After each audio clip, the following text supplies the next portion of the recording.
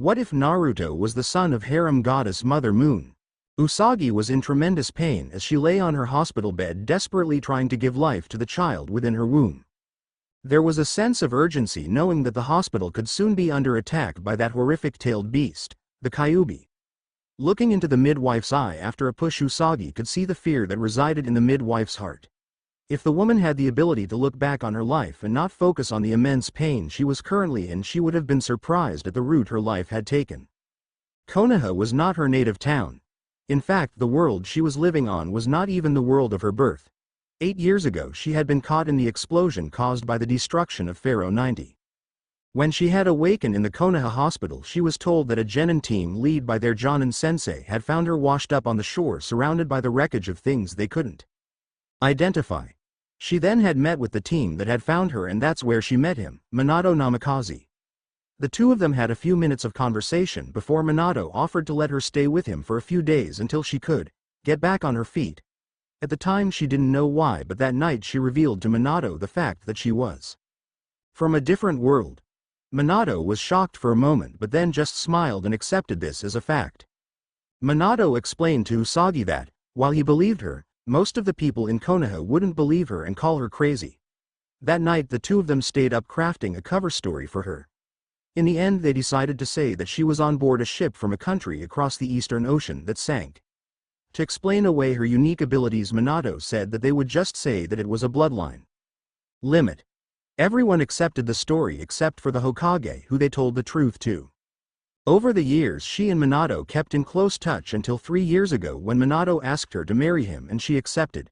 They were married just 6 months after the end of the Leaf Rock War and 2 months before Minato became the 4th Hokage. When she had found out that she was expecting a child, she and Minato couldn't be happier. However, for the past 2 weeks she had been ill and was bedridden in the hospital in order to make sure that her and her child would be safe.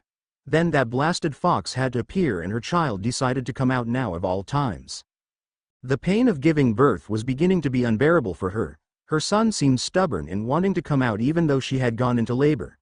After one last push she heard the crying of her child taking his first breath in the world. One of the midwife's assistants came next to her and said, "You have a healthy baby boy, Usagi." Sarutobi silently cried as he looked at the little baby sleeping peacefully in his arms. The little boy was only a few days old, but sadly most of the civilians in Konoha harbored a deep hatred for the little babe. They blamed little Naruto for the sins that the Kyuubi had wreaked on Konoha even though the two were separate persons. When Sarutobi thought about the situation, he let out a curse towards his predecessor, "Damn you, Minato. I should have been the one to use the seal, not you. As a result of your stubborn determination, your only son is now an orphan and hated by the village we've sworn to protect. At least our ninjas respect your skills enough to know that your son is not the Kyuubi." Sarutobi stopped his gripping when he saw a furry black cat with a crescent moon on her forehead moving quietly along the corners of his office. Sarutobi then spoke up and said, "Hello Luna. Is there something I can help you with?" Luna turned her head to look at Sarutobi before she walked near and jumped onto his desk. Luna looked lovingly at the little babe resting in the old Hokage's arms before speaking. "Yes, there is something you can help me with. You can tell me your plans are for my prince." Sarutobi almost chuckled when he looked at Luna as she spoke to him. It always made Sarutobi smile when he saw Luna and Usagi's good cop, bad cop routine. Although the little advisor was always overly paranoid in his mind, one could tell how much she cared about Usagi and now Naruto. In his wise old grandfatherly voice, Sarutobi said, "Don't worry your little head, Luna. You know that I loved Usagi like she was my own daughter, just like almost everyone who knew her. Besides, I owe Minato quite a lot and the village is sadly just increasing the debt owed to Naruto's family. I've gotten the council to leave Naruto alone, but I can't adopt him like I would have liked to do. I've arranged for you and Naruto to have a small cottage on the edge of one of the quieter edges of town. Sadly, Naruto can't live in his parents' house until he can claim his father's name, and we both know the conditions for that to happen." At this point both Luna and Sarutobi bowed their heads in thought. Naruto would have to have his true name hidden to protect him until he became a Chunin, he reached 18 years old, or he married. Luna's face grew firm as she spoke. "I may only be able to be in my human form for 1 hour out of 3, but I will take care of Naruto. When they really needed help, I couldn't help his mother or his grandmother. Will not fail Naruto now when he needs my help. Sarutobi just nodded his head and thought that maybe Naruto's luck was about to change. Almost 12 years later, in a meadow on the edge of Konoha, as the sun was casting its evening light, a little boy could be found. Naruto Tuskino, the future Hokage according to him, and that demon brat, according to some of the nastier villagers, was hard at work practicing his martial arts. Naruto didn't know why most of the older villagers hated or ignored him, but he wanted to change that. He wanted to become Hokage to protect the few people that were kind to him and to show the others how wrong they were about him. Sweat was starting to run down Naruto's face as he finished his rough kata. The kata was choppy and had a lot of holes in it, but it was coming along fairly well and in a few days should be his 7th custom kata. At the Ninja Academy, the martial arts instructor seemed to have a grudge against him and would only teach Naruto the minimum. It had been about 4 years ago when, just a few days into the academy, Naruto noticed that some of the kids were better in that particular class and were using different styles. Determined not to be outdone, right then and there Naruto had silently vowed to create a powerful family style for the Tuskino family. Over the past 3 years Naruto took his minimal academy training, his observations of Chunin practicing, and his own gut instinct to slowly form the Gintuskiken, Silver Moon Fist, style of martial arts. It wasn't just his own observations that he used in creating and refining the Silver Moon Fist. Whenever he could, Naruto would go to the local library to read about ninjas. Those books had been a godsend to Naruto whenever he was stuck on something. The most blaring example of this happened a year ago when he was trying to get a basic framework for the Silver Moon Fist together. Naruto was on the verge of giving up and going to old man Sarutobi for help, when he read that some martial arts schools were based on the movements of animals. Ever since then Naruto had adopted the feline movements of Aunt Luna. Suddenly Naruto's practice was interrupted by a voice yelling, "Naruto, get in the house now, supper's starting to get cold." After yelling that he was coming, Naruto started to walk back home where Aunt Luna was waiting for him. Naruto might have thought it strange that his aunt was a talking cat who, on occasion, could transform into a human, but he just took it as a fact of his life. Luna and Naruto loved each other dearly. Even a blind man could see that about the aunt and nephew. One thing that Naruto liked about Luna was that she supported him in everything he did. She never claimed that something was out of his reach if he worked hard enough at it. While Sarutobi and later Ruka cared deeply for Naruto and he cared for them, they just weren't there 24/7 like Luna was with him. When Naruto had said, at age 5, that he wanted to become Hokage, Luna had told him that he would have to work hard to get there and she would help him. When Luna taught him what she could about being a ninja, she made sure that he paid attention and heaven help him if she found out that he had been slacking at the academy. Naruto walked through the door of the small cottage to see Luna waiting on the dinner table in her cat form for him. After Naruto sat down at the table, the two of them began to eat. It was a simple meal that Luna had prepared for them, as even after 12 years of practice she could only make simple meals. The meal was eaten in silence as Luna was too busy eating her meal and Naruto was, for the moment, tired out. Once dinner was over and the dishes taken care of, Naruto hurried upstairs and then hopped out of his bedroom window onto the roof. It was a warm evening with clear skies granting Naruto the full view of the heavens. Ever since Naruto could remember, he was fascinated by the heavens. There was something about the stars and the moon that just seemed to call to him. Naruto knew the names of all the stars and their locations throughout the year by heart. Naruto could with a glance at the heavens and tell where he was to within a second or two of his actual position. When Iruka had found out about that skill, he had told Naruto that it would help Naruto on long-distance missions. Naruto spent a few hours just looking at the moon and forgetting his worries and troubles. Whenever he was feeling nervous or troubled, Naruto had found a quick glance at the moon calmed him down. Once he had told this fact to Luna and said that it was quite funny as his name meant, Maelstrom of the Moon. For a moment Naruto swore he saw shock on Luna's face, but when he looked again she was smiling and agreeing that it was quite funny.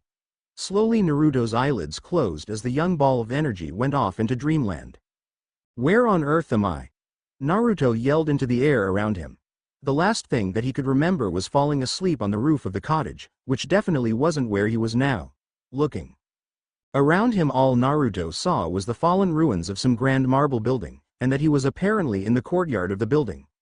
Naruto closed his eyes and said to himself, "Okay, first things first. I'll figure out where I am and then I'll plan from there.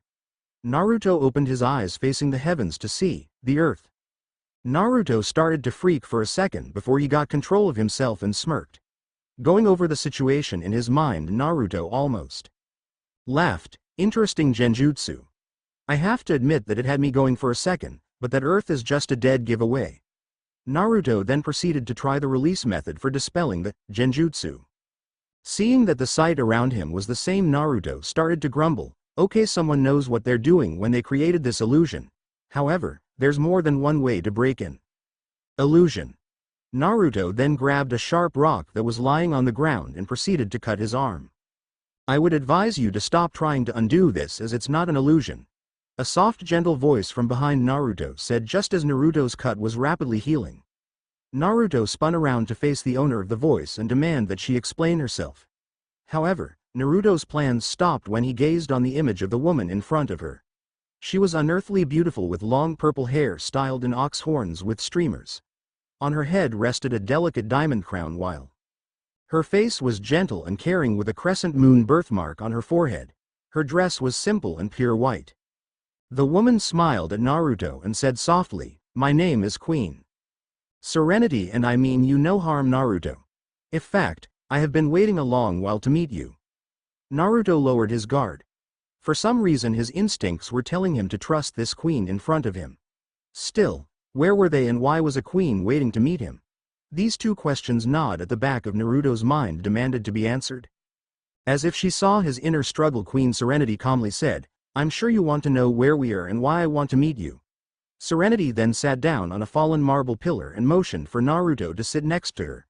Trusting in his instincts, Naruto quietly complied with her request. "Now then, Naruto, we are currently in an area between the world of the living and the afterlife where our souls can meet and talk. You see, I died long ago when the kingdom whose ruins are shown around you was destroyed. Now for the second question that is likely on your mind, why does she want to meet with me, requires a backstory to understand." A sad look crossed Serenity's eyes and a tear fell as she remembered those days. However unpleasant these memories were for the late queen, Serenity was determined to not let them get the better of her and so continued her tale.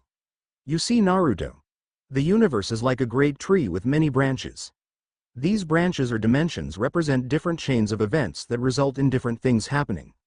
I come from a different dimension than the one you live in. A long time ago, in my dimension, there was a large empire spanning across the entire solar system and I was its queen. But my empire was destroyed when a woman, who desired my daughter's boyfriend, made a pact with an entity of pure evil and together destroyed my empire. I had managed in the end to seal this entity along with the woman into another dimension. Seeing my world literally dying in front of my eyes, I used the last of my strength to send the soul of my daughter, her love, her friends, and the few surviving people of my kingdom to be reborn on the planet Earth. My daughter Serenity was reborn on Earth as Usagi Tuskino. When she was 14, she met my advisor Luna and gained the ability to use a portion of her royal power. She, along with her love and friends, fought against several evils that were threatening the people around her. During her last battle with a powerful creature known as Pharaoh 90, Usagi was caught in the aftershocks of the creature's death and sent to your dimension. She then met your father and later had you just before she died. So see, Naruto, I'm your grandmother." Naruto just sat there for a minute trying to process what this lady, his grandmother, was telling him. Hesitantly Naruto asked, "So I'm really your grandson and a prince?" Serenity just smiled and nodded her head towards her grandson before she pulled him into a hug. Naruto couldn't be happier that he had found out about his family. All that Luna would tell him when he asked was that his father was a high-ranking ninja and that she couldn't tell him more until certain conditions were met to assure his safety. Serenity then pulled Naruto back and had him face her before she seriously said, "Naruto, I don't have a lot of time left to talk to you, so I'll be brief. Shortly after you were born, Naruto, the Kyuubi was sealed inside of you. Ask Luna or that kind old Hokage to tell you the full story. The point of me telling you this is that having the Kyuubi within you jump-started your lunar royal powers. As a member of the lunar royal family, you have immense power naturally and power that you draw from the moon. Your powers have been active since that beast was sealed within you, constantly fighting against it. As a result of this constant usage, along with the purifying nature of our lunar energy, the Kyuubi has been killed. However, this great piece of news has left you with a very serious problem. Your body, on its own and by drawing from the moon, naturally generates the power of 12 kgs all the time. However, your body at its current state can withstand the strain. Even with your healing ability that you took from the Kyuubi, your body will soon destroy itself due to its young age and not fully matured chakra network. But don't worry about it, my handsome grandson. I've been able to create a solution for your problem. Thanks your excess power and my limited abilities, I was able to alter how you naturally generated your energy.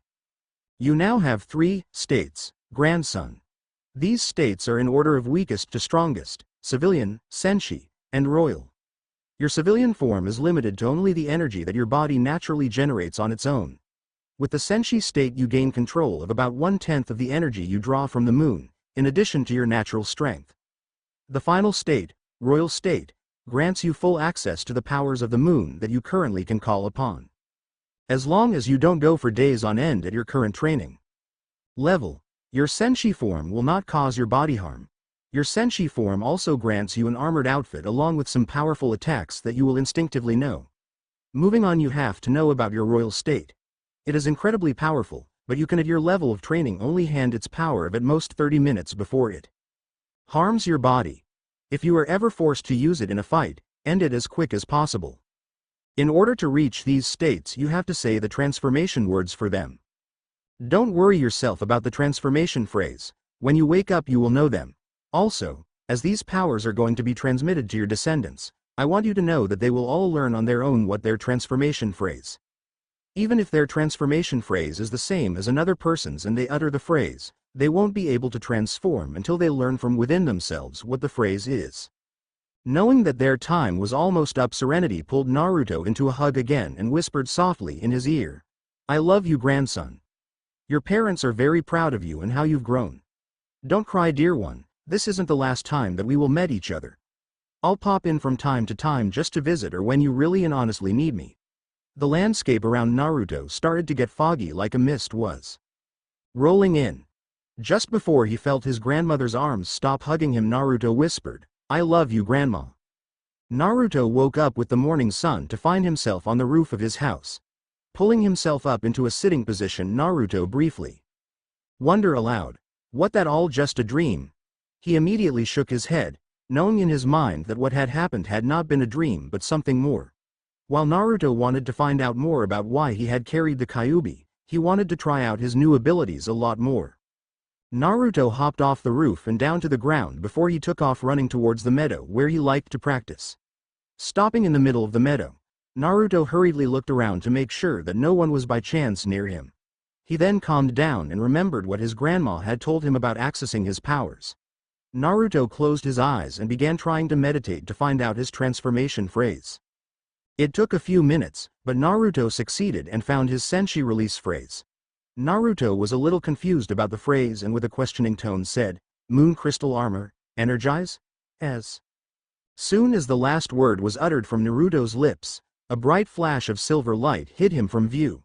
When the light ended only a second later, Naruto could feel the large surge in his power level and the sharpening of his senses. Wanting to know what he now looked like in his senshi form, Naruto quickly walked over to the edge of the meadow where there was a small stream. Looking back at Naruto from the water was a young boy dressed in a silvery white outfit that looked like something from the 1001 Nights that Luna sometimes read to him. The cape of the outfit was pinned with a small silver crescent moon. Due to the hood of the cape and the face mask of the outfit, one could only see Naruto's startling blue eyes. At Naruto's right side was a small curved silver dagger, while at his right side was an ornate but functional katana. For a moment or two Naruto just admired his new outfit, then he began to wonder at what special abilities it granted him. As soon as Naruto asked that question in his mind, knowledge of his abilities began downloading into his mind. The dagger at his side had an attack called Selene Shield Shatter. This attack would, depending on the amount of energy he put in it, destroy any barriers that a person created via a jutsu or magic. The sword at his right, besides having an incredibly sharp edge, had a mid-range attack called Serenity Slash. Finally, Naruto's longest range and most precise attack was summoning a magic bow and unleashing an Artemis arrow. Naruto was thinking about trying out one of his attacks, but then he heard a noise coming from behind him. While pulling out his sword, Naruto turned to face the cause of the noise. Suddenly a scent that Naruto unconsciously recognized floated by his now extremely sensitive nose. His brain putting a face to that scent, Naruto suddenly let out a cry of surprise. "Luna! Luna, if that's you, can you please come out now to where I can see you?" From behind a small bush, out walked Naruto's feline aunt, Luna. With a look of surprise on her face, sat down on her hind feet in front of Naruto and uttered out, "How did you?" At this point, Luna lost all ability to speak and just pointed to Naruto's new outfit silently. Naruto was confused for a second but then realized what she was referring to that had left her speechless. Within his mind Naruto debated whether or not to tease her. However, Naruto decided that he didn't want to be so mean to Luna, especially since it looked like she was about to have a heart attack. "I fell asleep last night looking at the moon. I then found myself in some marble ruins that looked like they were on the moon. There I meet the spirit of the last queen of a lunar kingdom who claimed to be my grandmother. She then says that I have had the Kyuubi placed in me, but that because of my royal heritage, my body destroyed the Kyuubi. She told me that I would be able to transform into this senshi form, as she called it, and also a royal form, but that the royal form would be too dangerous for me for now." For a minute after Naruto stopped his explanation, both he and Luna stood in the field silently. Then Luna clapped her hands together in a little prayer and said, "Thank the goddess, I always was afraid that the Kyuubi would prevent you from showing your full heritage." Luna's face then turned serious as she looked Naruto directly in the eyes and continued to speak. "Naruto, transform immediately and speak of this and your heritage to no one. Today, while you're taking your genin exam, I will speak with the Hokage about this." Seeing that Naruto was about to complain, Luna said, "Naruto, this is very serious. Some people may take your new power as something given by that demon even though it's not.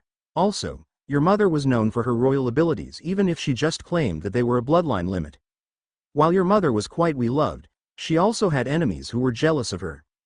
Those enemies of hers plus the enemies of your father, if they put two and two together, if they see your royal abilities, will come after you to terminate you." Luna was now sporting a tear in her eye as she continued to speak to the now worried Naruto. "Please Naruto. I lost your grandmother and then your mother. I would die now if I lost you as well. I know that you have craved to be accepted by the village as a whole. But is that acceptance you so crave worth dying so soon after you gain it? Soon you will be strong enough to protect yourself and all those that you hold dear from those who seek to harm you and them. Then you will have that acceptance you so crave, but you have to wait for that point." Naruto thought about what his aunt had to say. He quickly decided that having the respect of the villagers wasn't worth putting his life and the lives of his few precious people on the line. Naruto then closed his eyes and focused on transforming. After a minute, Naruto found the mental switch to flip so that he could return to his civilian form. A brief flash of light later and Naruto was standing in front of Luna. Naruto then reached down and gave Luna a big hug while he was happy, saying, "Thanks for the advice, Auntie Luna. I love you." At this, Luna smiled before replying that she loved him as well. This family bonding moment was broken when Naruto suddenly realized something that he yelled out, "I have to be at the academy in 10 minutes and I'm not ready." Luna suddenly found herself floating in the air as Naruto ran for the house to quickly pack what he needed for the test. She quickly backflipped in order to land on her feet and then turned to look at Naruto's dust trail. Suddenly Luna remembered an earlier time when she would watch a different blonde run about trying to get to class on time. Even though Usagi's death still hurt the black cat, thinking about her and how she could be found in her lovable son brought a tear to Luna's eye. Quietly Luna whispered, "You would be proud of him, my beloved princess. He's everything you said you wanted in a child, and I promise that I'll always help him reach his full potential." Author's notes.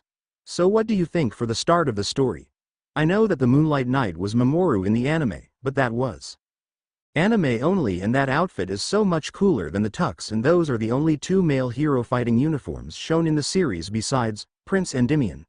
Question, just out of curiosity, do you guys want me to pair Naruto up with a Sailor Scout, brought to Konoha by a as yet undetermined method, a Naruto girl, and keep them two within like 3 or 4 years of Naruto's age? Setsuna Mu exempted. A harem of Naruto girls, a harem of Sailor Scouts, or a mixed harem. Note the harem will, if I go that route, have a max of 4 girls. Feedback is appreciated and will help me make my decision. I retain the ultimate say on Naruto's love life for this story. Please note that any votes for Tsunade or Chibi USA will be ignored. Omake. Guy. Don't worry Naruto, I shall teach you how to perform the youthful poses that your mother was famous for. Luna pulls out a Smith & Wesson Model 29 and points it at Guy. Luna. What was that, Guy? Did you say something? Guy. Damn you Kakashi for teaching the cat your hip ways. Chapter 2 Author's Notes. Wow. Over 225 hits in less than one day. I'm grateful that people are reading this story and I hope you all continue to like it.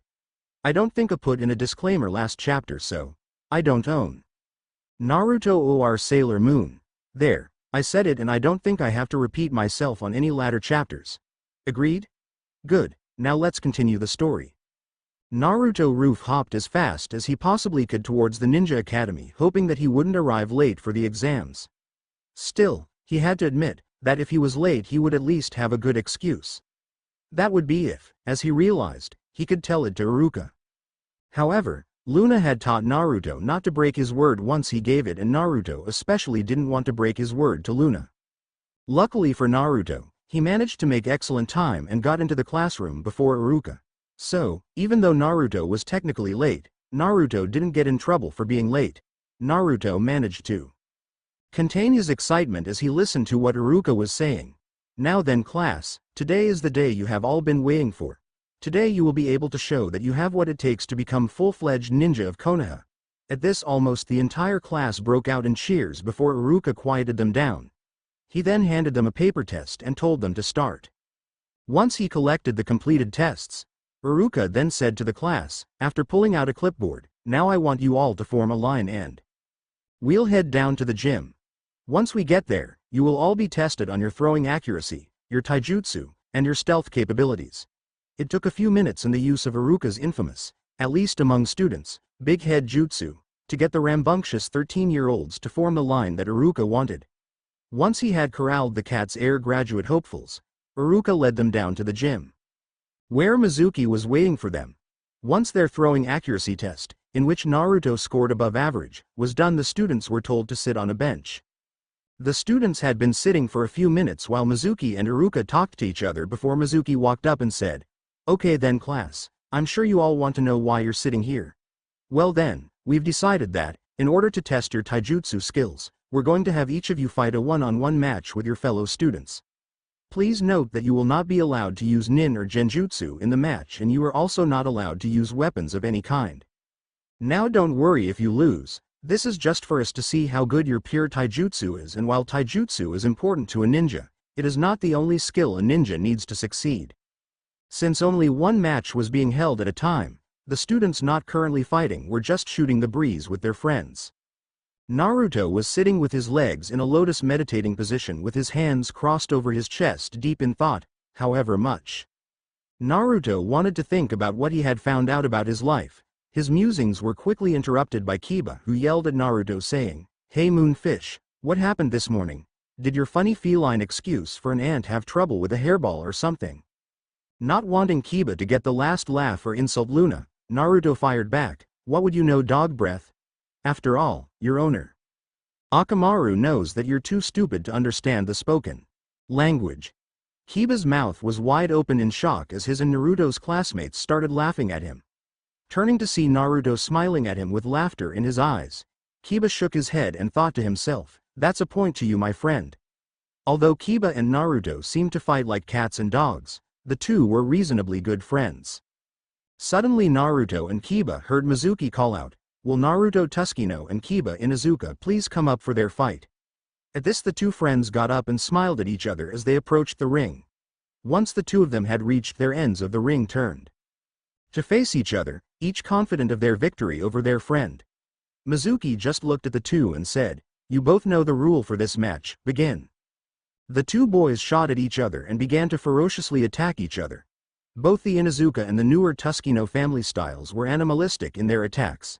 It seemed to the onlookers that Naruto and Kiba were trying to claw each other's throats out. However, Kiba spent most of his taijutsu practice time at home and in class working with Akamaru. This fact meant that Naruto, who was faster and more unpredictable, was able to exploit several holes in Kiba's defense that would normally be protected by Akamaru. Finally, Naruto ended the fight by exploiting one of the holes in Kiba's defense. Naruto delivered a powerful kick to the other boy's ribs with one foot and another kick to Kiba's head. Naruto then back-flipped off of Kiba, who was falling to the floor unconscious, to land on the ground hunched over on his back legs like a cat. A couple of the students who had been watching the fight clapped and Iruka smiled saying, "Very good, Naruto. Now can you bring Kiba over here so that I can wake him up? After all, do you want to have a rematch after class with an angry Kiba and Akamaru because you caused them to miss the rest of the test now, do you?" When Naruto heard this, he just grumbled a bit and dragged Kiba over to the sidelines.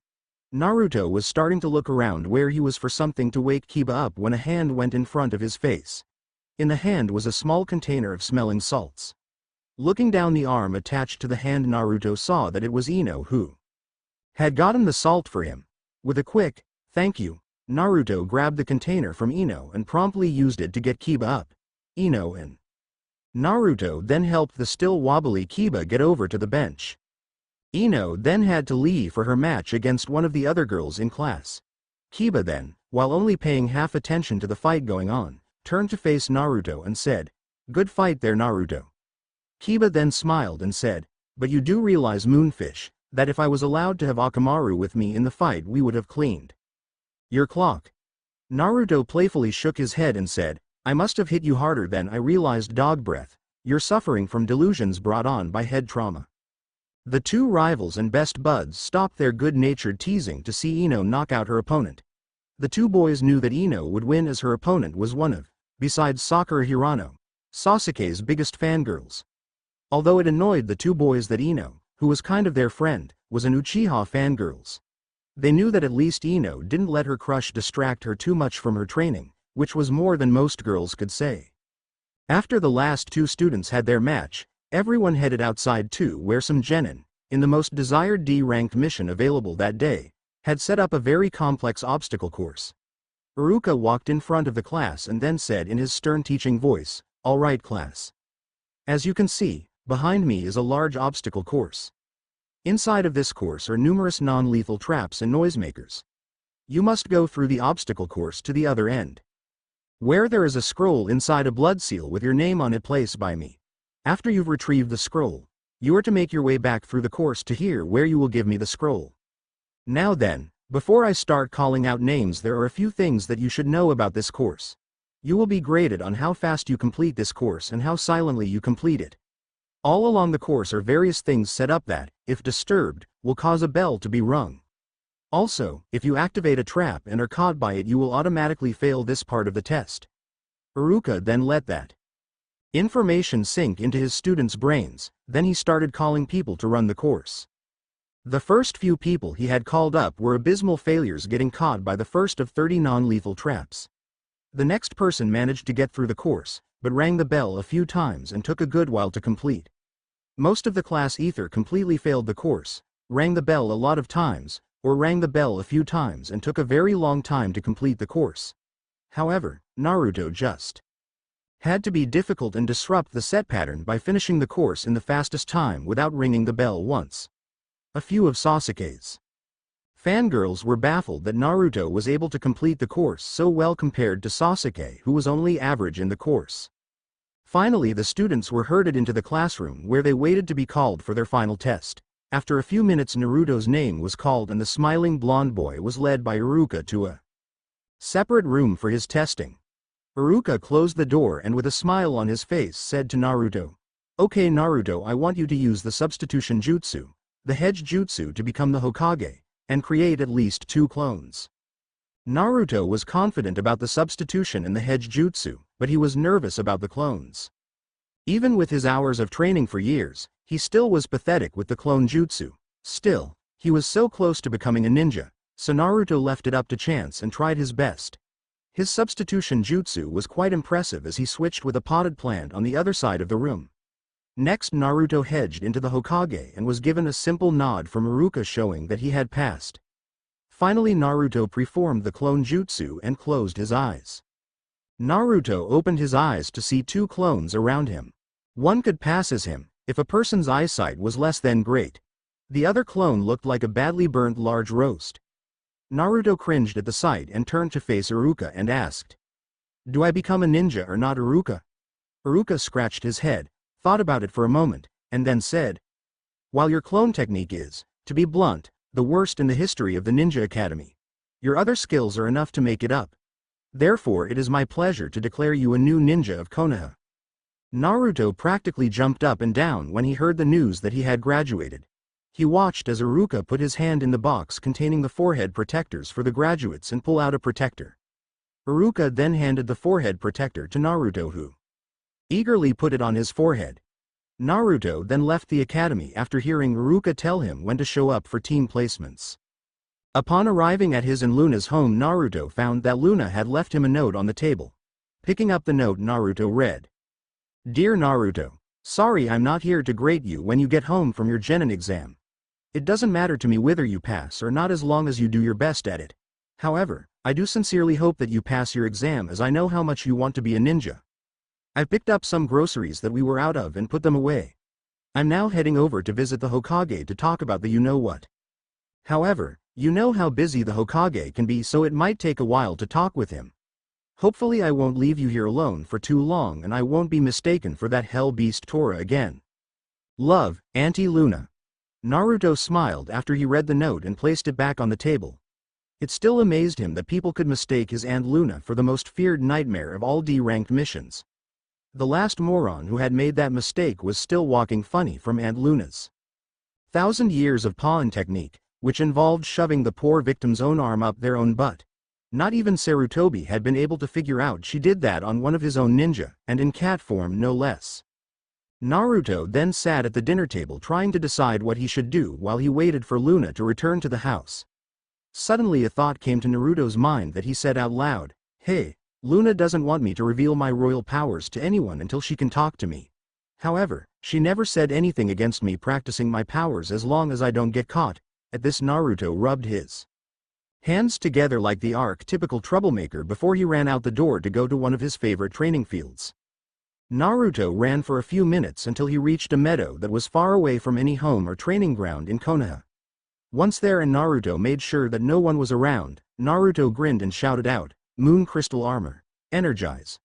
Naruto felt the now familiar power of his senshi form flow into himself, leaving him stronger than any two average jonins. Naruto then said to himself after he saw that he was in the same exact outfit as last time, "Ya know, if I'm not supposed to reveal that this is me, how on earth can I use this form to fight other ninjas?" At that thought, Naruto crossed his arms across his chest and thought for a few minutes. Then he snapped his fingers when the answer came to him. "I know, I can go by an alias. Now what's a good name for this form?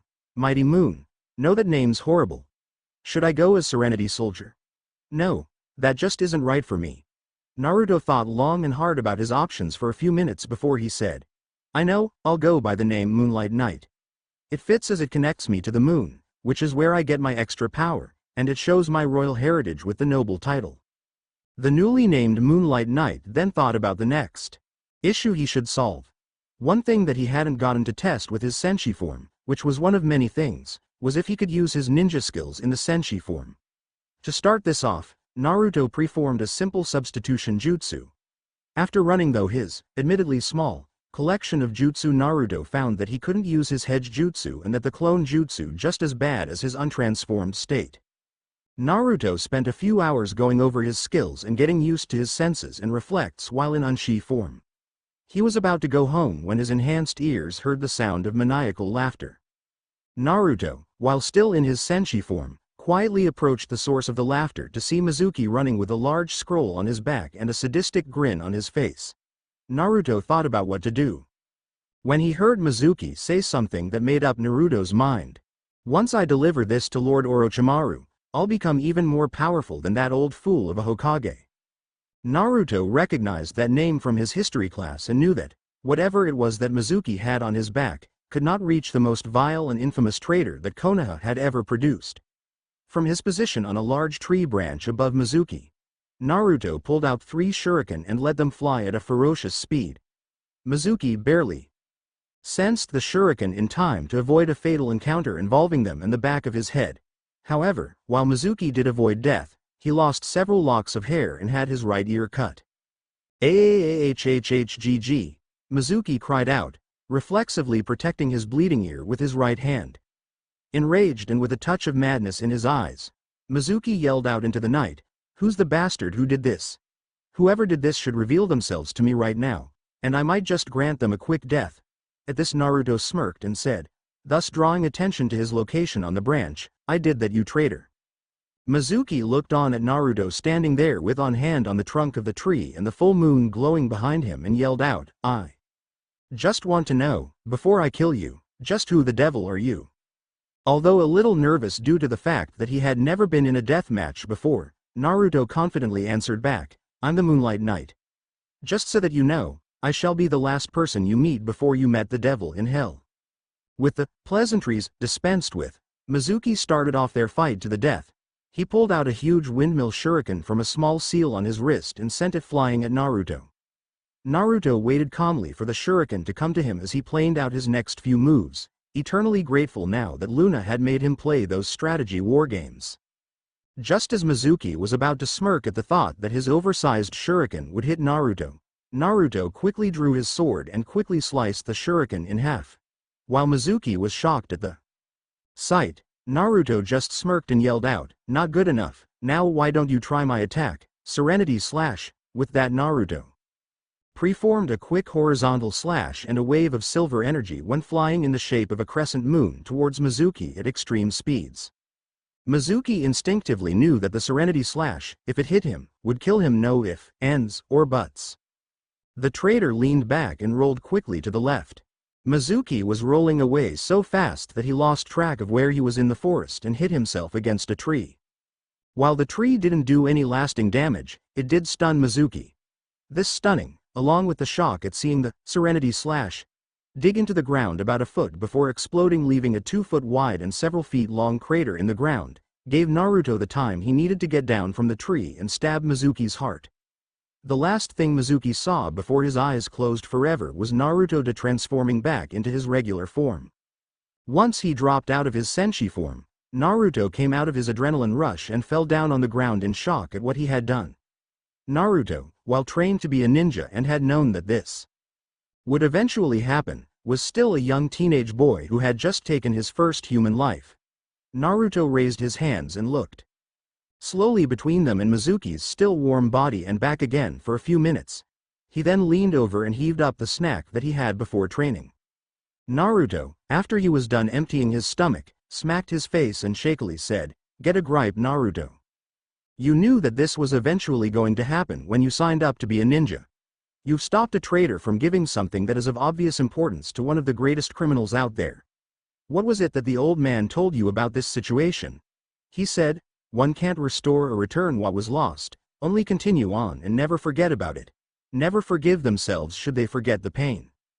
Naruto approached Mizuki's corpse and turned his gaze to the scroll on Mizuki's back, speaking to himself again in a very tired voice. "Come on, Naruto, you just have to return this scroll to the Hokage and then put this behind you." Naruto took the scroll from Mizuki's back and started walking off towards the Hokage tower. He was about to leave the area when he shook his head and returned to Mizuki's body. Traitor or not, Naruto knew that he just couldn't leave the body there in the field exposed.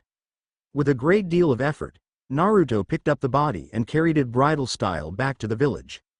It was 10 minutes after Naruto started walking towards the tower that he ran into Iruka and Anko, who had teamed up with Iruka to find Mizuki and the scroll. The Chunin and Jonin took one look at the blank look on Naruto's face, the scroll on his back, Mizuki's body, and figured out that Naruto had stopped Mizuki.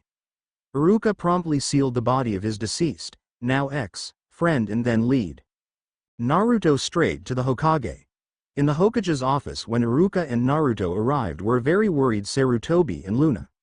Both of them quickly grew sadder and more worried when Naruto told them that he had killed Mizuki after he heard him talking about giving the scroll that was on Mizuki's back to Orochimaru. Sarutobi, sensing that Naruto was leaving something out of his report, dismissed Iruka after telling the worried Chunin that the team lists would be on the Chunin's desk at the end of the week. Once Iruka had closed the door, Sarutobi turned to Naruto and said in his worried grandfather voice, "Now then Naruto. What was it that you were leaving out of your report?" At this, Naruto's surprise showed for a moment before he realized that the Hokage had been around and had been a ninja since, according to Luna, before his father had been born. Naruto then said, "Everything is as I reported it. However, I was training in my Senshi form at the time Mizuki encountered me, and it was with the sword I have in Senshi form that I slew Mizuki." Sarutobi figured how hard it must be for Naruto to use something he had been so excited about earlier today to take another person's life. The kind old ninja then got out of his chair and gave Naruto a comforting hug. Softly the old Hokage whispered in Naruto's ear, "I know this is difficult for you, Naruto. Just remember this, you have been given great power, and with great power comes great responsibility. Tonight you wisely use the power that you have to protect this village from a very dangerous enemy. That scroll you recovered contains the most powerful jutsu known in this village, and you prevented it from going to a man who would use it to kill the people of this village." Sarutobi ended the hug and sat back down in his chair. This allowed Luna, who had now transformed into her human form, to walk up to Naruto and give him a hug. She also had some words of comfort to say to her charge. "Naruto, I want to tell you something about your mother. When she first received the ability to access her powers, your mother was quite scared by it. I can't tell you how many nights she would cry herself to sleep because she didn't want the power she was burdened with. But your mother was able to find the courage and strength within herself to accept her burden and use it to protect others. I'll tell you something, Naruto. I see that same courage and strength that I saw within your mother within you as well. And just like your mother, you have your friends who will help you through this and all other challenges." Naruto now had a smile on his face.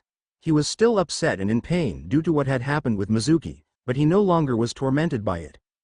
Knowing that he had Aunt Luna, Old Man Urutobi, Uruka, and even Kiba and Ino backing him up had returned Naruto's spirits to him.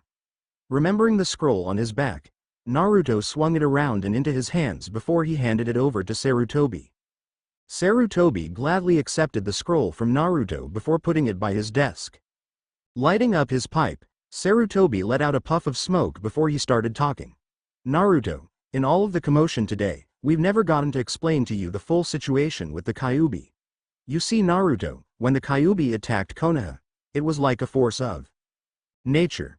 None of our jutsus slowed the beast down or even scratched it. Even at his strongest, the Yondaime Hokage could only hope to seal the foul demon. To this day, I am convinced that only one person in history who could have hoped to have truly slain that beast once and for all on that day. That person was your mother, Usagi Tuskino Namikaze. However, about a month before you were born, your mother was attacked and badly wounded by Rouge ninjas from Iwa. Both you and your mother lived through the attack, as your standing here shows, but your mother was badly wounded. At the time the Kyuubi attacked Konoha, your mother had been confined to her hospital bed due to a horrible infection that had set in, as well as the lingering effects of poison from the attacker's weapons. Your mother had somehow established an empathic connection with almost all the ninjas of Konoha. The mental shock of all of their death by the Kyuubi, plus her injuries, prevented her from living more than a few minutes after your birth. Left with no other hope, your father Minato Namikaze took you and used the dead demon-consuming seal to lock the Kyuubi forever within you at the price of his soul. Yes, Naruto, your father Minato Namikaze was the Yondaime Hokage. I had your last name changed to your mother's maiden name to help protect you from your father's enemies. I can understand if you want to take the Namikaze name again, but please don't do so until you are at least a Chunin, so that I can rest easier knowing that you can protect yourself from your father's enemies." Naruto closed his eyes for a few minutes to fully digest what Sarutobi had told him. He had for a while suspected that he had some sort of blood connection to the Yondaime due to how much they looked alike and how little information about the Yondaime's family was available. However, he had figured that their relationship was something like the Yondaime being an uncle or cousin to him, not that the Yondaime was his father. While other boys might have been angry at the Yondaime if they were in his position due to what his old man had done to him, Naruto wasn't angry at all. It was the only way to protect the village, and he would have never respected his father if his father had chosen someone else instead of him to bear the burden of the Kyuubi. Besides, the Kyuubi was dead thanks to the power of his mother that flowed through his veins. Opening his eyes, Naruto looked directly into Sarutobi's eyes and said, "I understand why my father did what he did. I would have cursed him if he had dared to choose someone besides his own flesh and blood to have to bear the burden. Don't you worry about me going by my father's clan name anymore, Sarutobi. I belong to the Tuskino clan, and it is the Tuskino clan, not the Namikaze clan, that I plan to make into the greatest ninja clan. I would greatly appreciate it if you would transfer any and all holdings my parents left me in the Namikaze name over to the Tuskino family. I may respect and admire my parents, but I will not rest on what they have done, and I will not have people respect me just for what they did." With said, Naruto bowed his head in farewell before leaving to go home. About 3 minutes after Naruto left to go home, Luna left to join her nephew with a scroll in her mouth. The scroll contained a few techniques that Sarutobi had written down and had asked Luna to give to Naruto. On the way out the door of the tower, Luna passed by a genin who waved at her. Luna recognized the genin as one of the ninjas that Usagi had been very good friends with. If Luna could read the genin's mind, then she would know that the genin was determined to get Naruto as part of their genin team and would accept no other answer but yes.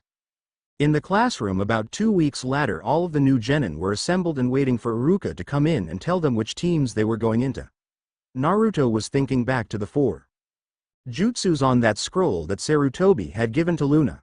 On the scroll was Earth Release, Inner Head Decapitation Jutsu, Shadow Clone Jutsu, which was a clone technique that he could actually do, Great Clone Explosion Jutsu, and Shadow Clone Kunai Jutsu. Currently, Naruto was only able to perform the first 2 techniques on the scroll, but he was happy with his progress. Naruto was so into his thoughts that he missed Iruka coming into the room and Iruka's speech. When Naruto stopped musing on the jutsus that Sarutobi had given him, Iruka was partway through the list of teams. "Now then, Team 7 we have Sasuke Uchiha, Sakura, Haruno and Shino Aburame. Your sensei will be Kakashi Hitaki. Team 8 is Hinata Hyuga, Choji Akamichi and Shikamaru Nara. Your sensei will be Asuma Sarutobi. And finally, for Team 10 we have Naruto Tuskino, Ino Yamanaka, and Kiba Inuzuka. Team 10's Jonin sensei will be Anko Mitarashi." Author's notes. So what do you think of the story so far? Do you like the Jonin teacher I've selected for the new Team 10? Hope someone can find the pattern to my team placements. Also remember, the vote for who you want as Naruto's wife or wives is still going on. I may not choose the most popular choice, but it does have a real impact on me come decision time. Chapter 3 Mother Moon Section 3 Author's Notes. Keep the reviews rolling, folks. Nothing fans the flames of creativity like a good review or even a constructive review. Remember to keep the votes for Naruto's wives coming. Since I had the huge disclaimer last chapter, let's get on with the story. SM verse. It was a place that was both within and without of normal space, time. Off to the side of the royal palace of Pluto was a little building shaped like the Oracle of Rome. Within this inconspicuous building was the door to the cavern that held the time gates. Within that cavern stood a single figure in front of the time gates. That figure was Setsuna Meo, the senshi of Pluto and princess of the same world. For the past month Setsuna had been frantically standing in front of the time gates, using every trick in her knowledge to manipulate the time gates to search for her missing princess. Usagi and Luna's bodies had never been found after the explosion of Pharaoh 90. This, plus the fact that Setsuna could still feel her connection of servitude to the royal moon family, told Setsuna that Usagi must still be alive. Setsuna had searched the time stream as far back as the Precambrian period and as far forward as the Imperium of Man in the 40th millennium. But, for all of her searching, Setsuna had found no trace of the missing moon princess. This depressing fact had Setsuna to believe that Usagi must have been thrown out of the time stream altogether and ended up in a different dimension. This thought saddened Setsuna greatly. She had no experience with searching through alternate dimensions, and the books in her library only talked about how to travel to a known point in another dimension. However, even though it looked hopeless to Setsuna, she was determined to succeed. The scouts had been forced to tell the Tuskinos about the fact that Usagi was Sailor Moon and why Usagi was missing. The pained look on her princess's parents' faces when Setsuna had to tell them that she didn't know when their daughter would be back home always haunted her mind. Setsuna would have sold her soul to Pharaoh 90 if she could give the Tuskino family their daughter back. Suddenly Setsuna felt the time gates sense a burst of Lunarian royal power. However, the burst was too short for Setsuna to find more than the hyperdimensional area code that the burst came from. Even so, this burst made Setsuna's heart fill with joy. She was closer than ever to finding where Usagi was. She would locate the particular dimension soon enough. Naruto vs. Naruto, Ino, and Kiba did not have to wait long to meet their new Jonin instructor. As soon as Iruka had announced Anko's name, Anko walked through the classroom door in her trademark jacket and fishnet outfit, sporting her grin that made most Chunin want to run away. Anko pulled out a stick of dango and ate it in front of the class, looking like she didn't have a care in the world. One of the more pathetic of the new genins started laughing at Anko and her outfit. However, any humorous mood was quickly killed as Anko took the now bare dango stick and lazily flicked it at the fool. That particular genin found the stick embedded in his seat on a few millimeters from something he really didn't want to lose. Anko just smirked and yelled out, "All right, Team 10. Gear up and meet me on the roof in 5 minutes or I'll feed you to my favorite pet snake." Anko then body flickered away, leaving her new victims, air students, to rush out the door. Iruka just sweet dropped as he saw the look of panic on the faces of the two troublemakers and their friend. Turning to face the rest of his class, Iruka looked to see the whole class suddenly very nervous at the thought of their own teachers. Anko Mitarashi was casually leaning against the side of a shed that was on the roof and thought about the past as she waited for her students to appear. Usagi was the only person who not only trusted her after Orochimaru deserted, but Usagi had seen past her mask and seen the pain that Anko was in. Usagi had always been there for her, and Anko would slit her own throat if she couldn't help Usagi's only son become the best that he could be. She dropped out of her musings as she watched her 3 new students rush onto the roof. Anko motioned with a tilt of her head for her 3 genins to sit down in front of her. Seeing her students sitting down, Anko said, "All right, maggots. We're going to be working with each other until either you guys get promoted or you act stupid and get yourselves killed. I want to know what you like, what you dislike, what your hobbies are, and what your dream is." Ino Yamanaka at this point raised her hand as if to ask a question. Anko rolled her head and eyes before saying, "If you want to know something, just ask." Ino looked sheepish for a moment before she said, Anko-sensei? Could you answer the questions first? We know a little bit about each other, but we know nothing about you except for your name." Anko smirked and said after getting straight into Ino's face and giving Ino her patented creepy smile, "So the gossip girl want to know about lil old me eh?" Anko then went back to leaning against the shed and said, "Very well then, gossip girl. I like dango and seeing my enemy's blood spilled. I hate weak female ninjas who only chase after boys. My hobbies, well, I like spending time in the forest of death.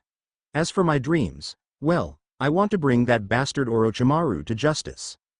Anko, with yet another dango stick in her hand, pointed to Ino and said, "All right, gossip girl, spill your guts or I'll do it for you."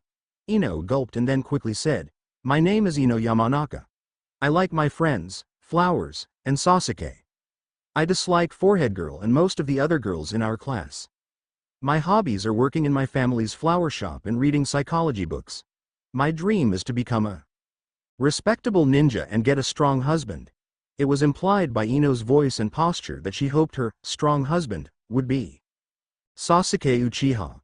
Anko the grunted and said, "Okay dog boy, you know the drill." At this Kiba growled because of the insult before he started speaking. "My name is Kiba Inuzuka. I like my partner Akamaru and playing jokes. I dislike Sasuke Uchiha and people who make fun of others. My hobbies are pulling off a good prank and training with Akamaru. I have a dream of becoming a good leader for my clan." Naruto decided to beat Anko to the punch and said, "My name's Naruto Tuskino. I like my Aunt Luna and a few other people around the village. I hate people who don't look at a situation from all angles, and I absolutely despise people who expect to have things handed to them on a platter because of who their parents were. My hobbies are training and playing strategy games. My dream is to have a family and establish the Tuskino clan as the most premier ninja clan on the continent." Inside her mind, Anko went over what her students had told her with what she knew from her files on them. Boy, is this a very interesting team I've been given. That Yamanaka girl is a fangirl, no doubt about it. Luckily for me, it seems that her crush is not the alpha and omega of her existence like some of the worst cases, and I can probably shape her up into a decent genjutsu mistress. The Inuzuka. He's a bit of a toughie to place. Best bet is to teach him some more stealth techniques and help him with a few non-clan jutsus to mix up his abilities a bit. Naruto, he just as determined as I thought he would be and could very well succeed at his dream. With the list of jutsus that the Hokage gave the boy and his awakened bloodline, I won't need to teach the boy any jutsus for a while. For him, I should just spar with him and teach him to work in a team better. Team 10 was nervously watching their new teacher as she stood there in thought. A slight shiver went down their spines as they saw Anko smirk and say, "Alright maggots, it's time for me to give you your final test." At this, Ino blurted out, "What on earth do you mean by our final test?" Anko closed her eyes, smiled at her team, and said, "You honestly didn't think that passing the pathetically easy test you were given automatically made you a ninja, did you? Each genin is expected to give their students one finale test before they accept the genin team as their students. If the genins fail the test, then the genins are sent back to the academy." The three young teens turned to look at each other and figured that they wouldn't like where this was going. Anko's smile got even brighter as she said, "Your exam is going to be different and far more challenging than any other team's test. You are going to take these paint cans." At this point, Anko pulled out some full paint cans from behind her back, "and you three are going to each write your initials on all the faces of all 4 Hokages on the monument. After you do that, then all 4, and yes, I'm including the mutt, must then make it back to this rooftop before sundown. If even one of you is caught, you will all fail this test. Oh, and just so that you know, your initials have to be able to be seen from the village." With that said, Anko's body flickered away, leaving the paint cans with the shocked kids. Kiba smacked his hand against the ground and yelled out, "What is wrong with our sensei? How on earth does she honestly expect all of us to graffiti our names on all 4 of the Hokage's faces, especially graffiti them large enough to be seen by the village? We'll be caught by our fellow ninjas and sent back to the academy before we can start on the Nidame's face." Ino was just depressed and said in a defeated tone, "Not only that, but my parents will ground me for forever once we're caught. It won't matter if we're following our sensei's orders or not." Naruto listened to his comrades complain about the hopelessness of the task, before he finally had enough of their complaining and yell at them, "What is with you two and this attitude? We haven't even tried yet and you're all ready to go back to the academy." At this, Kiba turned his head and angrily answered Naruto, "Are you brain dead? Moonfish? Do you really expect us to go pull something like this off and actually get away with it?" Naruto smiled and said, "Don't worry, dog breath. The task is actually easier than you believe." Turning to Ino, Naruto said, "Ino, can you cast a weak low-level field genjutsu?" Ino blinked her eyes before she answered Naruto, hoping that the unpredictable boy actually had a plan. "Yeah, I can cast a low-level field genjutsu. It would leave me almost completely drained, but I can do it." Naruto smiled as he was now sure that the half-baked plan he was cooking would actually work. He then motioned for Ino and Kiba to come closer to him and he pulled out a detailed map of Konoha. Naruto then began to confidently dictate his plan. "Alright then, the objective before us, in this mission, is to graffiti the monument and not get caught. Although the situation looks hopeless, we have several advantages going into this situation. The biggest advantage we have is that we are aware of our opposition and they aren't aware of us." At this, Kiba and Ino blinked their eyes in unison before motioning for Naruto to continue. "If you pay any real attention to the ninja on guard duty in the village, you will see that they switch patrols at 4 times during the day. These times being midnight, 6 a.m., noon, and 6 p.m. It's currently 3:30 p.m. That means that if we take out the guards now in a surprise attack, we would then have 2 hours and a half till guard changes in which to work undisturbed. With Ino placing the weak genjutsu, we won't have trouble with people from the village as they won't think to check the monument for one." The plan was starting to make sense to Naruto comrades, but Kiba saw a serious problem with the plan. "Moonfish, are you a complete idiot? Your whole plan revolves around us getting rid of the guards in a sneak attack. They outnumber us and are far more trained than us. We can't beat them without alerting security." Naruto now had a mischievous grin on his face as he said, "Remember that day, Kiba, 2 years ago when you were trying to do a dual hedge with Akamaru?" Kiba started to shiver and Ino started to see red. They both remembered that day. Kiba had tried to hedge both himself and Akamaru at the same time, but he was new hedges and transformed himself and Akamaru into young naked girls.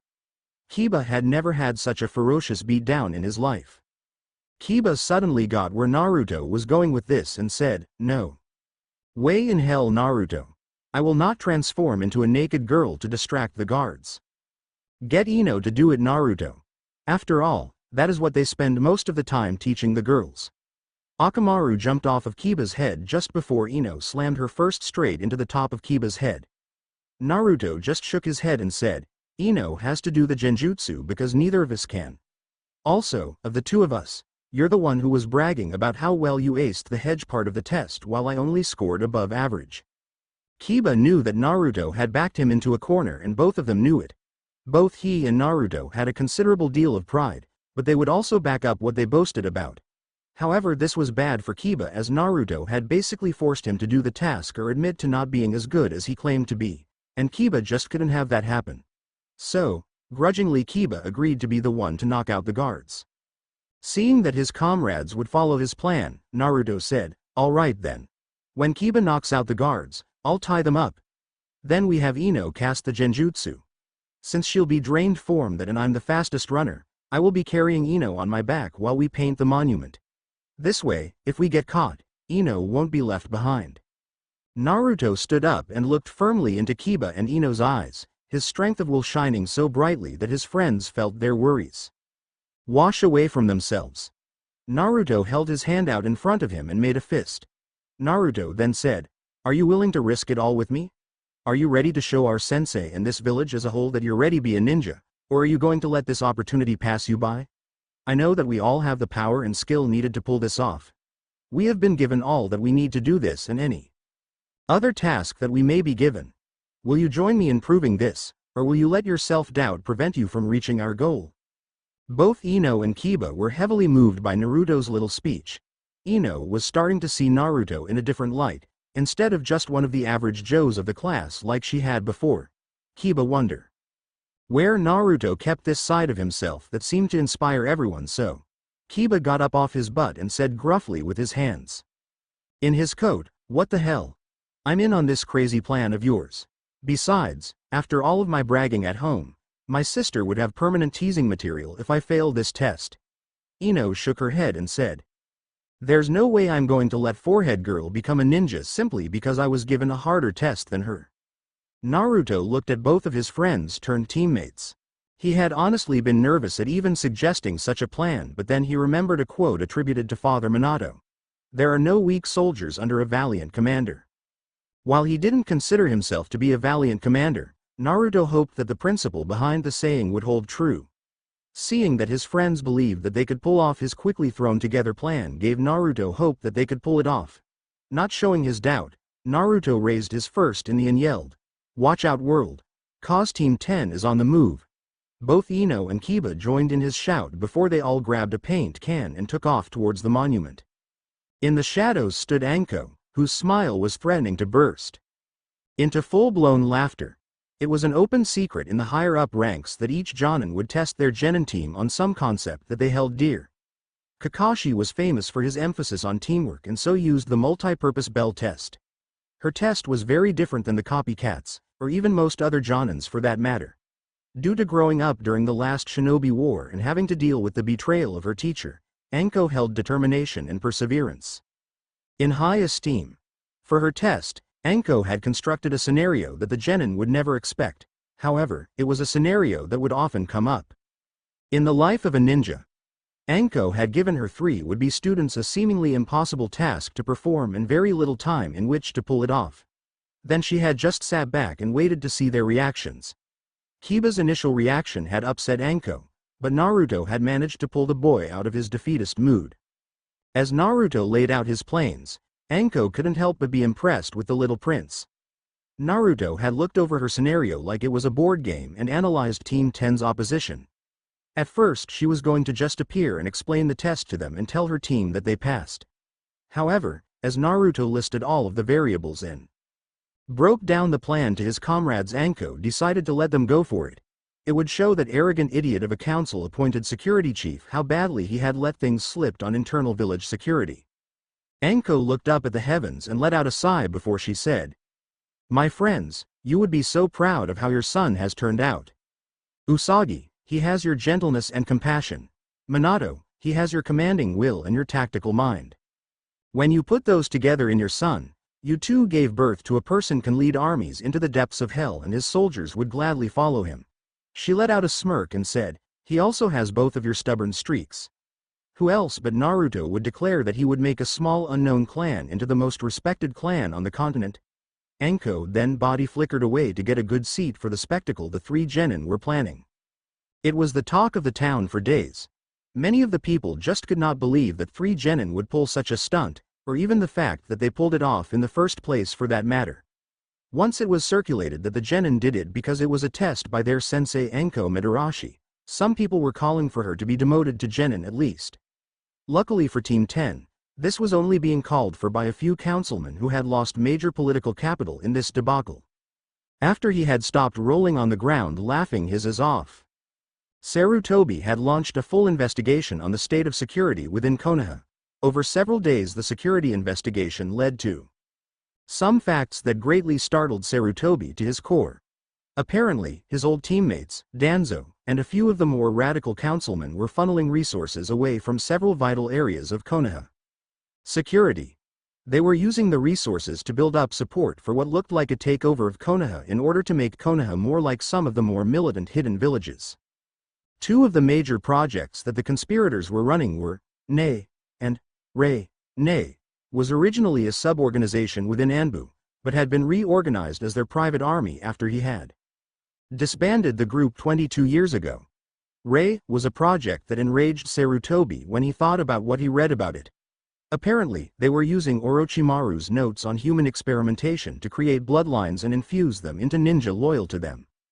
When Sarutobi looked over the photos of the poor souls who were suffering under Rei, he thanked Anko for letting Team 10 continue to perform the mission she had given them.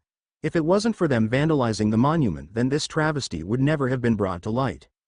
Still, it hurt Sarutobi's heart to find out what his friends had been planning to do. They had been his oldest friends and had been with him since he had become a ninja. It was with a heavy heart that Sarutobi sentenced them and the rest of their co-conspirators to death for treason against Konoha.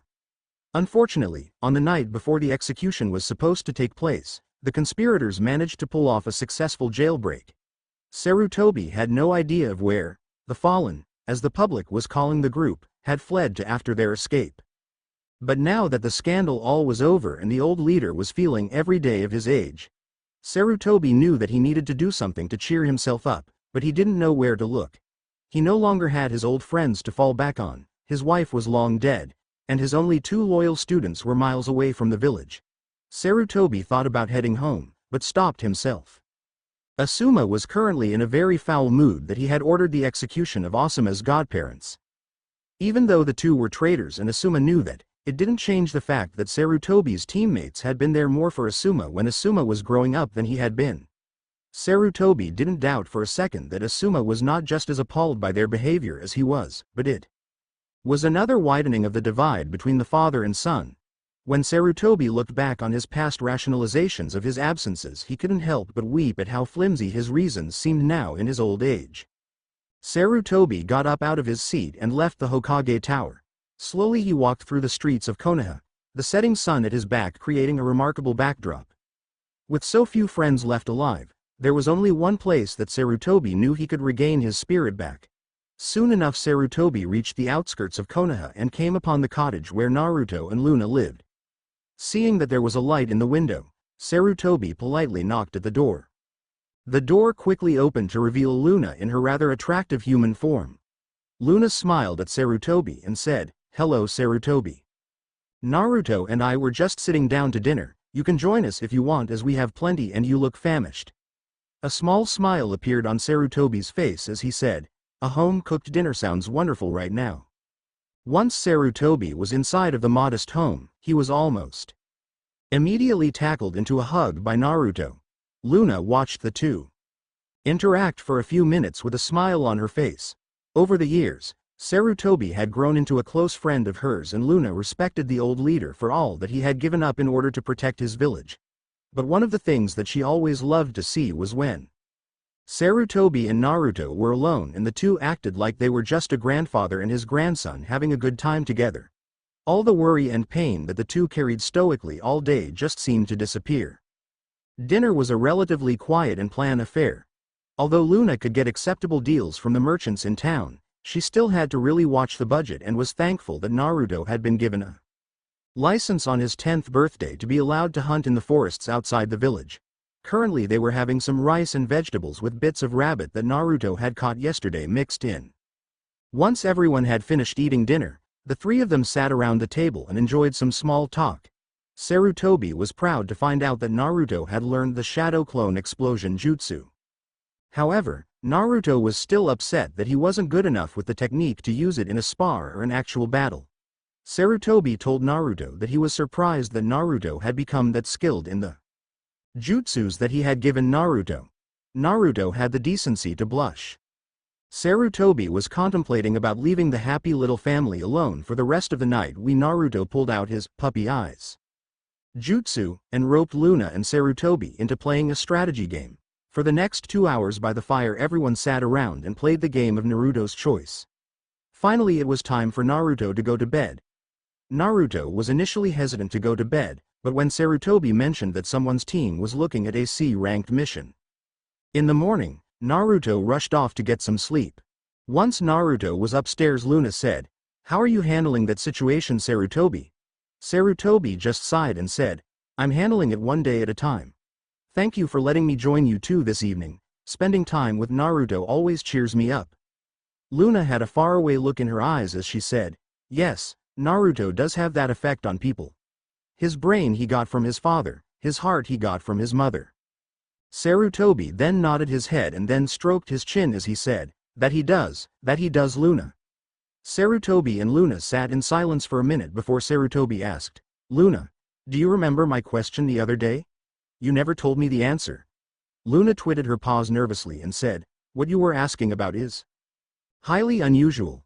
While there may not have been any laws against it in the Silver Millennium, and it did happen at times in the history of the Japanese, it wasn't something that happened a lot, at this." Sarutobi smirked and said, "But it did happen, didn't it, Luna?" Her drooping head was all the proof that Sarutobi needed. Sarutobi then said, "Don't worry Luna, everything will be fine. Never forget that I have Naruto's best interests at heart. While my plan may be slightly offensive to you, you have to admit that it does help Naruto with no one getting hurt." Luna was forced to agree too. Sarutobi's point in that regard, but she didn't have to like the plan to know it was a good one. Sarutobi then said goodbye to the black cat and left to go home. Author's notes.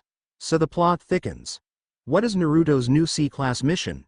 Will the scouts find Naruto? What is this plan of Sarutobi's that has Luna so annoyed? Stick around and you'll soon find out. Please note that the poll is still going and I appreciate your input. Omake. Naruto and Mamoru are sitting backstage at anime studies in the men's locker rooms. Naruto. Hey Mamoru. Yes Naruto? Naruto. Do you know the difference between us? Mamoru. What Naruto? Naruto's currently wearing a black suit and tie and then pulls out a pair of sunglasses and puts them on his face. Naruto. The difference between you and me is that I make this look good. Chapter 4 Mother Moon Section 4 Author's Notes. I thought that I would let my readers know a general idea of where I'm taking this story. I have conceived of a story with a great arc of building darkness, clash between good and evil, and the after effects that the good side has to deal with once the main bad guy is taken care of. Currently we're at the stage where the darkness is hidden but building strength. Also, in this chapter a major ally for Naruto will be unveiled. I will not tell you who it is now, but he's a character from another series that has been fused into this story. I hope the fans of the series he comes from aren't offended at the backstory I've set for the new ally. Oh, and if anyone wants to know how Naruto is dressed when he's not powered up, he's wearing an outfit like he does after the time skip but with a darker orange. Without further ado, let's start the story. Team 10, which had picked up the nickname of Team Maelstrom, was standing in the Hokage's tower at the mission distribution office. Currently Iruka was giving out missions and smiled when he saw Naruto and his team approach. With a cheerful voice Iruka said, "Hey there Naruto, Ino, Kiba. Here to pick up a new mission?" The three genin in question just nodded their heads at their former teacher. Iruka pulled out a pile of missions and said, "Well let's see, we have walking the Inuzuka's dogs. There's some fences that need to be mended. At this point Naruto cut off Iruka and said in a collected, but annoyed tone, "Iruka, we've done 16 D-ranked missions. We've earned the right for a C-ranked mission. So would you please be so kind as to get out the C-ranked mission folder?" At this very moment Sarutobi walked through the door and said, "Very true Naruto, very true." Sarutobi turned to face Iruka and said, "Would you please get the C-rank mission folder out for Team Maelstrom?" Iruka was no fool and knew that, although it was phrased like a question, the Hokage's question was an order. Iruka put the D-ranked mission file away and reached for the other mission file. Quickly scanning over the missions available that were listed, Iruka smiled and said, "Alright guys, there's a merchant in Konoha that is traveling to a town on the eastern border of Fire Country who is looking for some ninja protection. He doesn't accept much more than a few bandits as he's only carrying furs, wood, and a few other odds and ends, but wants to protection to make sure that his goods arrive safely and on time. Do you accept the mission?" Naruto looked at his two teammates to see what they had thought about the mission. Ever since their first mission that Anko had given them, Naruto had become the unofficial leader of the genin in Team 10. On seeing that Kiba and Ino wanted to take the mission, Naruto turned to Iruka and said, "On behalf of Team 10, I accept this mission."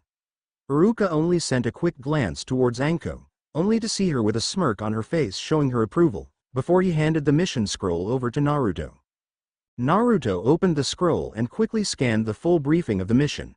Turning to face his teammates, Naruto said in a voice that reminded Sarutobi of Naruto's father, Ino, "Kiba, this looks like a minimum of a 2-week mission. Go home and get your long-term mission packs, the ones that have the seal scrolls. With most of your gear that we got a week ago. Go to your parents, tell them that you will be away on a mission for a while, and request at least one new technique scroll that you can practice the technique during the quiet parts of the mission. You will meet me in 2 hours at the main eastern gate of Konoha where I will be with our client." Naruto at this point gave his friends a smile before he turned around and walked out the door to take care of a few things he needed to do before the mission started. Ino and Kiba looked at each other for a second before they both nodded their heads at the same time and turned to leave. Iruka was staring at where the genin of Team 10 had been in shock before he turned to Anko and said, "What are you teaching those kids? They were acting like professional jonin." At this Anko said, "They're very unique kids and actually I haven't had to teach them a whole lot. Mostly it's just been helping them see where their weaknesses are, and they just take care of the rest." Anko pulled out a dango stick and at one of the dango before continuing to talk. As for their command structure, well, that's something that developed naturally. Naruto seems to have a, I guess presence would describe it, about him that makes us want to listen to what he has to say. Combine this presence with the boy's very developed tactical mind and caring heart, and you have a leader that Ino and Kiba would gladly follow into hell. Sarutobi just nodded his head when he heard Anko describe it all to him. Minato had such a presence about him as well. It would make sense that Minato's son Naruto would have inherited that same presence as well. Also Usagi, may the gods rest her dear sweet soul, radiated a sense of respect and caring about her that seemed to have been inherited by Naruto as well. All in all, Naruto was shaping up to be what looked like a legendary figure. Sarutobi wouldn't be surprised if the boy had surpassed his father in greatness by Naruto's 18th birthday. When Team 10 met up at the specified gate of Konoha, they saw Naruto having a friendly chat with their client in front of an overloaded wagon. They learned that their client's name was Ryoga Yagnasaki. Ryoga was quite glad to meet with his guards and said, "Thank you for agreeing to accept my mission. I know that the kinds of goods I trade in don't fetch a large profit on the black market, but with the way some of the bandit groups are going lately, you never know." At this Anko just smirked and said, "Don't worry about a thing. These kids can handle any bandits that might think you're a good target. If by some chance they can't handle the bandits, I'm here." Ryoga just smiled and said, "That's good to know. Now how about we get going? One of you can sit next to me on the wagon and another on the back of the wagon if they don't mind sitting on wood planks. I'll be going at a slow pace so as to not exhaust my oxen, so if what I know about you ninja is correct, the other two of you can walk next to the cart at a comfortable pace." With that said, Team 10 and their client left Konoha. "What the hell is with these bandits? This the third raid against us since we left Konoha 4 days ago," Kiba yelled before he and Akamaru performed a fang over fang attack on a nameless masked bandit. Kiba was understandably annoyed because ever since they were a day out from Konoha, they had been attacked by bandits every day. Kiba was the first to admit that he liked a good brawl, but this was getting to be too much for him. Suddenly Kiba heard Naruto call from above him, "Kiba, 4 bandits approaching from 630, take care of them." Kiba didn't bother to grunt a response, knowing that the one giving him the directions was only a shadow clone. Where Naruto had learned that trick, Kiba didn't know but was extremely grateful. Ever since that first attack, Naruto had at least one shadow clone sitting on the roof of the wagon at all times to act as a lookout. Now, the clone was firing off information to the rest of the team as Naruto and Anko were handling the main body of the bandit 100 feet away from the wagon. Ino, who was standing next to Ryoga at the driver's bench of the wagon, was busy deflecting various projectiles that were aimed at the scared merchant. Muttering to herself, Ino said, "What is with these bandits? We're only carrying deer furs, wood, and a few gardening supplies for crying out loud." Ino then called to the 3 Naruto clones that were protecting the oxen, "Hey, I need one of you guys to dispel yourself and tell Naruto that we need to capture one of these suckers alive. We need to know why we're being attacked." Like this. One of the Naruto clones nodded his head and promptly did as Ino had requested. Naruto, who was standing back to back with Anko, felt the clone's knowledge of Ino's request pop into his brain. Without turning to face Anko, Naruto called out, "Ino wants us to capture one of the bandits alive in order for us to question the bandit on why we're being attacked." Anko shot back, "Sounds like that girl's got a good plan. It's getting boring just hacking these fools without knowing why they're going after us." With that, Anko and Naruto got to work making mice meat of the bandits.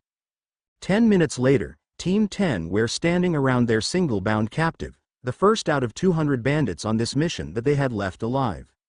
Ryoga was currently setting up a small fire and was cooking dinner for him and his guards. The middle-aged man said that, although he knew that the interrogation would be needed, he just couldn't stomach to see it happen. Anko, not wanting her students to have to dirty their hands with interrogation just yet, was getting ready to find out the answers to her question. Anko woke up the bandit with a crack of a whip she always kept on hand, never knowing when she would want to use it next. The bandit looked up at the smirking Anko and started to quiver in fear. Using a tone that was guaranteed to scare the bandit even more, Anko, while grinning, said, "Okay, pond scum. Welcome to the School of Hard Knocks. The class is Remedial Pain 101 and I'll be your teacher for the day.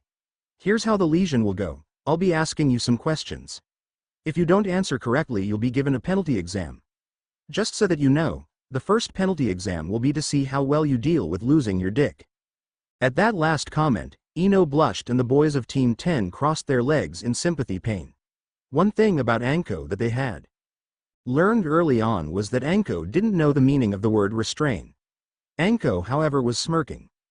Her little threat towards a certain part of the bandit's anatomy had made the fool pay extra attention to her questions and would assure her that he answered all of their questions. Anko then decided to start off the integration questions. "Alright then, why did you attack us? You bandits wouldn't normally go after a small convoy like us, especially considering the fact that it had an escort and was known to not have anything of great value." At this, the bandit swallowed a gulp and answered the grinning madwoman in front of him. "I don't know the specifics of it all, but earlier today a man came into our camp and paid our boss to capture this convoy for him." This news got Anko's attention. Apparently there was someone targeting the convoy, but why? Anko's eyes narrowed as she almost hissed out with her voice laced in killing intent, "Describe the man. Who paid your leader? If you don't tell me everything about this man, I won't just stop with the first penalty exam." The poor bandit was reduced to a blubbering mass as he said, "I didn't get a good look at his face, but I know that he was bald. He was wearing a cloak that seemed to be a patchwork of browns and greens. He came in and left on this very large lizard that he made appear from nowhere." Team 10 watched as their sensei's eyes widened in shock and what looked like fear for a second before she cleaved the bandit's head off. Anko then turned to face her teammates and with urgency in her voice shouted out at them, "Don't just stand there, search every nook and cranny of the wagon and report anything, and I mean anything, no matter how small or insignificant, that you don't recognize as being produced in Konoha. I've got to go talk to our client." Team 10 were confused at their sensei's actions but still obeyed. Opening up the wagon's canvas covering, Ino and Naruto walked inside while Kiba was checking around the outside of the wagon for any hidden compartments. A minute or so later Ino called out, "Hey, I found something that meets Anko's description." Ino reached into a side compartment of the wagon and pulled out a potted plant with strange patterns on its leaves.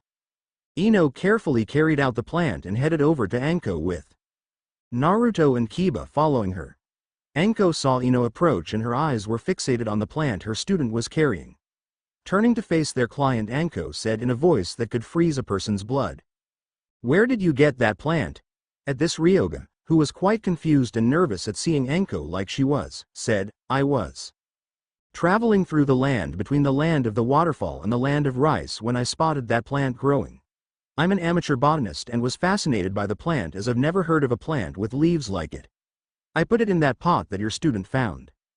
At hearing this, Anko smacked her head and said, "Great, just great. That plant happens to be a Jiquan plant, which is of great significance to the Narn clan." At this Ino blinked her eyes and said, "Ah Anko, who are the Narn? I've never heard of that clan when my father was talking about the powerful clans of the various hidden villages. Why does the thought of them seem to have you so nervous?" Naruto and Kiba both nodded their heads, wanting to know who the Narn were and what was making their teacher so nervous as well. Anko motioned for her students to sit down and she began to lecture them. "Okay kids, listen up. Despite what most of the villagers talk about around you kids, there are powerful clans of ninja who aren't affiliated with any village. The Narn are one of these clans that aren't aligned to any ninja village. The Narn are a little different than most Una-affiliated clans in that they've built, well, I guess you could call it a monastery for themselves in the area that our client here ventured through. That plant he took is sacred to the Narn clan. It is in fact so sacred to the Narn that for an outsider to take the plant without the approval of one of the Kari, which is what the Narn call their council of elders, is to be met with the death of the offender." At this everyone looked at Anko with worry in their eyes. Ryoga was shaking in fear as he said, "I didn't know. I swear I didn't know that this would happen when I took that plant. It was just growing in the wild. I didn't know that something like this would happen." Ino was getting slightly scared at what Anko had told them and wanted to know something. "Anko, is there any way we could just give back the Jiquan plant to whoever the Narn is that is attacking us?" Anko shook her head and said, "It's not that simple. You see, the Jiquan plant was taken and thus by the Narn beliefs it has been defiled. In order to get the Narn off our backs about the plant, one of us would have to fight and beat the pursuing Narn in fair one-on-one combat. If that person beat the Narn, then, I don't know the exact circumstances behind it, the Narn would purify the plant, take it back with them, and declare that the victor would be an ally of the Narn clan. The problem is that we can only issue a challenge for combat once. If we violate the one-on-one combat or if our champion fails to win, then we forfeit our lives. If we were to resist this forfeiture, then the Narn would declare a blood feud on all of our blood relatives. To make matters worse, the Narn have a bloodline limit that makes them able to summon all reptiles summons fully under their command with extremely little chakra needed. Even Manda, the snake boss summon, would be forced to obey a Narn who summoned him no matter how much he would hate it. Also, if someone else was to summon a reptile, the summon would be under the Narn's control and not the summoner. Naruto could see the problem with the Narn being after them. Anko was a great fighter, but almost all of her high-level attacks required the use of her snake summons. Against someone with the Narn's bloodline, Anko would be almost on the same level as Ino and Kiba. But what were they to do? This Narn would follow and continue to attack them until the Jiquan plant had been reclaimed, and the only way to do that was to beat them in combat. The only solution appeared in Naruto's mind. With firm eyes Naruto said, "I'll be the one. I'm the only one who has a chance of beating this Narn in combat." At this Kiba and Ino looked at Naruto as if he was mad. Anko looked into Naruto's eyes and quickly figured out Naruto's train of thought. Cursing loudly Anko said, "Damn it kid, you just had to be right about that. As much as I hate it, Naruto fighting our attacker is the best chance of victory we have." While Ino and Kiba were looking on in confusion, no one noticed a small garden snake slither away from camp. Jakar Narn was sitting in his own camp with one of his snake-summoned spies came up to him and whispered in his ear. After the summon had dispelled itself, Jakar sat on a log deep in thought. So ninja guarding the criminal hadn't known about the man's sacrilege. Apparently the young blonde boy with whiskered checks was willing to fight him in order to save the defiler. Commendable bravery, but bravery wouldn't save this foolish youth from a Kari like himself. Still, there was something about the description of the boy that gnawed in the back of Jakar's mind. Jakar was, however, willing to give the foolish youth his request. Besides, using those bandits had been distasteful to a warrior like Jakar. Jakar then summoned one of the older of the snake boss's children and rode on its head towards the other camp. As Jakar approached the other camp, he was pleased to see the boy who had talked about challenging him already facing him with determination burning in his eyes. At the very least, the boy was a warrior even if he was young. Jakar shouted out, "I am Jakar Narn, member of the Kari, who spoke of challenging me for the Jiquan Eth plant." The blonde boy in front of him spoke out, "My name is Naruto Tuskino and I issued the challenge." The name the boy had spoken shocked Jakar, who muttered in his mind, "Maelstrom of the Moon. But that is the name of the—" Jakar stopped that line of thought. The boy in front of him couldn't have been the one, and now he would kill him for daring to bear that name. With fury in his voice Jakar shouted out, "Prepare to die." Jakar then rapidly preformed a set of hand seals before shouting out, "Summon mimicry art. Art of the frog oil fire." A large stream of oil came shooting out of Jakar's mouth, which Jakar promptly set on fire with some chakra from his thumb. Naruto dashed out of the way and retaliated with a shadow clone kunai jutsu. Jakar summoned a metal staff from a seal on his wrist guards and used the staff to deflect the kunai. Once the storm of kunai was over, Jakar looked from his perch on top of the snake to see that he was surrounded by a ring of Narutos. Jakar felt a smile cross his lips as he looked on the sight. This was going to be a great fight.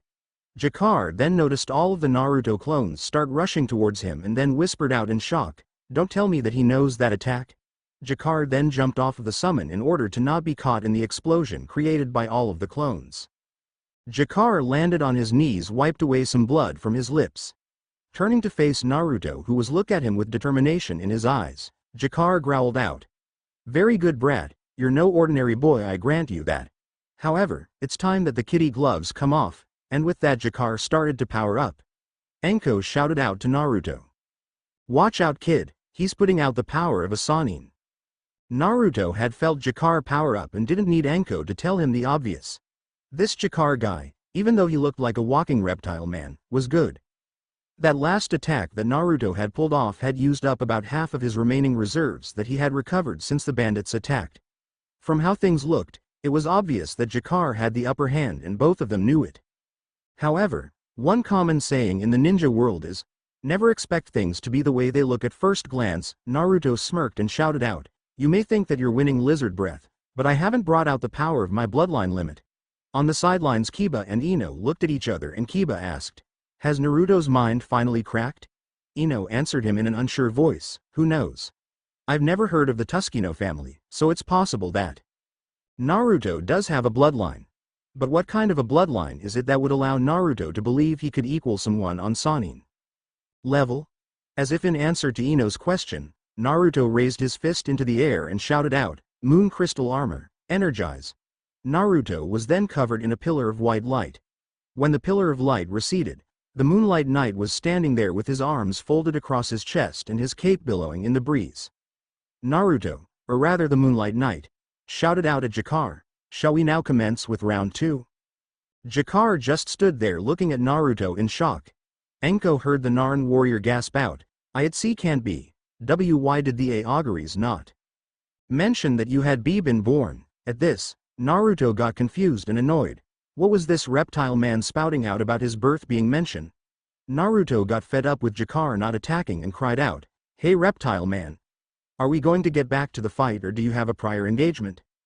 Jakar was however lost in thought and inside of him a struggle rage. How dare he insult me so? Why weren't we told about his birth happening? Have we been compromised by the ancient enemy? How long has it been preparing that we didn't know about? This is far more important than the Jiquan Eth. Jakar closed his eyes as he reached a decision. Jakar then opened his eyes and called out to Naruto, "Consider the Jiquan Eth purified young storm. But beware. The tendrils of a great darkness are stretching out to consume the land. Grow strong, young storm, for you are the one that will be the light in the coming night of darkness." Jakar then body flickered away, leaving a confused Naruto behind. Naruto then turned around to look at his teammates to see if they understood what Jakar was talking about. It took only one glance at his teammates to see that they were as confused about the sudden turn of events as he was. Naruto and his teammates just stood there looking back and forth at each other for a few minutes. Suddenly Ino said, "Ah, Naruto. Why are you dressed like that?" Naruto looked at the determined gleam in Ino's eye and hoped that he would manage to retain some secrets from her when the night was over. Sailor verse. Setsuna Mayo was smirking and almost dancing for joy. That last burst of Lunarian royal energy had allowed her to pinpoint where the princess was at, even though the energy was rapidly fading. Setsuna could now lock onto that dimension with just a thought. Not wanting to waste any time, Setsuna transported herself over to the Tuskino family household, where all the scouts, the remaining Tuskino family, and Artemis had conveniently gathered together. Akuko Tuskino was currently sipping some tea, trying not to cry at the thought of her missing daughter. It had come as a shock to her and the rest of her family to learn that her sweet little Usagi had been fighting to protect the city from various monsters. Learning that her daughter was a reincarnated princess and that her closet friends had been her daughter's court was still a shock to the mild housewife. She could see that each and every one of her daughter's friends wanted to be the one missing instead of Usagi, and the thought that her daughter could develop such good friends made her smile. Akuko looked up to see a flash of light appear in the center of the family room and Sailor Pluto appearing out of the light. Setsuna was smiling and said in a pleasant tone, "I've found where the princess is." At this, everyone who knew about Usagi and the real reason why she was missing came crawling out of the woodworks. After everyone was seated down, Setsuna said, "As you all know, during the death of Pharaoh 90, the princess was flung through a hole in space, time. I've just been able to detect bursts of royal Lunarian energy coming from a single point in one dimension.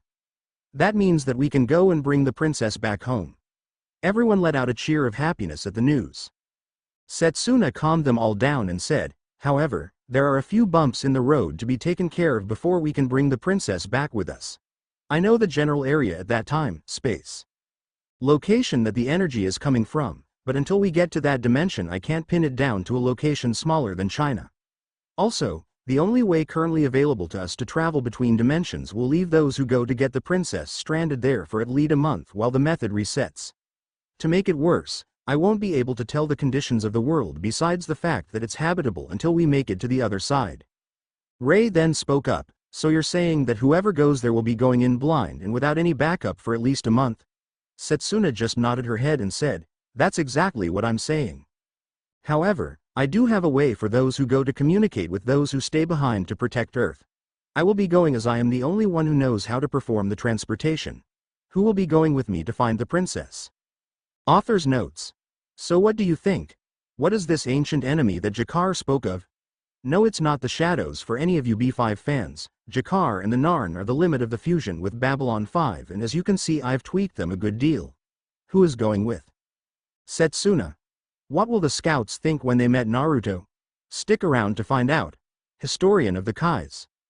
Chapter 5, Mother Moon, Section 5. Well, here we go then for another section of Mother Moon. Just so you know, the poll is closed and I have taken into consideration everyone's opinions but have made up my own mind as to who Naruto will be romantically paired with: Ino Yamanaka, Amy Mizuno, Makoto Kino, and Tamari. For those of you who didn't get the particular girl you wanted matched up with Naruto, please don't complain as it was hard to make the cut for me. I now have two smaller polls going on.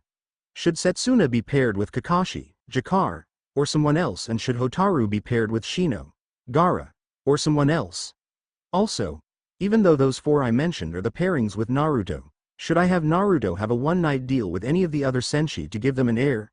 Just so you know, there will be no sex scenes in my story. I don't mind a fade to black setup and will probably use it, but no explicit sex will be portrayed in my works. This is just an idea that popped in my head and I would like some feedback on it. Enough of that and on with the story. Sailor verse. Everyone in the room thought about what Setsuna had just told them. They could go find Usagi, but it was a gamble.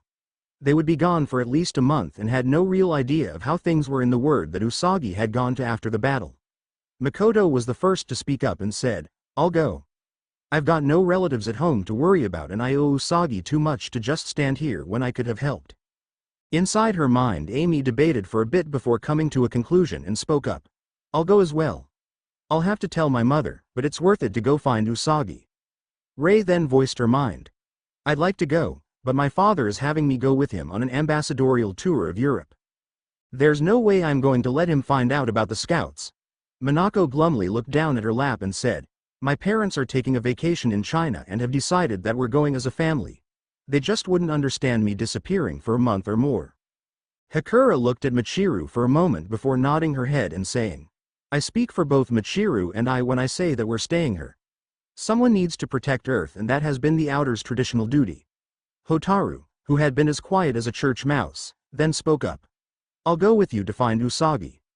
Hotaru had been having a difficult time at the loss of Chibi USA and her father. She had been staying with the Sakinos and wanted to repay them for their kindness. Setsuna thought that it was interesting that half of both the inners and outers would be going to retrieve the princess. Setsuna's thoughts were interrupted when Akuko coughed and said, if it's all right, I would like to come along as well. Setsuna raised an eyebrow at this because she thought it was strange that the meek housewife would want to go off into the unknown. You do realize the dangers, Mrs. Sakino? Setsuna said in a matter-of-fact tone. Akuko just turned to look Setsuna in the eye and said a firm voice that brooked no argument, Usagi is my daughter, I'm going with you. Setsuna knew that the discussion was closed and said, that's fine with me. I just wanted to make sure you understood what was going on. Setsuna then turned to face the people who were going and said, pack what you need. Make sure that what you pack clothing that is durable and functional. You should also bring a book or two in order to keep from being bored. We will all meet back here at 8 o'clock. AMI will then transport us all to the Pluto Royal Palace where I shall then transfer us to the dimension where the princess is. Everyone nodded their heads showing that they understood Setsuna's directions before leaving to take care of things. Naruto vs. Naruto was sitting in a field right outside his and Luna's cottage thinking about how Team 10's last mission had gone. Ino and Kiba had taken the news that his mother was a reincarnated princess and that it was from her that he derived his bloodline. Naruto was happy that he was able to get away with just revealing that much of himself to them. Don't get Naruto wrong, he cared for and respected each of his teammates a great deal. However, he wasn't sure if they could handle all of his secrets at once with their current level of maturity. When it was all said and done, Team 10 was closer after the talk than they had been before the mission started. After they had escorted Ryoga to his destination, Ryoga gave them a large bonus. When Ino had asked why he had done that, Ryoga answered, I endangered you and put you in a situation where you shouldn't have been due to me taking that plant and you stuck with me. Your bravery and hard work deserve to be rewarded. Naruto didn't say anything but his respect for the merchant grew. All too often there were people who would try and weasel out of paying Ninja all of the money that a job was priced at. Naruto's mind left the mission and focused on what had happened when they had gotten back to Konoha. Once Team 10 had given their mission report to the Hokage and was turning to leave, Sarutobi had asked Naruto to stay behind a minute. Sarutobi had then told Naruto, and Naruto focused in really hard at what Sarutobi had told him. Naruto, I've managed to get all of the Namikaze properties and assets transferred over to the Sakino clan. The Sakino clan, as under the clan reorganization law in all elemental countries, is as of this moment the legal successor to the Namikaze clan holding all rights, privileges, and responsibilities of the previous clan. You, Naruto, are now the legal head of the Sakino clan. Even if due to weird circumstances an elder relative of your late mother were to appear, you would be the clan head and to the hypothetical person. It was a lot of responsibility that came with being a clan head, even more so for a noble clan head like Naruto now was due to a law that was passed stating that the family of a Hokage automatically became a noble clan. He would be expected to manage clan finances and attend council meetings. Naruto would also be expected to show up at important functions. Luckily for Naruto, he could use the common practice of a proxy stand-in and have Luna go to the meetings for him and she could help him with the finances. The thing that had Naruto uncomfortable was his potential marriage status. As a small clan with less than 50 members, it was socially expected that Naruto would take a few concubines in addition to a wife in order to make sure that the clan didn't die out.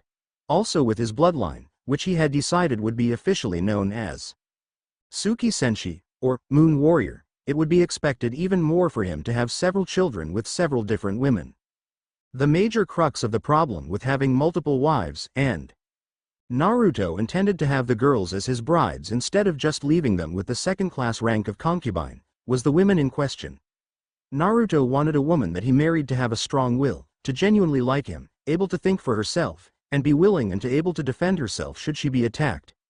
However, Naruto figured that the kind of woman he liked would never want to share him even if pressure was put on by the council.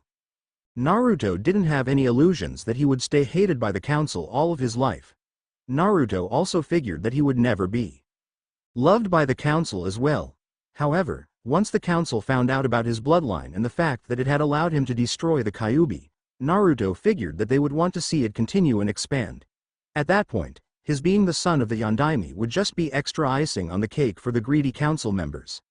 Having it known throughout the elemental countries that Konoha possessed such a strong bloodline like the Moon Warrior bloodline would increase the number of clients that Konoha received. Knowing these facts, Naruto focused his resolve on the kinds of women he would marry.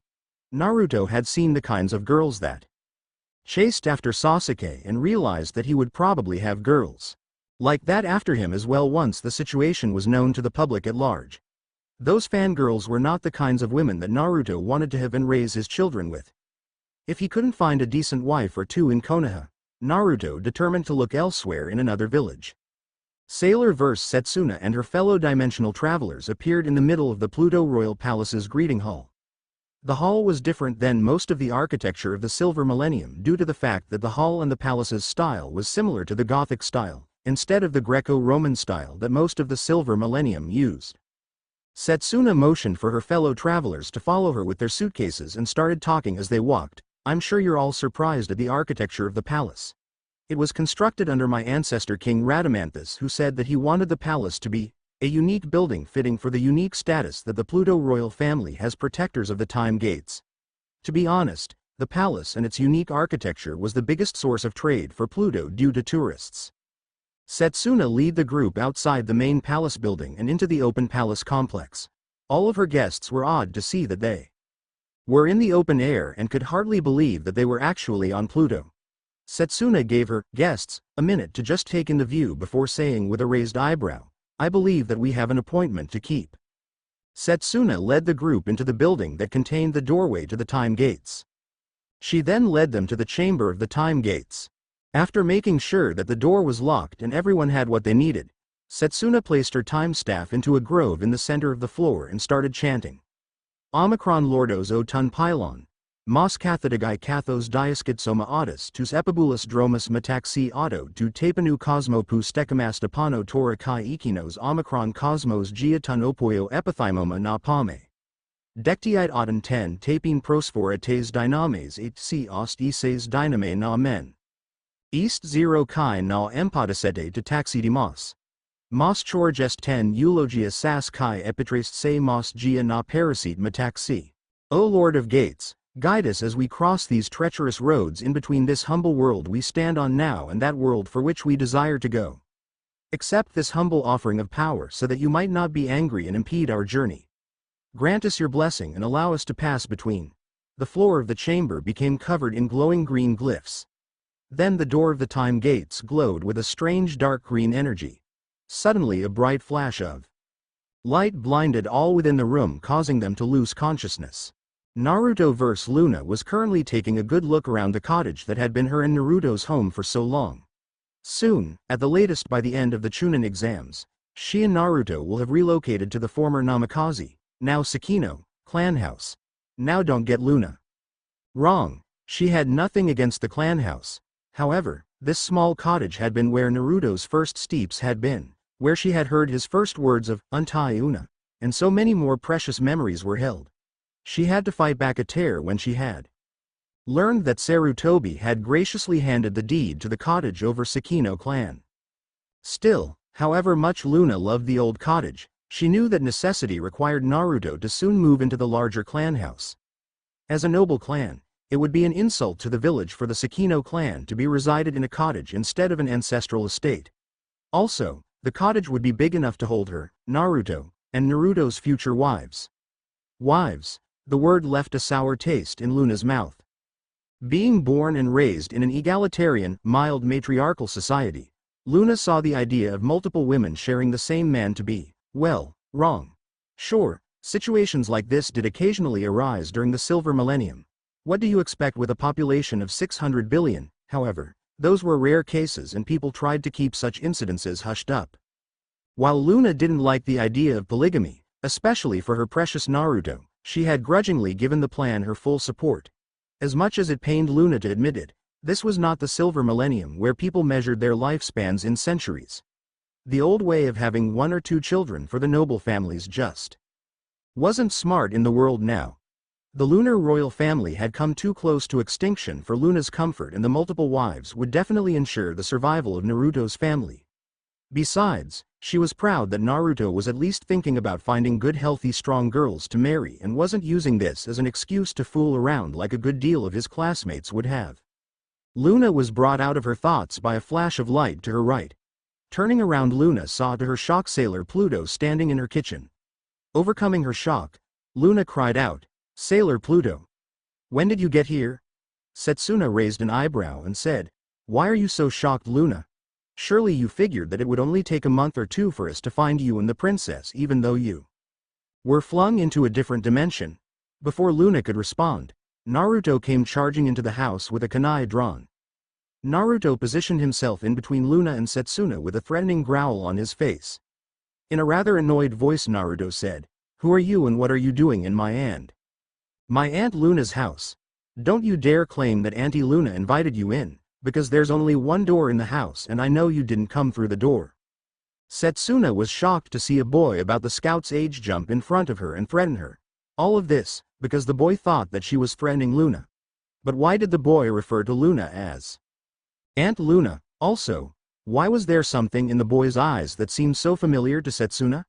Setsuna was determined to find out the answer to this and decided to start asking questions. "What is your name, boy? I mean no threat to your aunt. If I truly meant harm to her, you wouldn't be around anymore." Naruto's eyes narrowed as he said, "Don't take me so lightly, intruder. I may only be a genin, but you'll find that you will regret messing with me or anyone I hold precious. I'm Naruto Sakino, and anyone who threatens my family will wish they were never born." Setsuna's face paled with shock when she heard Naruto stated his name. It couldn't be. Setsuna's mind clammed even though her heart was telling her it was true. Setsuna tried to dispel the thoughts that were bubbling in the back of her brain by glancing at Naruto's face. Looking into Naruto's eyes, Setsuna could see Usagi looking back at her through them. Setsuna's mind overloaded as the implications of what she had heard and seen. This caused her to do the only thing she could: she fainted onto the floor. Setsuna slowly awoke to find that she was lying on a soft bed with a patchwork quilt covering her. Setsuna turned her head to find herself looking into the eyes of a worried Luna in cat form. Putting her hand on her head, Setsuna groggily said, "Luna, what in the goddess's name is going on?" Luna closed her eyes for a moment before saying, "Why don't you follow me downstairs, Sailor Pluto? Things aren't as you seem to think they are." Luna then got off the bed and led Setsuna downstairs. When the two ladies came downstairs, Luna led Setsuna over to the dinner table where Sarutobi was calmly smoking his pipe. Luna sat down on the table and, with a paw motioning to Sarutobi, introduced her 2 guests. "Sailor Pluto, this is Sarutobi, the Sandaime Hokage and leader of this village. Sarutobi, this is Setsuna, Sailor Pluto and the protector of the time gates." Setsuna gave Sarutobi a curt nod, which Sarutobi responded to, before she sat down at the table. Luna turned to face Setsuna and said, "Don't worry about having to hide anything from the Hokage. His is one of the most trustworthy persons in the village and was one of Usagi's confidants." Setsuna's face showed her confusion and fear at Luna's use of the past tense. However, before Setsuna could voice a question, Luna held up a paw and said, "Before you say anything, I think you need to know the situation here. You say that you were looking for me and the princess for a month, correct?" Setsuna nodded her head, not liking what her gut was telling her. Luna took a deep breath before she started to tell her tale too. "Setsuna, Sailor Pluto, Usagi and I arrived here in this world about 18 years ago. We were found by a team of ninja and taken here to the village of Konoha. A while after that, Usagi fell in love with Minato Namikaze, the leader of the team that found us. They were married about 16 years ago in an absolutely breathtaking beautiful ceremony. Soon after the wedding, Minato had risen to become the Yondaime Hokage. However, 14 years ago, this village was attacked by the Kyuubi no Kitsune. The Kyuubi was a demon whose power was only marginally weaker than Metallica when that dark entity destroyed the Silver Millennium. Many people died during that foul creature's assault on this village. The Princess W was one of the casualties of the attack. Her husband heroically stopped the Kyuubi by offering his soul crystal to be devoured by the Shinigami for the power to stop the demon. Naruto is Usagi's and Minato's only child, born on the night of the Kyuubi's attack. Usagi died only minutes after naming Naruto once he was born. However, Naruto's real tragedy involves the defeat of the Kyuubi. You see, Minato couldn't destroy the Kyuubi even with the help of the Shinigami like Usagi could have if she was alive. Minato was forced to seal the Kyuubi away, and the only thing strong enough to keep the demon trapped was a newborn child. That's right, Sailor Pluto. Minato sealed the Kyuubi away within his only son Naruto. Sarutobi saw that the tale had become too painful for Luna to continue to tell, and so he jumped in to inform the shocked Setsuna of what she needed to know. It was Minato's dying wish that the village see Naruto as a hero for being the living prison that would keep us safe from the wrath of the Kyuubi. Sadly, most of the villagers have refused to see Naruto for what he is and had blamed him for the destruction caused by the Kyuubi. I truly hope that they repent of their folly when they learn that Naruto has, thanks to the power he has inherited from his mother, destroyed the demon sealed within him. Setsuna sat there in her chair frozen in shock. Once again she had failed the royal family. First she hadn't been there to help defend the lunar palace from the attack by Metallica, and now she hadn't been there to help her princess. Why couldn't she, when it really mattered, not be there for her friends? Queen Serenity had been her closest friend and the princess had been like a niece to her. She should have been there to help both her queen and her princess, and instead she was the time gates scratching her head trying to figure out what was wrong. In an uncharacteristic display of emotion, Setsuna let a tear slip down her cheek as she slammed her fists on the table and said, "Damn it! I should have been there for her. What kind of a guard am I if I can't even protect the person I swore I would protect?" Luna hopped off the table and transformed into her human form. The now human Luna wrapped her arms around the crying Setsuna and said, "Don't worry, Sailor Pluto. You tried your best to reach the princess.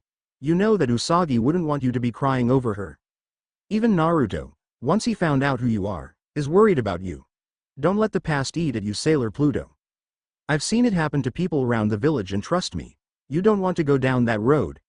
If you want to make it up to the princess, then help me take care of Naruto and help him achieve his dreams." It took her a few minutes, but Setsuna was able to get her emotions under check. Setsuna then said, "I didn't come alone. Amy, Makoto, Hotaru, and Naruto's grandmother came with me to this dimension. The spell that I used to allow us to come here will not allow us to go back until at least a month has passed. Hokage, may we stay in your village?"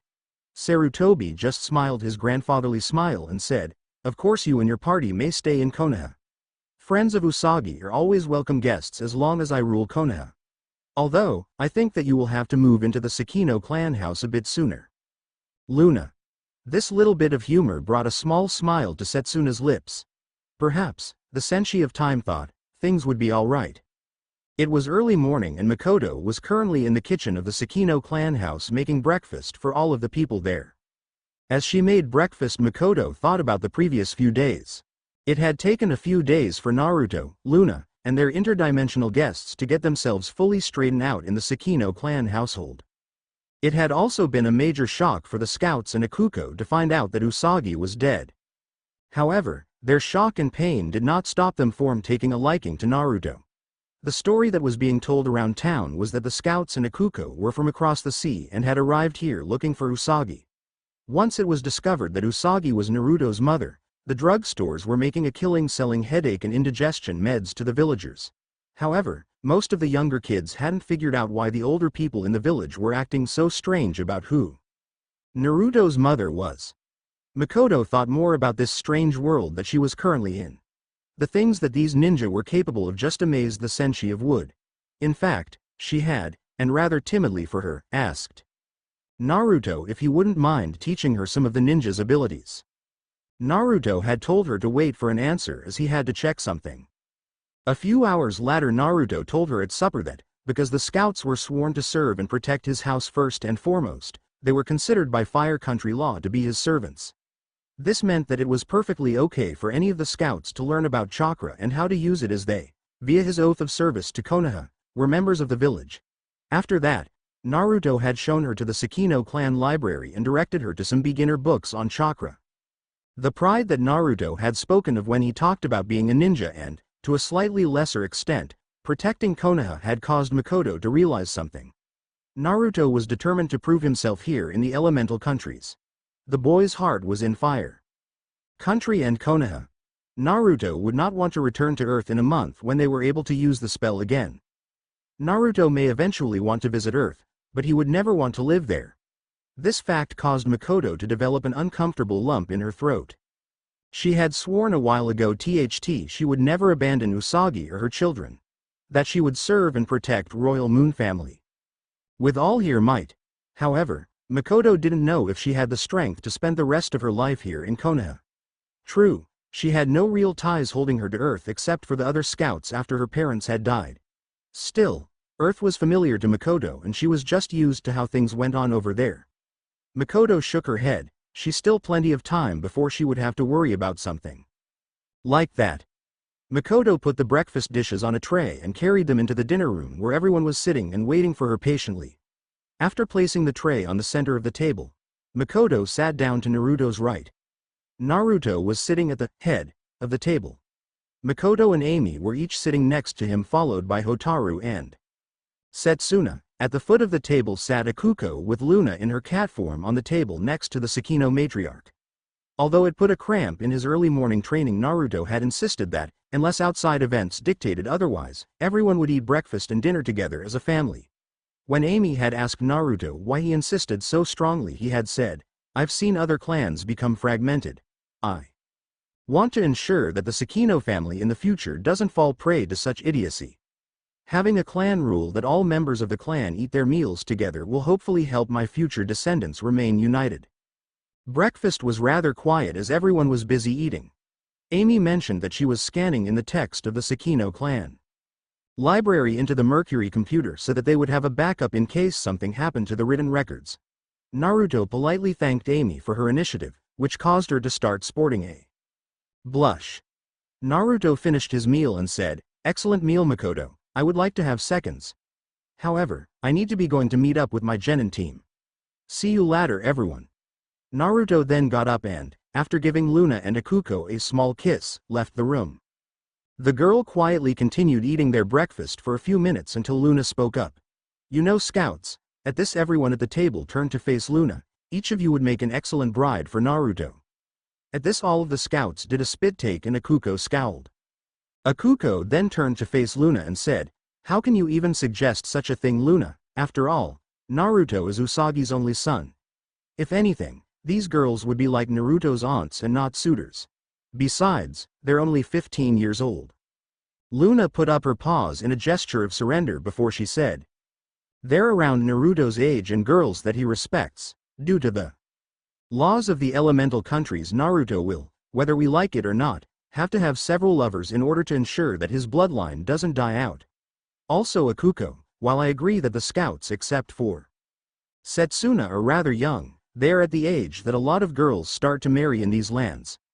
I think of Naruto like he's a son to me and I want him to, at the very least, marry girls that he can respect and that can hold their own in this world. The scouts, you have to admit, fit that bill to a T. I wasn't trying to force them in any way to marry Naruto, just try to let them know of the possibility." Each of the scouts started to blush when they heard what Luna had to say. Makoto was screaming within her mind, "Great Luna, you just had to bring that up. I mean, yes, Naruto is handsome and a great guy. But how can you just suggest that we become part of a harem with him like it was getting a new dress?"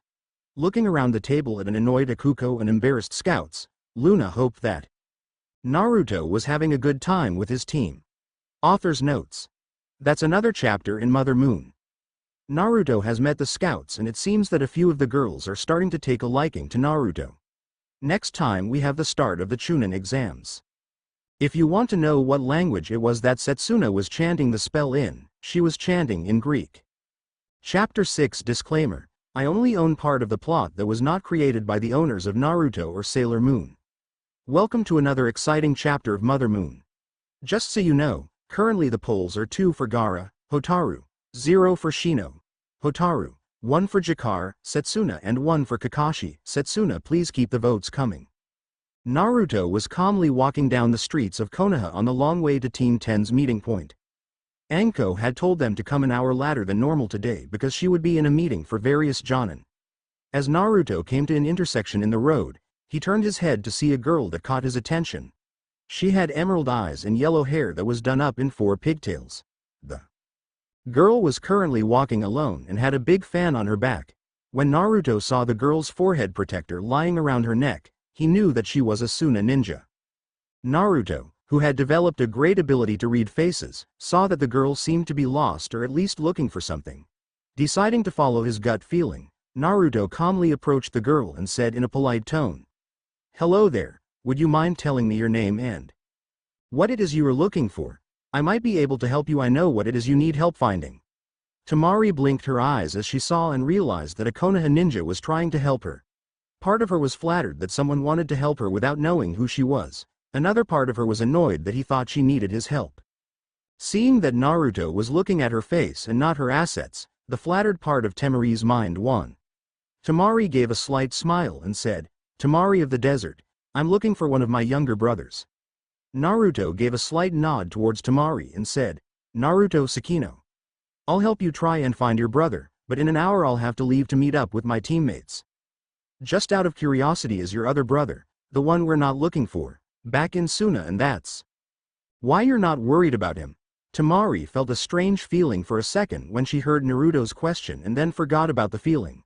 For some reason unknown to Tamari, she found herself opening up to Naruto and said, "I'm looking for the older of my 2 brothers, Kankuro. Gaara, the youngest of the 3 of us, shouldn't cause any trouble, at least not among the civilians for right now. Kankuro, I accept, will try to cause trouble, even though we're not supposed to, and Gaara will be mad if he does cause trouble." Naruto just nodded his head as he listened to Tamari describe Kankuro and what he was dressed in. However, a part of Naruto's mind was working at super speed to analyze Tamari, what she had told him, and importantly how she had acted when she spoke. Warning bells were going off for Naruto due to how Tamari had acted. Why should she be so afraid of her younger brother? It was obvious from the way she spoke about Kankuro that she didn't consider him much of a threat. So what was Gaara, the youngest sibling, like to scare the very self-assured Tamari? Breaking off his thoughts for later, Naruto took another sweep of the area around him and spotted his target. Turning to face Tamari, Naruto said, "If I'm not mistaken, that's your brother over there drooling at the cover of this month's Play Ninja issue in the window." Tamari looked over to where Naruto was pointing and narrowed her eyes. Tick over her eye. Tamari stormed over to where her brother was making a fool of himself and twisted one of his ears while putting his neck into a chokehold. Tamari hissed into Kankuro's ear, "And just what do you think you're doing, brother dear?" Naruto just shook his head as he watched the scene going on in front of him. An annoyed Tamari and embarrassed Kankuro made their way back to where Naruto stood. Knowing that he still had some time before he would have to worry about meeting his teammates, Naruto inquired, "Do you need any more help, or are you 2 fine on your own for now?" Before either of the Sand siblings could answer that question, Naruto stepped in front of Conker to stop a running Konohamaru from running into the annoyed ninja. The present Sand siblings watched on in amusement as Naruto started to talk with the little boy. "Konohamaru, why were you running like that? Do you realize that you almost ran into the ninja, am I right? Who probably would reach harshly to you?" Konohamaru started to look down at his feet as he said, "But boss, there was this very ugly banshee with pink hair that attacked me." Naruto felt a headache start to come as he went through the people he knew that matched Konohamaru's description and then asked, "Konohamaru, what did you say before this banshee started to attack you?" Konohamaru started to smile with a big grin and said, "I was just telling my friends that I overheard a few jonin say that Sasuke must be gay." Naruto smacked his head and let out a groan. Hand over his eyes, Naruto stated, "Konohamaru, you're an idiot. You don't go repeating things like that, especially where the dreaded and pathetic life form known as rabid fangirls can overhear you, and to make matters Worse, it was the biggest Uchiha fangirl that overheard you. Sakura may only be plain in looks and slightly below average in her practical ninja skills, but insulting Sasuke will turn her into an entity that even Enko would prefer to avoid. Naruto then turned his head towards a particular branch on a nearby tree. In a firm but not threatening voice, Naruto called out, "Why don't you join us out here instead of being in that tree?" Temari and Kankuro started to get nervous when they saw Gaara's body flicker onto the nearby fence. Gaara turned to look at Naruto and said, "What is your name?" Naruto just smiled and said, "Naruto Sakino." "And you are?" Gaara curtly said, "Gaara of the desert. I look forward to fighting you, Naruto Sakino."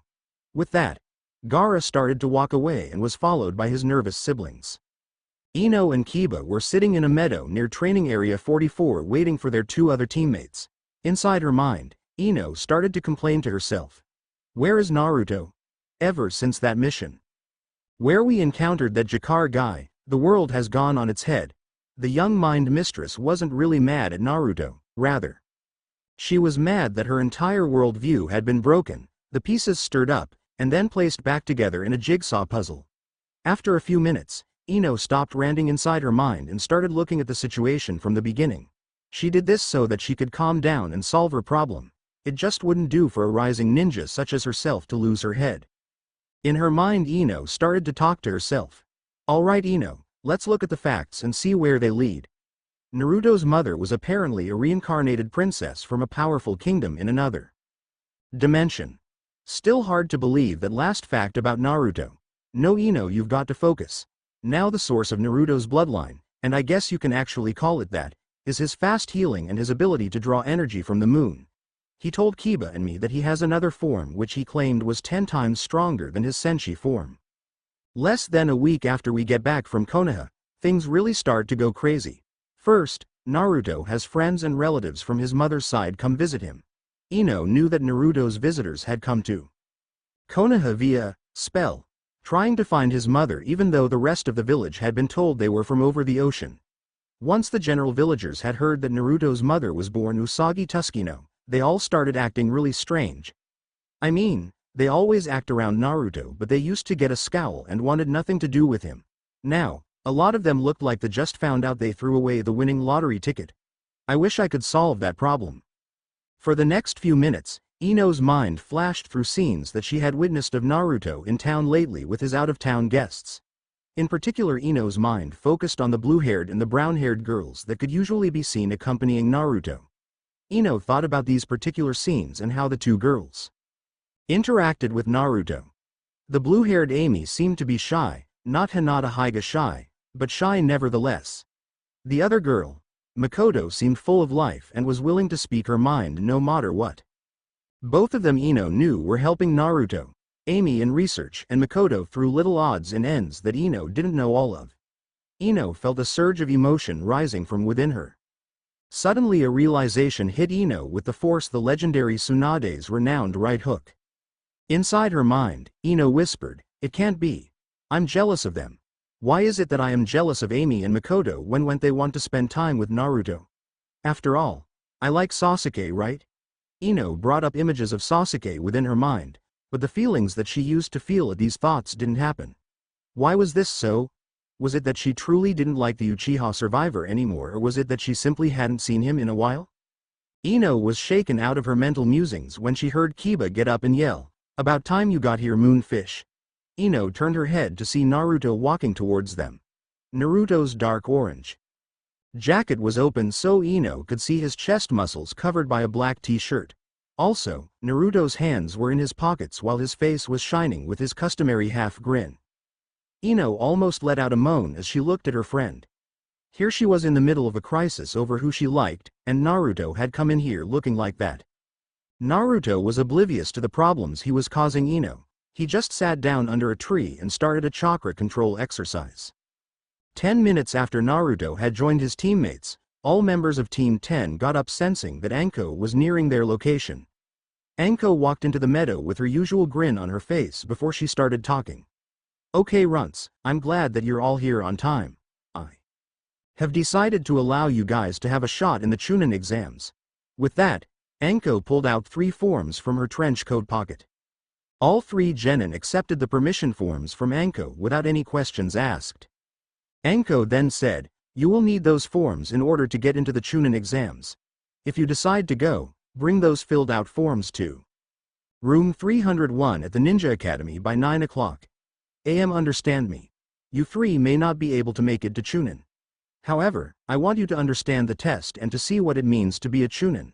Also, if you runts continue to grow like you have been, I wouldn't be surprised if you pass this or your next exam." Anko then left her three students to think over their options carefully. Amy Mizuno, arguably one of the smartest people to have ever lived, was currently in the Sakino family library busy at work scanning in the contents of the library into the Mercury computer. While the magical computer was hard at work storing the new information into its hard drive, Amy was herself reading with half attention a book on sealing techniques. The subject was just fascinating to Amy, who was drawn to its logical and methodical workings. Unlike nin and gen jutsu, funjutsu required accuracy and a great understanding of the power being shaped in order to produce its effects. However, even though funjutsu was far more complicated and harder to perform, it had great benefits that would make any seal master a person to be feared. One thing about funjutsu that grabbed Amy was their long-lasting effects. The Hyga's Jukin would have its chakra blocking effects dissipate after a few hours. On the other hand, a seal for blocking a person's chakra would last as long as it was designed for or until it was destroyed by someone who knew how to combat it. Also, seals could be fashioned to do a multitude of tasks. Over the past couple of days Amy had read about how there were seals for security, seals for preservation, and seals to collect energy. However, those high-level seals were mostly unknown to the population who thought of seals as in explosive notes and a sealing scroll.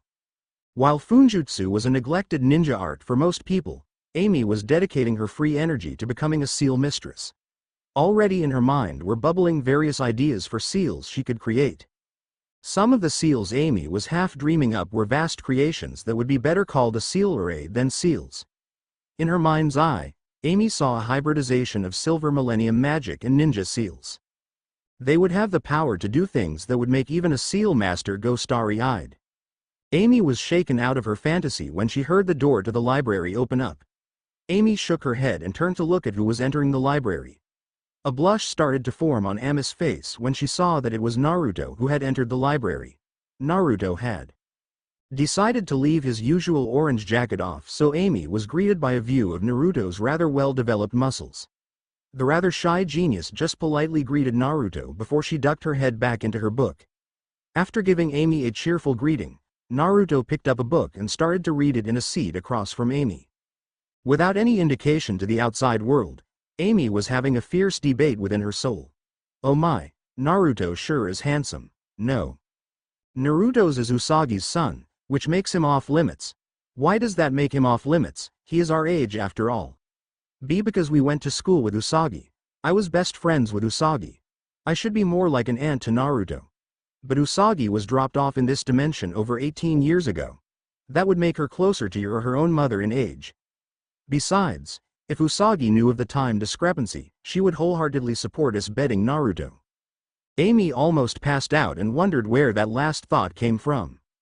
Usagi was a kind and generous girl, and from what Amy had heard from Luna and Naruto's teacher Anko, Usagi had not changed at all in that regard while she was alive. It wouldn't be too far of a stretch to see Usagi agreeing or even encouraging Naruto to get together with her or Makoto. Within her mind, Amy continued to debate the situation with the part of her that was acting like the devil's advocate. Even if Usagi would have accepted me dating Naruto, there is no way she would accept me BB bed.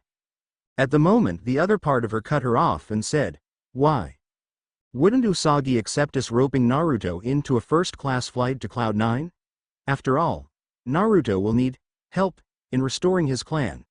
Who better than some dear old friends who knew his mother, are compassionate, understanding, helpful, and will spend the next 1,000 years with him?" At that point, Amy found herself losing her opposition to the idea, and she was sure that she didn't want that to happen. Amy got up and said, "Excuse me Naruto, I'm just going to take care of something." Once gave Amy his foxy smile, Amy determined that she needed a long cold soak in the tub. At 8 a.m. sharp, the three genins of Team Maelstrom met at the pre-appointed crossroad. Each of them was in their usual ninja attire, but they were loaded with their full mission supply scrolls. They all expected to be able to pass the exam and wanted to be prepared for whatever may come their way. Naruto took point as he led his two teammates over to the academy. Less than 10 minutes later, Team Maelstrom calmly walked into the academy. After walking up a flight of stairs, they were surprised to see people clamoring around. Room 301 feet. Naruto, Ino, and Kiba looked at each other and said simultaneously, Genjutsu.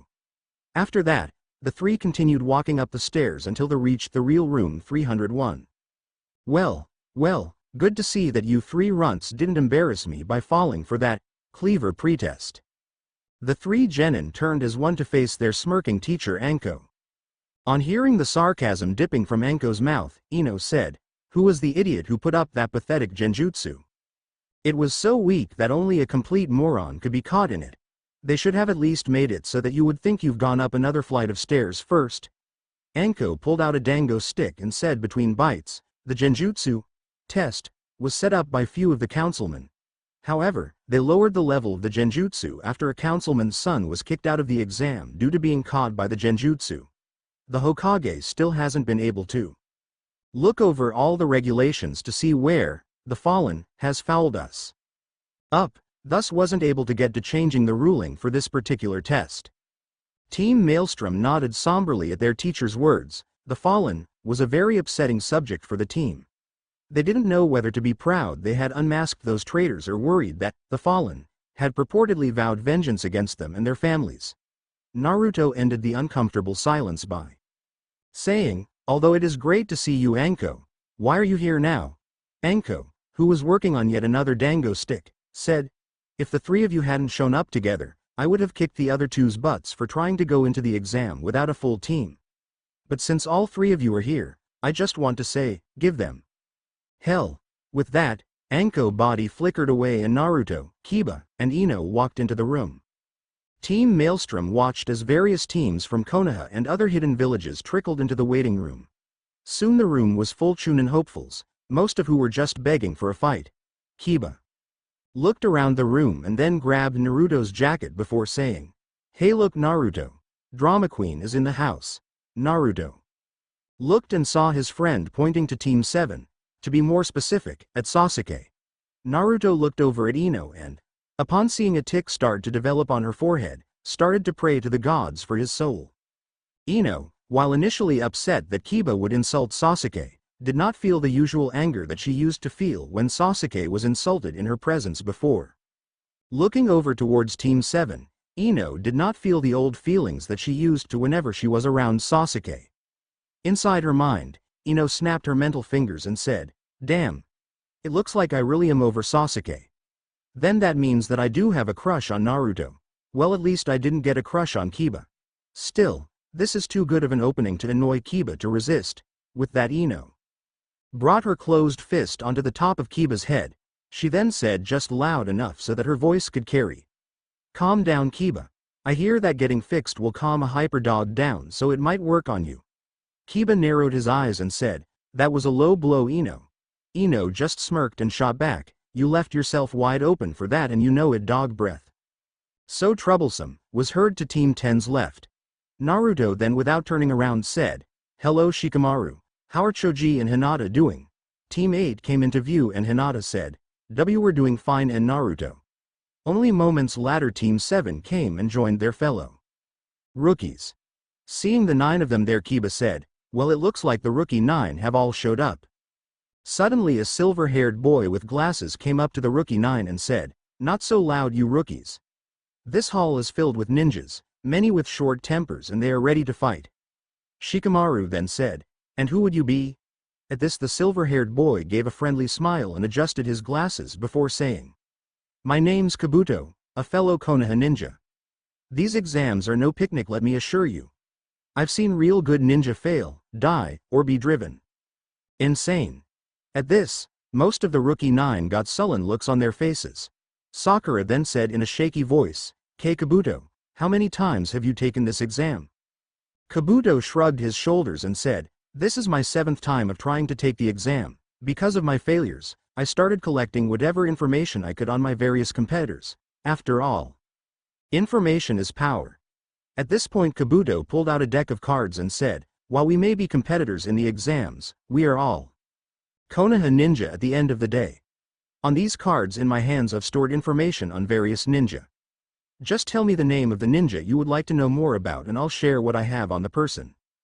Just as Sasuke was about to ask Kabuto for some information about Gaara of the Sand and Rock Lee, Ino and Kiba both felt Naruto lightly tugging at their clothes. The two followed Naruto over to the corner where Ino confronted Naruto. Naruto, what's going on? The Kabuto guy was about to give us a lot of information. Naruto turned to face Kiba and said, what does Akamaru say about Kabuto's power level?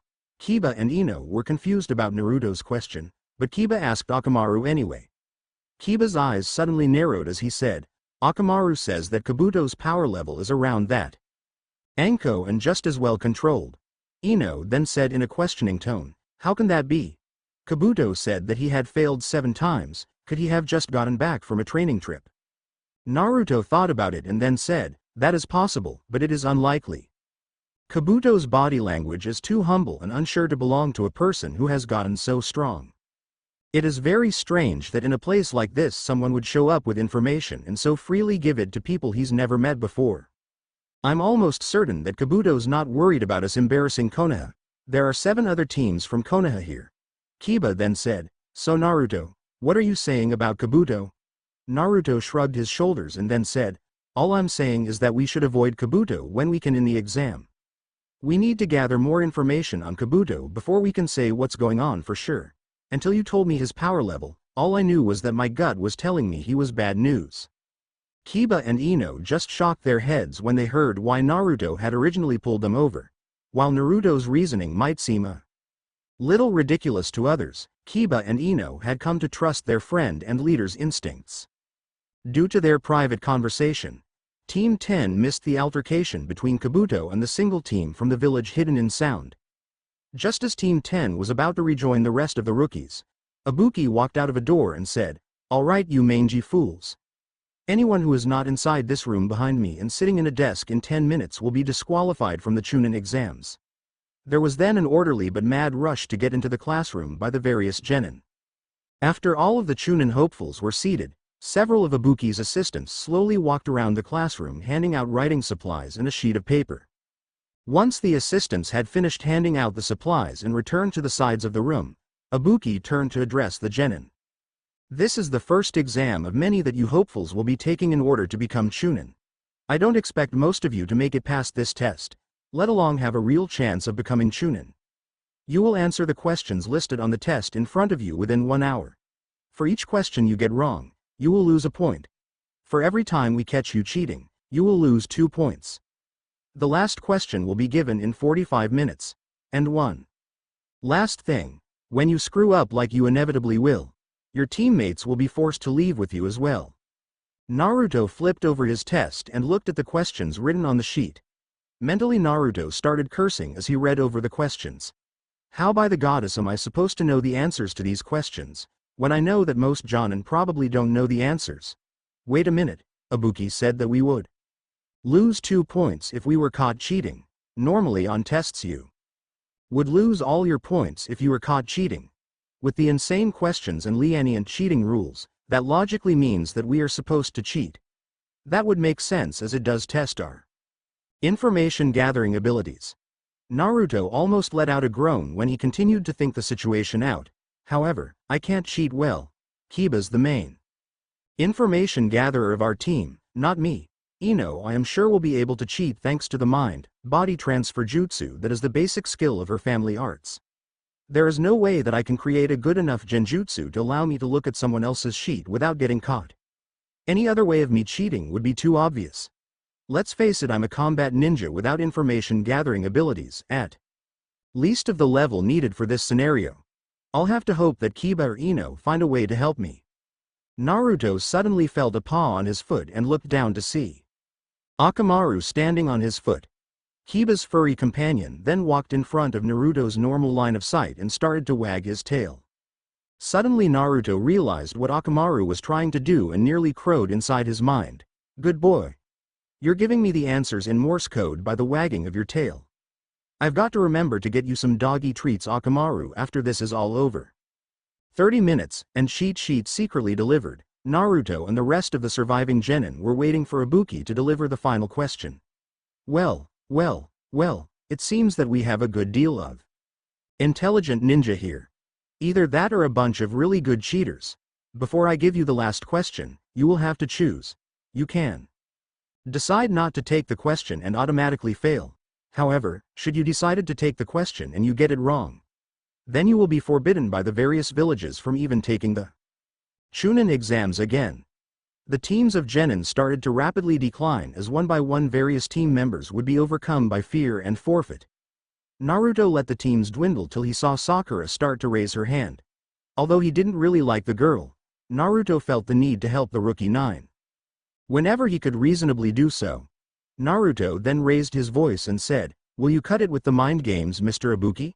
This whole test has been nothing but a mind game of yours since we started. You've tested our information gathering abilities in the form of having to cheat in an impossibly hard test, and now you have to pull this latest trick on us. You may have more experience, and you may have seen more action on the field than we have, but you need to know one thing, Ibuki. We are proud ninja of the hidden villages that we represent, and we will not cower in front of a person who will play games with us." Ibuki looked across the classroom and into the eyes of the various genin sitting in front of him. Any and all uncertainty that they might have had was washed away in Naruto's speech. Ibuki was annoyed that so many had passed, but he was also proud that a fellow Konoha ninja would restore courage to his comrades. Ibuki then smirked and said, very good, it seems that someone knows how to look underneath the underneath. The brat is correct. The first part of test was on your information gathering skills. The second part of the test is to see whether you have the courage to face the unknown or if you would rather take the safe and easy path. A person lacking in either of these abilities is not worthy of becoming a Chunin. By being here now, you all have proven that you have what it takes in these requirements and so have passed the first test. Before anyone could cheer, Kurenai appeared looking like she had melted out of the wall before saying, "You hopefuls may have passed the first test, but I doubt you have the strength of mind to pass my exam." Chapter 7 Disclaimer. As you know, I own nothing but the original pieces of the plot here. So far in the polls, the Gaara, Hotaru choice is greatly in the lead compared to the Shino, Hotaru choice. Also Kakashi, Setsuna is in a slight lead compared to the Jakar, Setsuna choice. Just remember that the poll is still open and the votes are appreciated. Kurenai lead the remaining teams of genin test takers out of the academy and over to a training area with a large fence covered in danger signs. Kurenai then turned around to face the following genin and stated in a deadly serious tone, "This is training area 44. More infamously known among the higher level ninja of Konoha as the Forest of Death. Over the years since Konoha's founding, this forbidden area has claimed the lives of many aspiring ninja such as you here today. MNY of those ninjas' bleached bones can still be found, littering the dens of the various predators that live here. It has been decided by the Kages and senior jonin of the various hidden villages represented here today that you need to show that you have what it takes to survive in the world of the shinobi. Therefore, you will be forced to spend up to the next 5 days within training area 44. Each team shall receive one scroll marked with either a heaven or with an earth symbol on it. You must acquire, through any mean necessary, a pair of earth and heaven scrolls.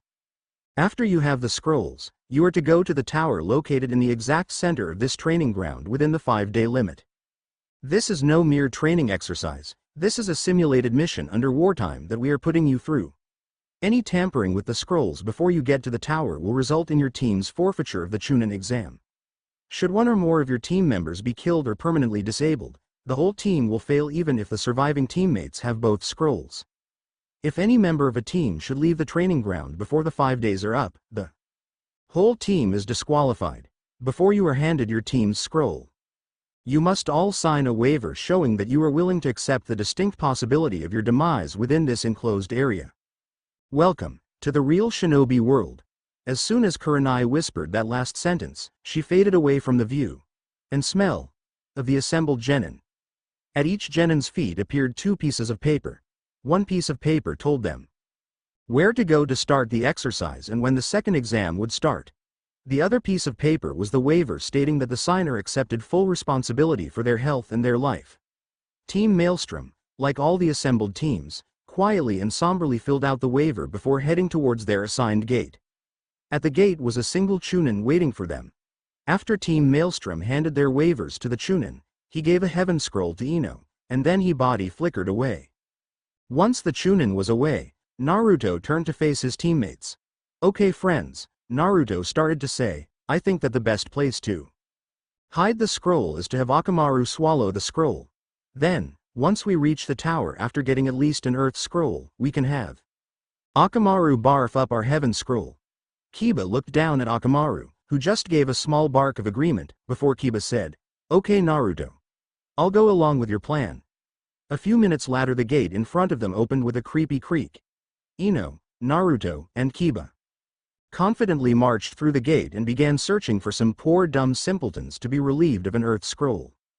Makoto, hailed as the toughest girl in the southern Juban school district, was currently taking off her sweaty clothes in order to soak in the outdoor onsen of the Sakino family compound. The Sakino, formerly Namikaze, compound was a rather unique design.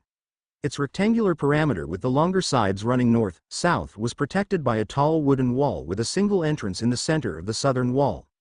The first half of lower rectangle was open space for training and other gatherings. The main family compound was rectangular with two wings jutting to the north positioned so that a trapezoid could be drawn using the northern wall of the main compound and the northern ends of the two wings for its points. The geothermal onsen was located in the center of the space between the two wings. After removing all of her clothes, Makoto carefully stepped into the stone bath and moved herself so that she was lying on a carved bed within the bath that allowed her head and the top of her shoulders to be above water. Makoto just laid there with her eyes half closed, allowing the soothingly warm mineral water relax her tired muscles. Oblivious to the world around her, Makoto thought back on her 4-hour-long training session that she had just completed. Before Naruto had left to take the Chunin exam today, he had offered her and the rest of the travelers the option of staying in Konoha at the Sakino compound instead of just going back to Earth. Makoto had, although she hadn't voiced it to anyone, decided to accept Naruto's offer. There just really wasn't much holding her to Earth, and she had vowed to protect the lunar royal family and help it no matter the cost. Besides, Naruto had quickly grown on her just like Usagi had. That was what made her train so hard today, far harder than she had previously since she arrived on this world. If she was going to help Naruto make it in this world, she needed to be as strong as she could be. Sure, she could just be a regular civilian. But Makoto knew that such a position for her would be dangerous to Naruto with how things were now. Clan Sakino, technically made up of Naruto with the Sailor Scouts as retainers, was in a very precarious position. Between its status in Konoha and its currently weakened manpower, vultures desiring its political power or monetary wealth were bound to try and move in sooner or later. Therefore Makoto was training as hard as she could to help Naruto protect his possessions. Currently Makoto's martial art, air taijutsu, was about low to mid Chunin. Her chakra output, when not in her Sailor Jupiter form, was around average to slightly high genin levels. Chakra control was around 2nd to 3rd year academy student level but quickly improving. Makoto was a veteran of several campaigns against invading monsters bent on taking over Tokyo and also was remembering more of her training from the Silver Millennium daily. However, that experience and the general battle tactics she had learned were of little use against ninjas. But Makoto was adapting to the new conditions she faced. In fact, Makoto had only an hour ago successfully completed her first jutsu. Sure, it was only a D-ranked jutsu, but it was a start. Makoto figured that, on pulling several hour-long training sessions each day, she should be able to acceptably pull off the 3 academy jutsu by the end of the week. Makoto had decided that she would not join Konoha's ninja force but remain a clan retainer with ninja training. Such a thing was uncommon but not unheard of in Konoha along with other hidden villages. Makoto opened her eyes, grabbed a bar of soap, and started to lather herself up. As she was doing this, Makoto started to talk to herself. "I know that I want to stay here with Naruto, but what can I do to help him? My training is going as fast as it possibly can, but unless I transform I won't be much of a threat to anyone higher than a genin. Amy, Hotaru, and Setsuna are all training as well. Whether to stay here or just have more skills for when they return to Earth I don't know." Hotaru naturally produces medical chakra, or at least that's what the people here have classified her healing abilities. I saw her bringing several books on medical techniques into her room for study. Amy is fascinated by the sealing techniques she's found and wants to merge them with Silver Millennium magic. I could have sworn I saw Setsuna reading a book on beginner's genjutsu. That, plus I've seen her training late at night with her time ki. She's a master at bojutsu. All I have is tai and ninjutsu along with my household skills. Sure, Naruto doesn't care about that at all, however, I really want to help him. He's just given me so much just trying to be friendly, and that's not considering what I owed Usagi that transferred to him. He doesn't care at all about that debt and only used the scout's bond to him in order to help us have an accepted place in this society. Still, what can I offer him that will truly help him out and shows that I care about him? Makoto submerged herself in order to rinse off the soap suds. As Makoto's head broke the surface of the water, she strangely thought she heard Usagi's voice once more softly speak to her. You could offer to bear his child. At this, Makoto rapidly looked around her trying to find the source of the voice she thought she had heard. Makoto then, after assuring herself that no one was around, sunk deeper into the water and started to talk to herself again. Weird, I must be more stressed than I thought. Why would I think of a thing like offering to give Naruto a child? I mean, I know that he needs an heir, the sooner the better, but I can't just do something like that. Naruto may be handsome, friendly, considerate, helpful, and a good person. But something like offering to give birth to a child is way off the chart for how things are between us. We've barely known each other for 2 weeks, let alone gone on a date. Add to that's the fact that I'm barely 16 and he's just turned 14 4 months ago. Makoto then got out of the onsen and, without bothering to cover her form with a towel, headed for her room. Once in her room, Makoto changed into a set of cloths that Luna had bought for her under Naruto's directions. Naruto had done this for her, Akuko, and the other scouts because he wanted them to have durable clothes to wear that would also allow them to blend in with the rest of the Konoha population. Makoto laid on her bed for a few minutes before she remembered a comment that Luna had said the other day to her and the rest of the scouts. What does that cat mean by wives? Makoto then headed over to the family Labare to see what Luna meant by that comment. Naruto was on the top bunk of the twin bed in Team Maelstrom's room at the tower. Kiba was on the bottom bunk with Akamaru on the dog boy's chest. Ino had claimed the sole double bed in the room. Team Maelstrom was the second team to the tower, beaten by the sand team of Gaara, Temari, and Kankuro by only 15 minutes. Naruto was just staring at the ceiling while his mind raced over the events of the earlier day. Out of all the genin at the exam, Naruto found himself thinking about Gaara most of all. There was something about Gaara that unsettled Naruto and Naruto wanted to know why. Actually, there were 3 people in this exam that put Naruto on edge. Gaara, Kabuto, and someone else that he hadn't been able to get a clear picture of. However, these 3 people all gave off a slightly different feel of worry for Naruto. Gaara put Naruto on his toes, like a person would be around an unknown volcano. Kabuto was like a viper. Dangerous but could be possibly handled with extreme care. The last person that Naruto had felt, well, it could only be described as unnatural. There was something about that last presence that demanded that it be eradicated. Over and over again Naruto thought about those 3 people. Gaara, who Naruto felt could become less of a danger, Kabuto, who Naruto felt should be avoided, and finally that last unknown person who should be destroyed. Naruto got so frustrated with it all that he started talking to himself. Okay Naruto, let's look at this rationally. Something about those 3 makes you nervous. It can't just be they're strong ninjas. After all, Kiba and Ino didn't get nervous around Kabuto until Akamaru told Kiba how powerful Kabuto was. Turning over on his side, Naruto then said while looking at the waxing moon shine through the window. Could that be the reason why? Could it be because of my bloodline that I'm sensing something off about those 3? But that doesn't make any sense at all. Makoto, Amy, Hotaru, Setsuna, and the Sailor Scouts on Earth all have their senshi forms and their bloodlines are extremely close to my own. However, I don't recall them or Luna ever when talking about their battles with monsters and other threats ever mentioning a feeling like this. I mean, the Lunar royal family was basically a supercharged family of senshi who, through kind and benevolent ruling and the protection they offered, became the rulers of the Silver Millennium. Naruto then shook his head, Anyone who could truly and fully explain his heritage was long dead. There were probably things about his bloodline that he would never know simply because the information had been lost. One thing that having the villagers' hostility directed towards him had taught Naruto was to focus on reality. Currently, reality was that he was in the middle of a very important and dangerous test. A test that he would handle better if he got a full night of sleep, so Naruto closed his eyes and tried to relax. Naruto suddenly opened his eyes to find himself once again among the ruins of the Silver Millennium.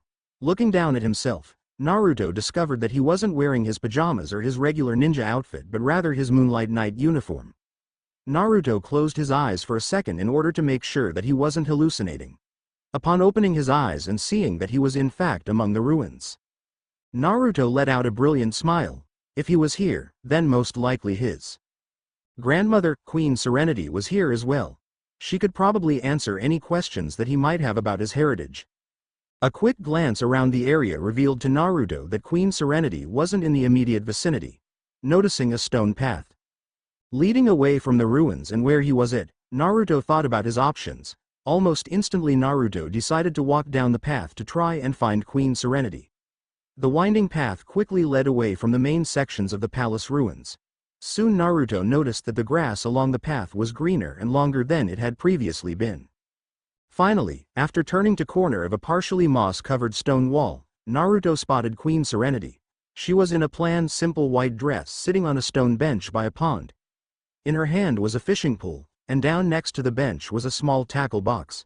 Queen Serenity turned to face Naruto, smiled and then said, "Come over here, Naruto, and sit down. The fish are really biting today. I was expecting you, so I brought an extra fishing pole if you want to fish as well." Naruto quickly hurried over to sit down on the bench. While quite mature, Naruto was still a young man who wanted to spend time with his grandma. Naruto was only on the bench for a few seconds when Queen Serenity handed Naruto a baited fishing pole and said, "Now be careful, Naruto. The pieces will try and steal the bait of the hook, so you've got to react to any changes in the pull of the tackle on the pole." Naruto gratefully accepted the fishing pole and cast the hook out into the lake. The two of them just spent the next few minutes in small talk about the Sailor Scouts and how things were generally going in Konoha. Just after Naruto reeled in a large fish, Queen Serenity then turned to him with a smile and said, "That was a lot of fun, Naruto. You should visit more often so we can do that again. However, I believe that it's now time for me to start explaining your emerging powers to you." At this, Naruto became very serious and remembered why he had first been looking for Queen Serenity.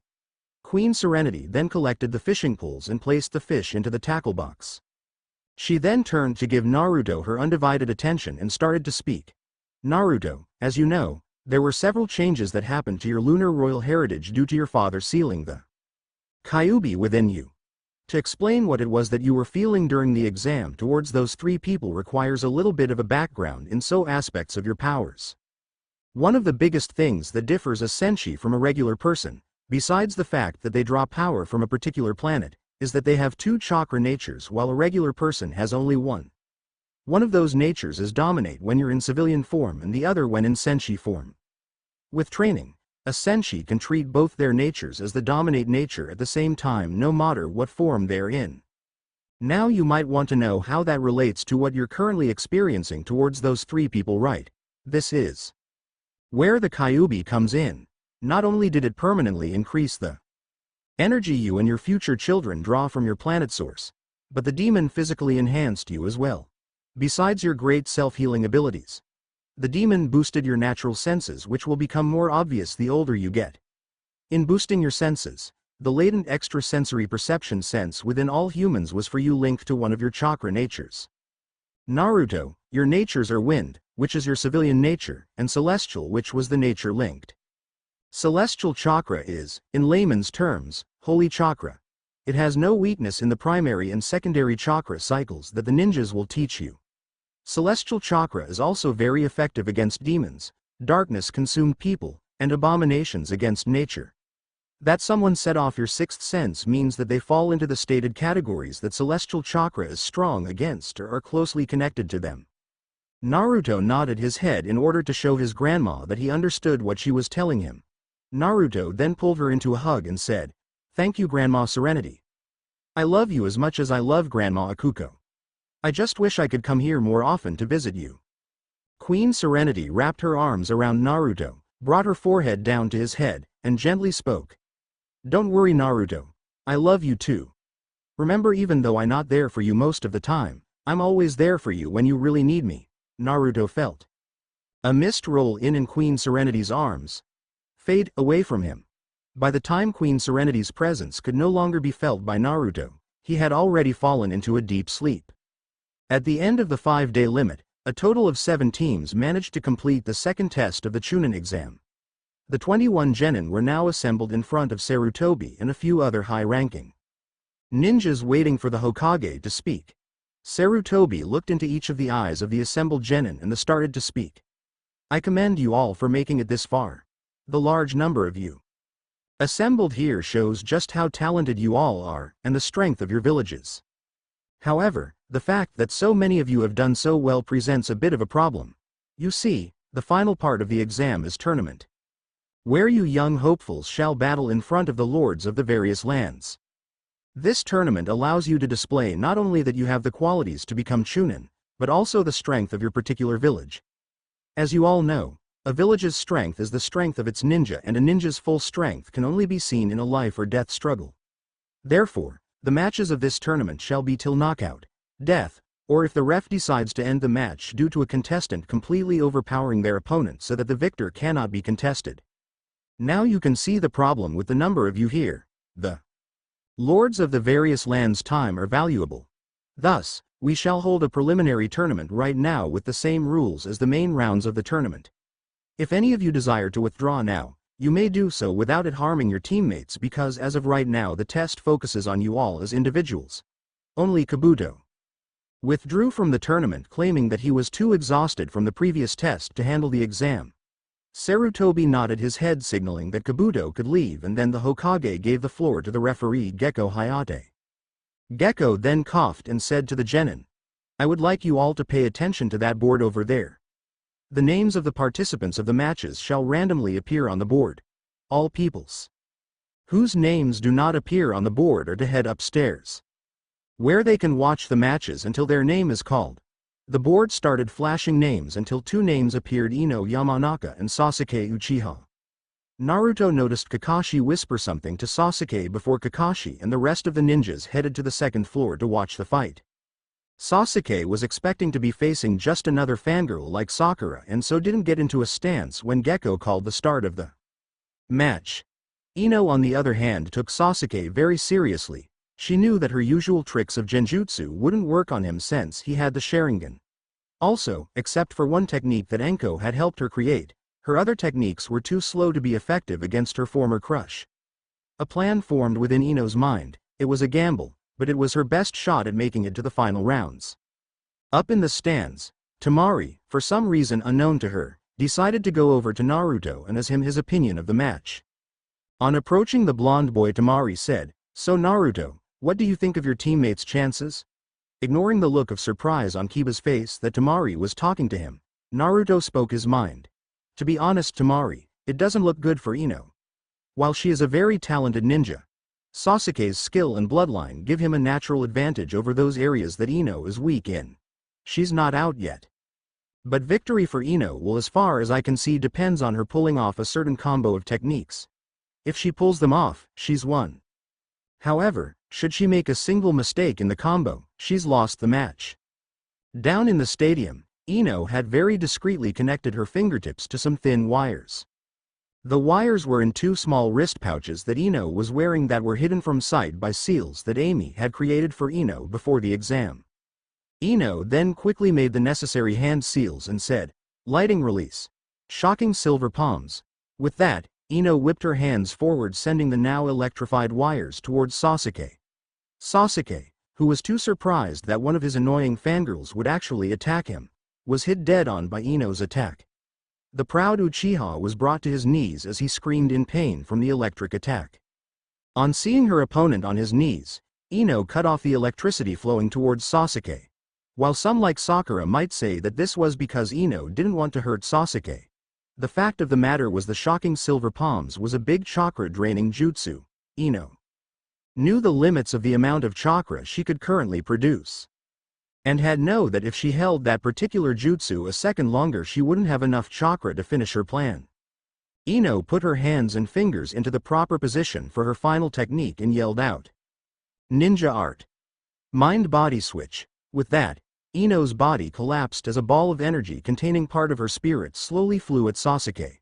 Up in the stands, Naruto was silently praying that Ino's possession technique would reach Sasuke before the boy regained his senses. Also in the stands was the serpent himself, Orochimaru. Orochimaru didn't want his future body to be beaten so easily. Not when certain plans of his required the last Uchiha to be in the finals of the Chunin exams. Orochimaru sent a small portion of his own chakra into Sasuke's cursed seal. The pain of the seal partially, but not visibly, activating caused Sasuke to pay attention to his surroundings more. Sasuke saw Ino's mind-body switch attack coming at him and barely managed to duck away from the attack. He then rushed at Ino's defenseless body with rage visible in his eyes to anyone who could clearly look into them.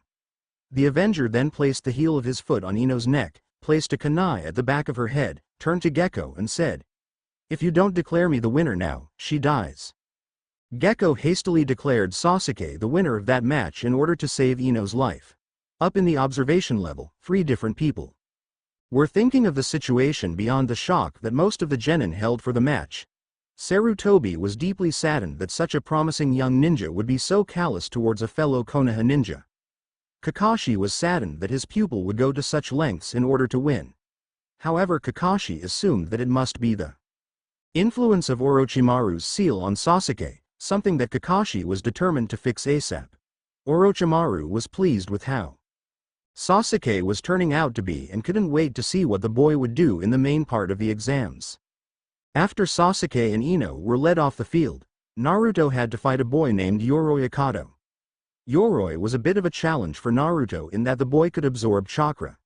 In order to win, Naruto used an exploding shadow clone to knock his opponent out. Next fight was Kiba vs Sakura. That fight was no challenge for Kiba. Naruto only paid half attention to the rest of the fights, just so that he knew what to expect out of his opponents.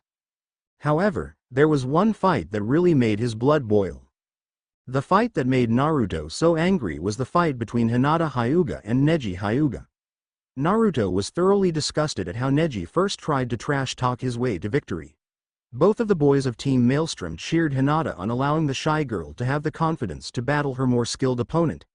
However, the straw that broke the camel's back for Naruto was when Neji went in for a killing blow right when Hinata wouldn't give up. Naruto, Kiba, and the other winners of the preliminaries were called down to draw numbers after Hinata was taken to the after everyone had gotten their numbers and shown them to the clerk. Sarutobi said, "Now then, the matches of the final part of the Chunin exam are as follows. Naruto Sakino vs Tamari of the Sand. Sasuke Uchiha vs Gaara of the Sand. Shino Aburame vs Kankuro of the Sand. Kiba Inuzuka vs Neji Hyuga. And finally Shikamaru Nara vs Dosu Kinuda. You all have 1 month to train until the tournament. I hope you all do your villages proud." Dismissed, Omake. Naruto was walking down the hall of the Sakino clan house in his moonlight night outfit. He really didn't want to do so but had at the request of Auntie Luna. As he neared the family room of the compound he heard the sounds of girls' voices before they suddenly grew quiet. Naruto then opened the door to the room finding it to be pitch black. Naruto flipped on the lights to see Amy, Minako, Rei, Makoto, Hotaru, Hiraka, Michiru, and Setsuna all sitting on a large Persian carpet. They were all dressed in clothes like the genie wore on I Dream of Genie that were in their Fukusa's colors. Naruto was gasping in surprise as he said, What's going on here and why are you girls dressed like that?" At this Makoto got up, walked over to Naruto and smiled saying, "It's Halloween on Earth and all 9 of us have been invited to a costume party. All of us girls got together and decided that we'll all go as a themed set." At this, Naruto scratched his head and said, "Ah, what theme?" At this Amy said, "Why as a sultan and his concubines of course." Chapter 8 Disclaimer. I own neither series that this fan fiction pays homage to. Do I need to repeat myself? Oh, and just so you know, any fights that I didn't change happened exactly how they did in actual series. Now that we've taken care of that little annoyance, on with the story. Ino, Kiba, and Naruto were all heading down to the infirmary to check on Hinata. They had unanimously agreed that they would go check up on Hinata's condition before they went to look for Anko. Team Maelstrom didn't bother asking for directions because Akamaru had Hinata's scent memorized and the little ninja dog was walking in the lead. Akamaru led them over to a plain door and promptly plopped himself in front of the door and whined piteously. Ino looked between the door, Akamaru, Kiba, and then back to the door. She then felt a tic start to develop as she said in frustration, "Kiba, teach Akamaru to signal us better next time." Ino then opened the door allowing Team Maelstrom to see inside. At the exact center of the room was a plain bed with white sheets on it. Hinata was under the bed sheets looking more dead than alive. Her normally shy but caring eyes were closed, showing that she was in a deep sleep. On the right side of the bed sat a worried Shikamaru. And Choji, on the other side of the bed leaning against the wall, was a fuming Asuma. All three guys immediately turned to face the door. When they heard the sound of the door opening, the conscious members of Team 8 realized from the worried faces of Team Maelstrom that they were worried about Hinata. Asuma, as if in acknowledgement of a silent question, nodded his head. Team Maelstrom then all entered the room, closing the door behind them. There was an uncomfortable silence within the room until Kiba spoke up. "When do the doctors say that Hinata will be better?" Asuma was the one who answered Kiba's question. Taking out his lit cigarette, Asuma almost growled out, "The doctors say that she'll be able to leave the hospital in 2 weeks. It will take another week after she's released before she'll be fit to handle light duty." On hearing this news, Team Maelstrom started leaking killing intent for a few minutes before they were able to calm down. After Team Maelstrom calmed down, Asuma looked straight into Naruto's eye and said, "Thank you, Naruto. If it wasn't for you allowing that retainer of yours to work with the medical staff, I'm told that Hinata's condition would be far more critical. It's just a shame that Hotaru was exhausted from healing the other competitors, or Hinata would in full health." Naruto just shook his head before he responded to Asuma's statement. "There's no need to thank me for Hotaru's work. She wanted to learn how to use the part of her bloodline that allowed her to heal others to the best of her ability. What kind of a person would I be if I was to prevent a member of my family from pursuing such a noble goal? Still, I'll pass on your thanks to Hotaru. Hotaru really needs to get used to people praising her abilities." After the little exchange between Asuma and Naruto, the room became quiet once more. The quiet, however, didn't last too long. Kiba slowly walked towards the bed until he was standing right next to Hinata's shoulder. Kiba placed his hand softly, but at the same time firmly, on Hinata's shoulder. Kiba then softly spoke and everyone in the room strained to hear his words. "I swear, Hinata, I'll make that bastard pay for what he's done to you. Once I'm done with him, Neji will no longer be considered the pride of the Hyuga clan." Kiba then slowly made his way back to his teammates, ignoring the surprised looks coming from Choji and Asuma. Ino, who was closest to the door, then quietly opened the door. Then she, Naruto, and finally Kiba marched out of the room, leaving Team 8 alone in peace. As soon as Ino had closed the door, Naruto took the lead of the team. Naruto was leading them out of the hospital and to the place he figured they could first expect Anko to be. The Dango stand. Both he and Kiba needed to talk to Anko about their training for the upcoming tournament, while Ino needed to plan what changes she should make in her training regime. Team Maelstrom wasn't out of the lobby of the hospital when they met Anko, who was looking for them as well. Anko took a look at her team and smiled. While Anko's smile usually was a signal to other Jonin to get out of dojo, Anko's students could see her pride in them from the smile. Anko then said in her cheerful voice, "Well done all of you. Naruto and Kiba. You won just like I was expecting you guys to do. Ino, I'm very impressed with how you handled your fight considering that the odds were against you." Ino blushed from Anko's praise. She had been afraid that Anko would be mad that she had lost. Sticking her head up high, Ino then asked, "Anko, what's the plan for our training now? Are Naruto and Kiba going to get any extra help to prepare them for the tournament?" Both Naruto and Kiba looked from Ino to Anko and back to Ino before they locked eyes with each other. In their eyes both boys could see that they didn't like how Ino seemed to think that she would be left behind. Anko just shook her head and said, "I can't train Naruto or Kiba. According to Chunin regulations, a Jonin sensei with 2 or more students competing in the final round of the Chunin exam at the same time may not train any of the competing students. Supposedly this is to keep the students from having an unfair knowledge of one of their competitors' styles. While there have been exemptions to the rule with on the said students as the last member of his clan, none of Team Maelstrom technically qualify for that exemption. Ino and Kiba both understood what Anko was trying to get across to them. Naruto was the only fully qualified ninja of the Sakino clan. He was also the only actual blood member of the Sakino clan. However, due to the Sailor Scouts being Naruto's retainers, it had apparently been ruled that Naruto didn't qualify for the exception. Naruto saw that Ino and Kiba were starting to feel sorry for him and decided to end it.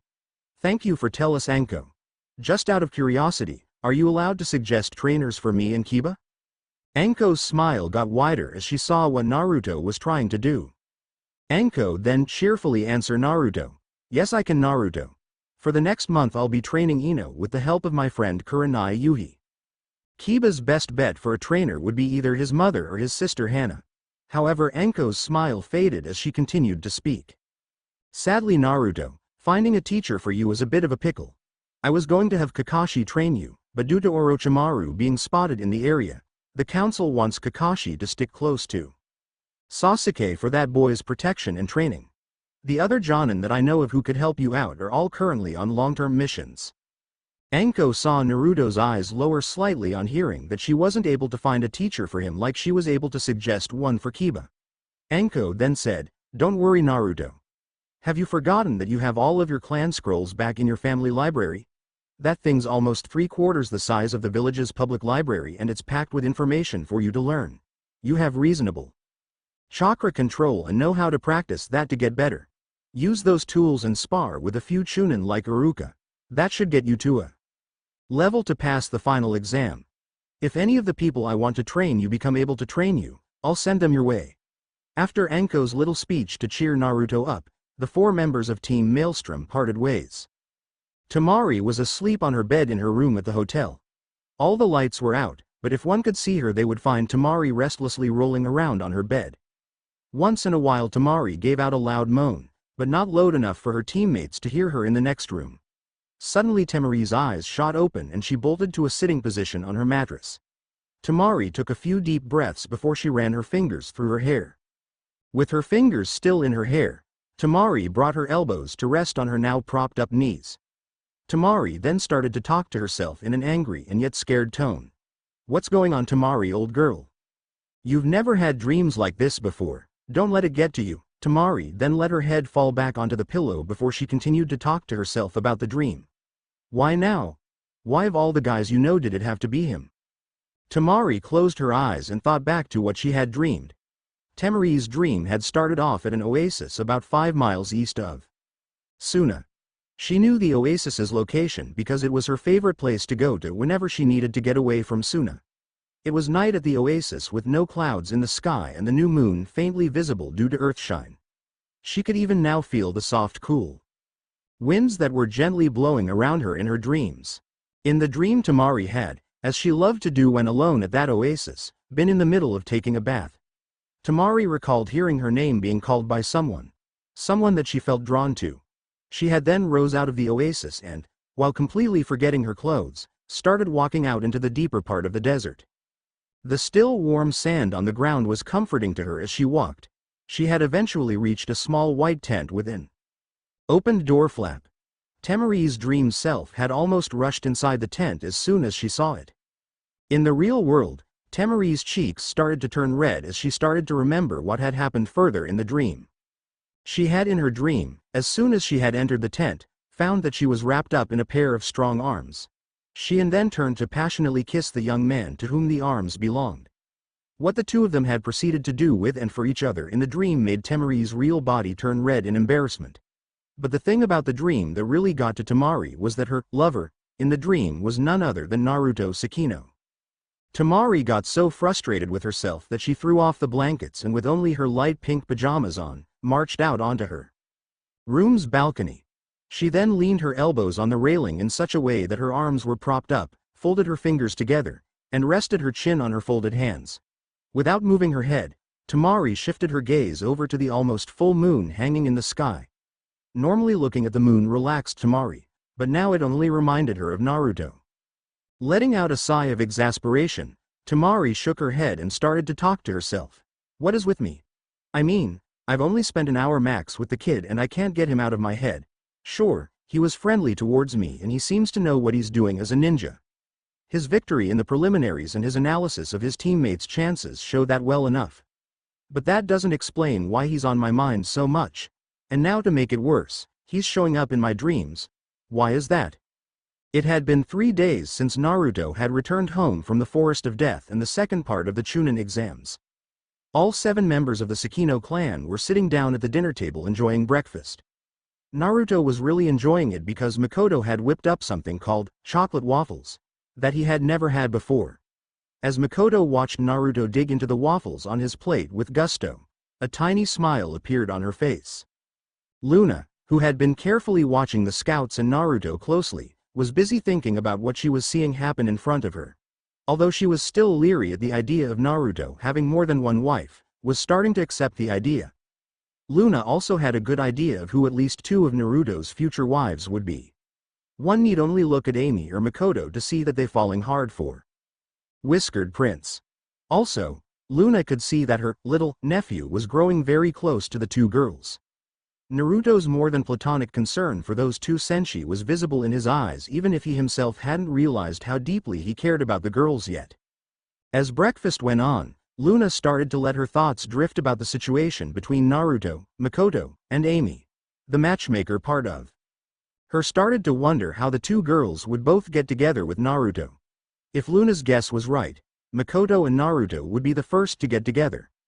Knowing their personalities, Makoto would be the one to confront Naruto about their shared feelings and start off their courtship. Amy, on the other hand, would most likely need a push from Makoto to confess her feelings to Naruto. Looking over to Hotaru and Setsuna, Luna could see their amusement at the drama starting to develop in front of them. Hotaru, as she had confessed to Luna, had started to see Naruto as a big brother to her even though she was actually a month or so older than him. Through the strange workings of people in the Sakino home, had somehow found herself in the position of aunt to the younger scouts and Naruto. Setsuna, to the surprise to those that knew her on Earth, took her new position in the family with a little amusement and several big smiles. What made Luna all the happier when she saw everyone eating together was the fact that she knew that things would be like this for a long time. When Naruto had arrived home 3 days ago, each of the scouts had come to him separately and told him that they wanted to stay in Konoha and help him, the look of pure happiness on Naruto's face when he was told that news reminded Luna of the few times she had been able to afford a birthday present for Naruto that he had really wanted. Only Ikuko, understandably, was going to return to Earth once the spell could be used. However, Ikuko had promised to visit Naruto. Suddenly Luna stopped her train of thought as her ears picked up something interesting that Amy was saying to everyone.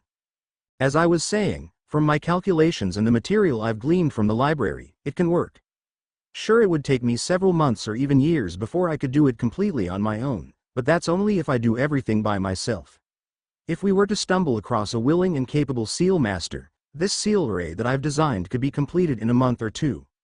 With my seal array placed near the time gates, we could cast the trans-dimensional spell once or maybe even twice a day.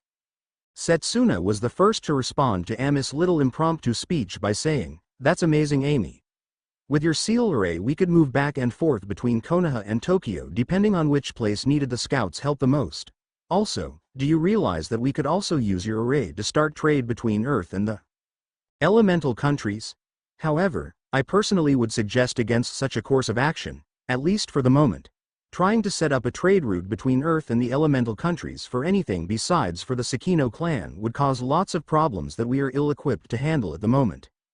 Naruto, who had finished his waffles and was a little sad that there wasn't any more, just looked up at Amy and smiled at her, causing Ami's cheeks to be tinted with a hint of blush. Naruto then started to up his thoughts on Ami's seal array idea. "Great idea, Amy. This seal array of yours is just amazing. It completely puts my father's work to shame and he's hailed as the best seal master who ever lived.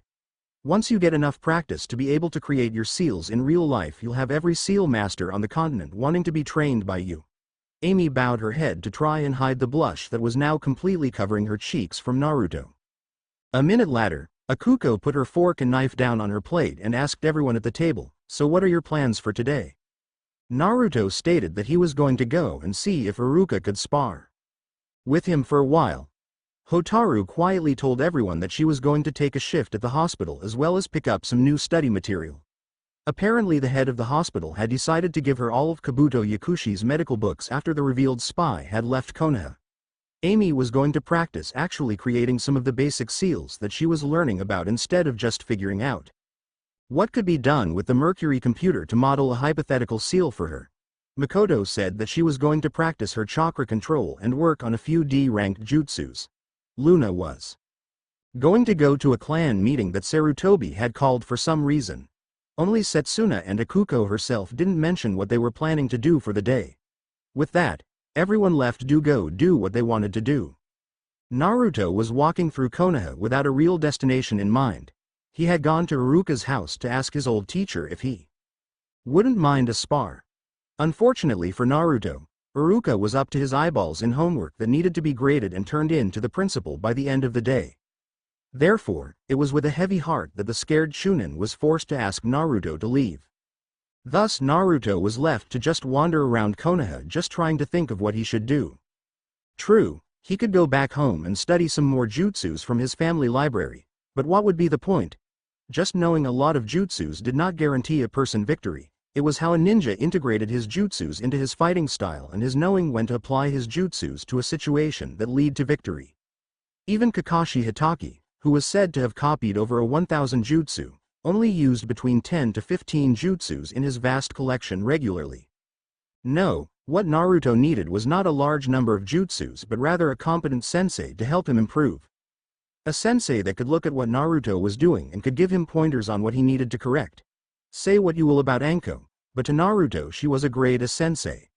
She may not have actually taught him any techniques besides water walking, but she had helped him see the holes in his ability and had been able to offer him great advice on what he could do to fix those holes.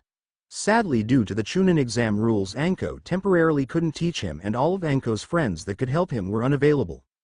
Naruto almost cursed his luck. It wasn't like he was going to just bump into a person that could help him prepare.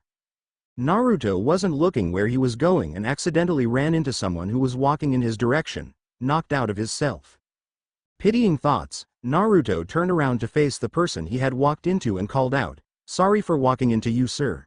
Naruto turned to get a better look at the person behind him that he had hit.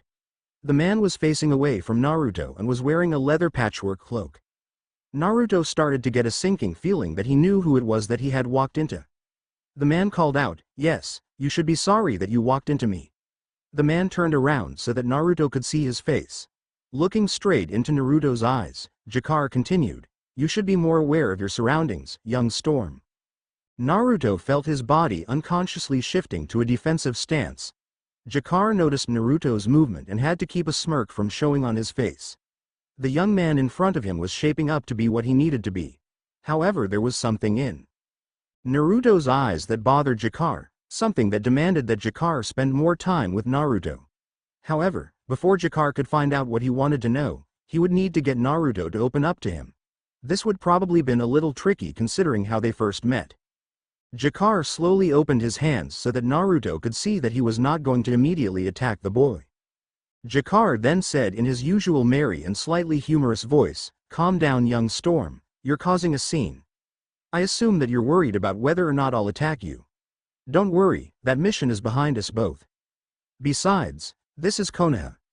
Do you think that your gate guards would let me into the village if I was here to cause trouble? I'll even show you my visitor's pass if that is what it will take." Naruto narrowed his eyes even as he relaxed his guard. He then said to Jakar in a firm, but not hostile tone, "No offense, but the last time we met we were in a deathmatch after you sent all those bandits for me and my teammates to kill. Don't take it too personally if I find myself a little wary around you for the time being." Seeing that Jakar hadn't made any hostile actions towards him or any civilians, Naruto was willing to give Jakar the benefit of the doubt. After all, wasn't that uncommon for ninjas to fight each other in one mission and then have to work together in a later mission? Getting out of his relaxed defensive stance, Naruto said in a more neutral tone, "I'll trust you not to harm anyone in this village. Break my trust, and I'll do everything in my power to have you hunted down and killed." Jakar's face broke out into a small smile.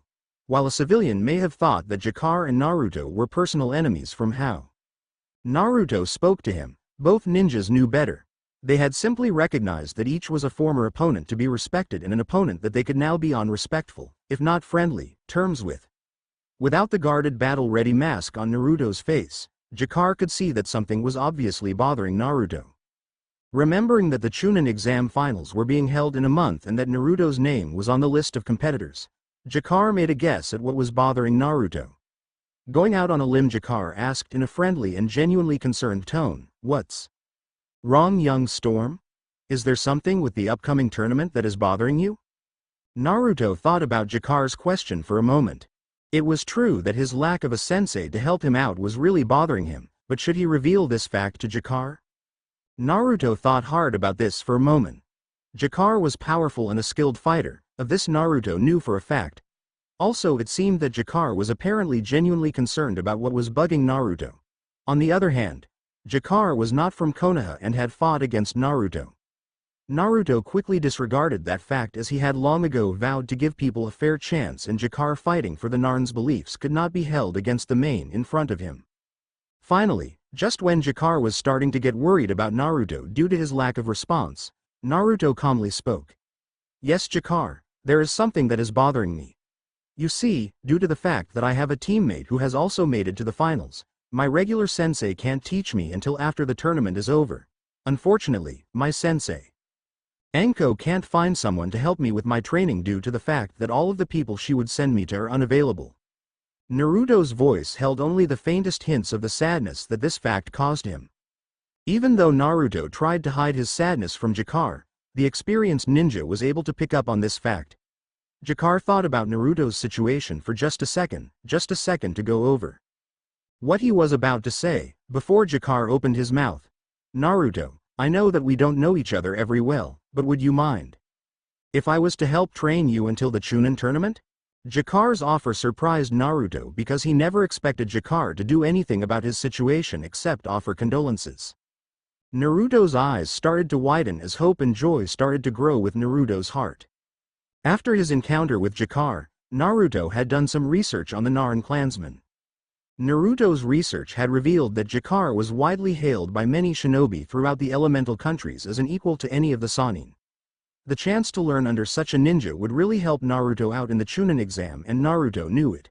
Still, dealing with angry civilians when he was younger had made Naruto cautious of offers of help from people he didn't know well.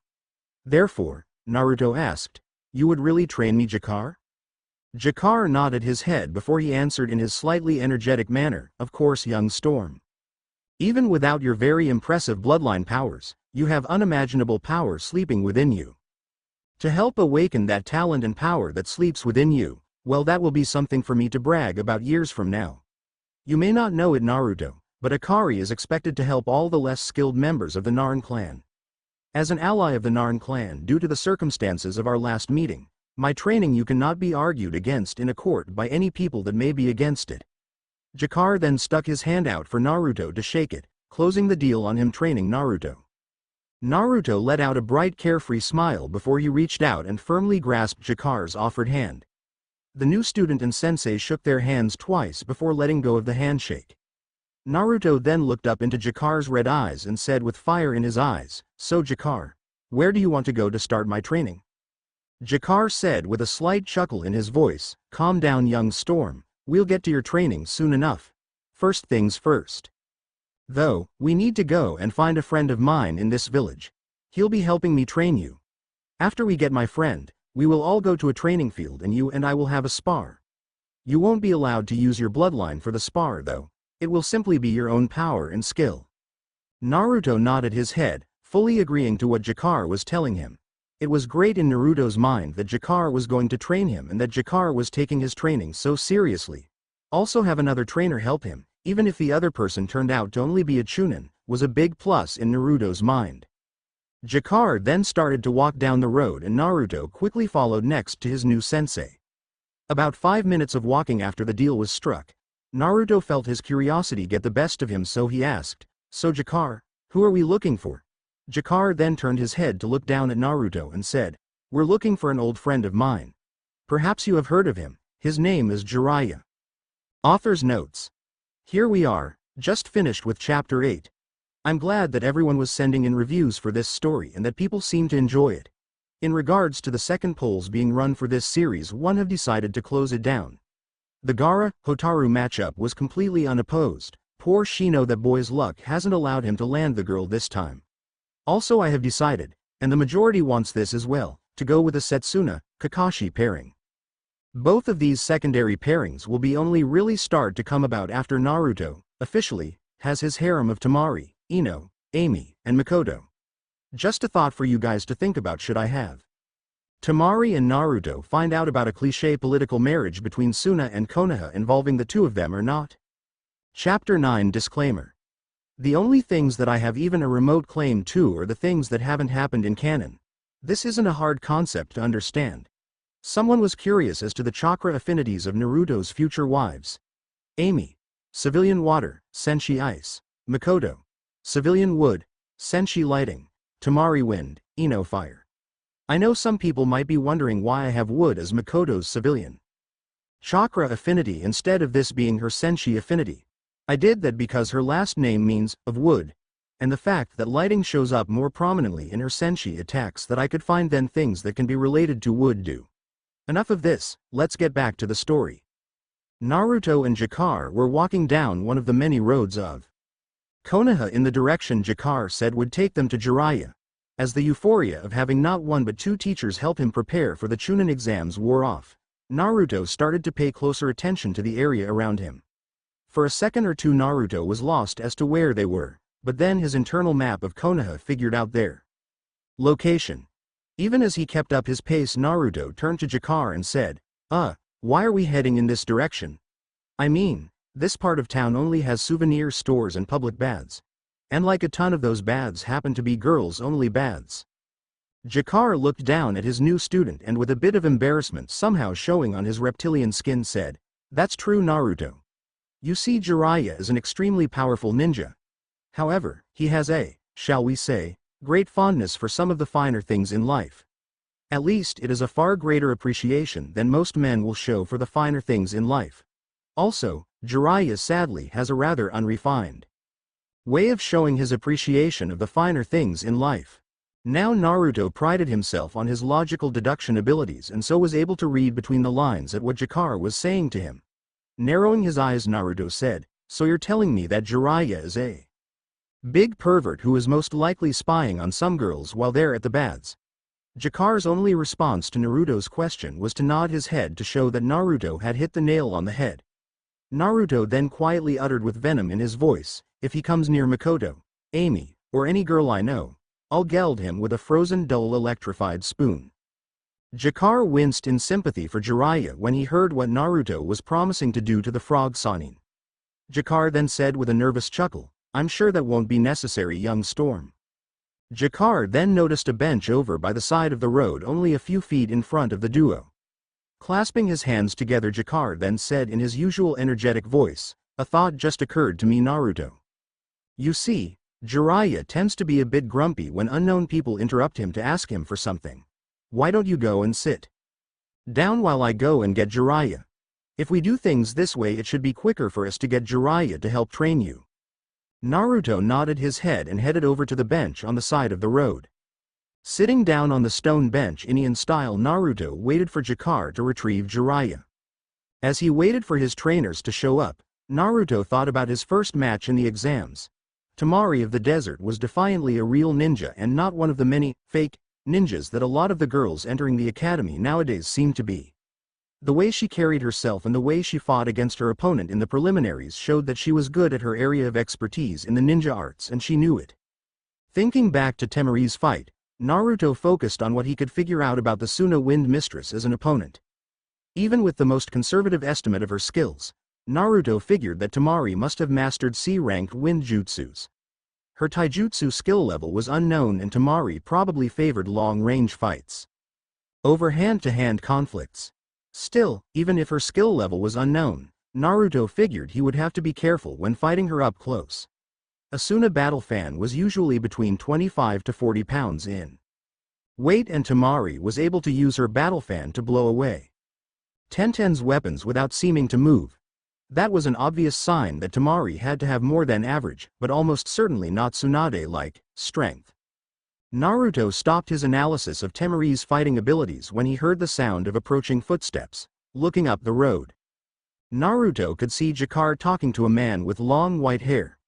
Naruto hopped off the bench and approached Jakar and his companion that was logically Jiraiya.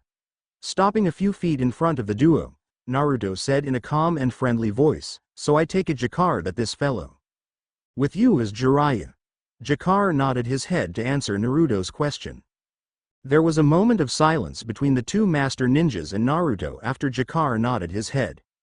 Jiraiya took this time to analyze Naruto and compare what he had heard about the boy with what he saw before him. Looking into Naruto's eyes, Jiraiya could see the same drive that Minato had possessed along with a hint of the kindness that Usagi was renowned for. Naruto's stance and body posture, friendly as it was capable of switching over to combat in a moment's notice. It was obvious to Jiraiya that Anko and Naruto himself had done a great job in Naruto's training. Jiraiya then thought about how he could best tell Naruto that he would train the kid. From what Jiraiya had heard, Naruto didn't want to be given something just because of who his parents were. A very admirable trait in Jiraiya's opinion, but it could possibly cause a bit of trouble when Naruto figured out that he had trained the boy's father. Deciding that it would be best not to show one way or the other that he knew Naruto's father, Jiraiya let loose a small grin and said, "You're right, Jakar, this boy does have a lot of promise in him.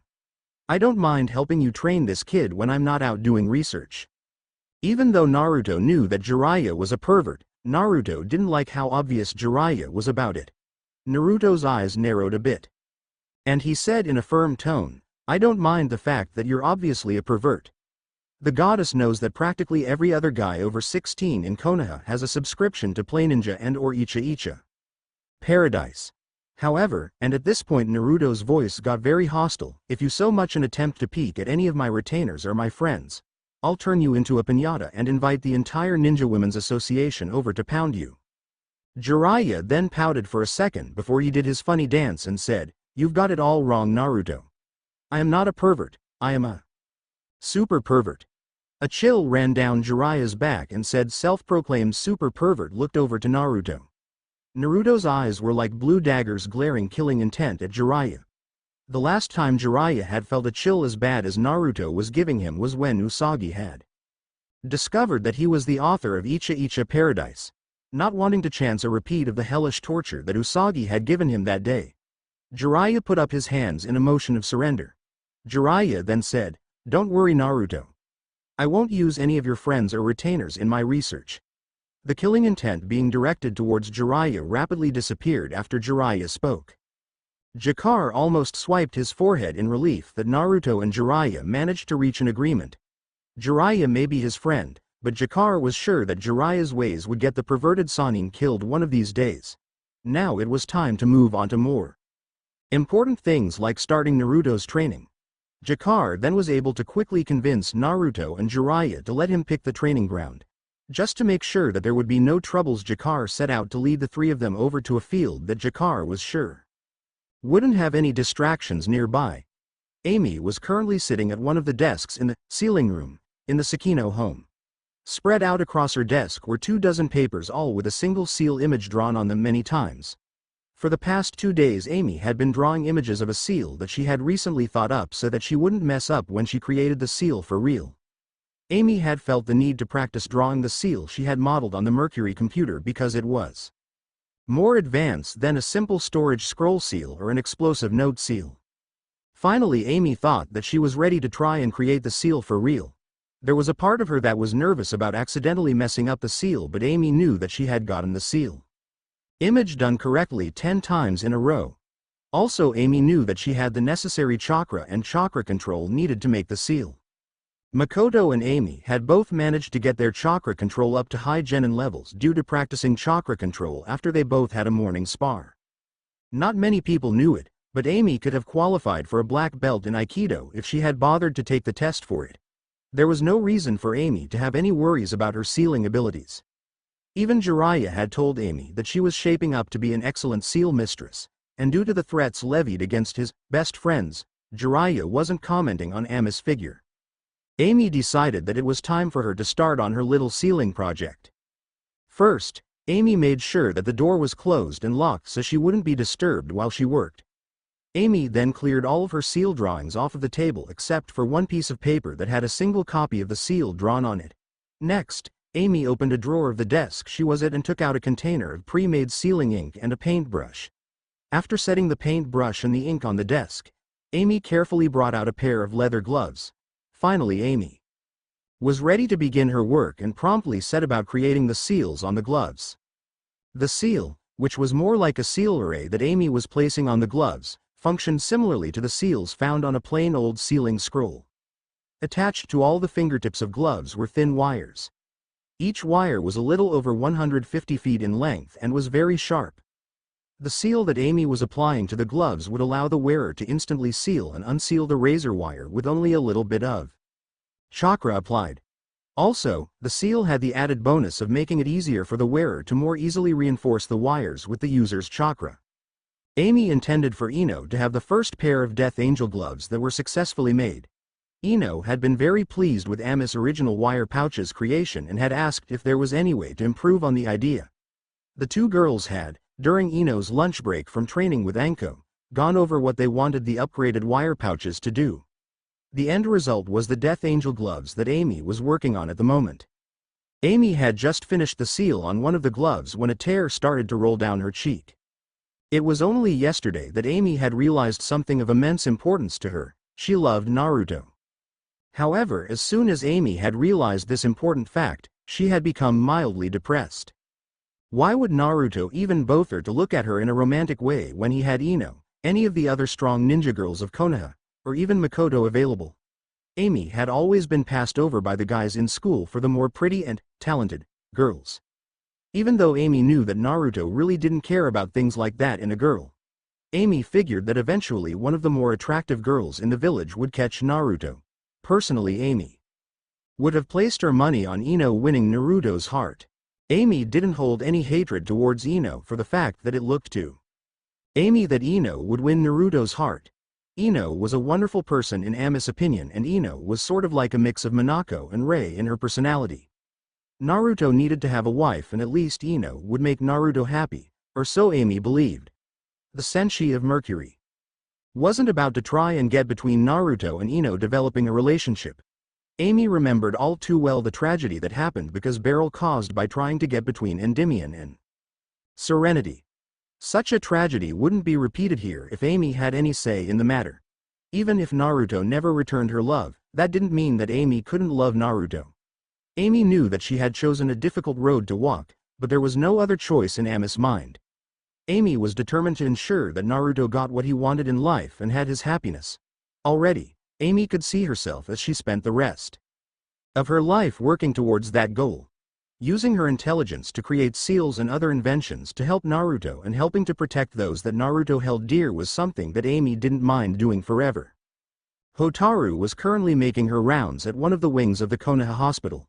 It might have been a surprise to anyone who had known her back on Earth, but Hotaru currently had a great big smile on her face.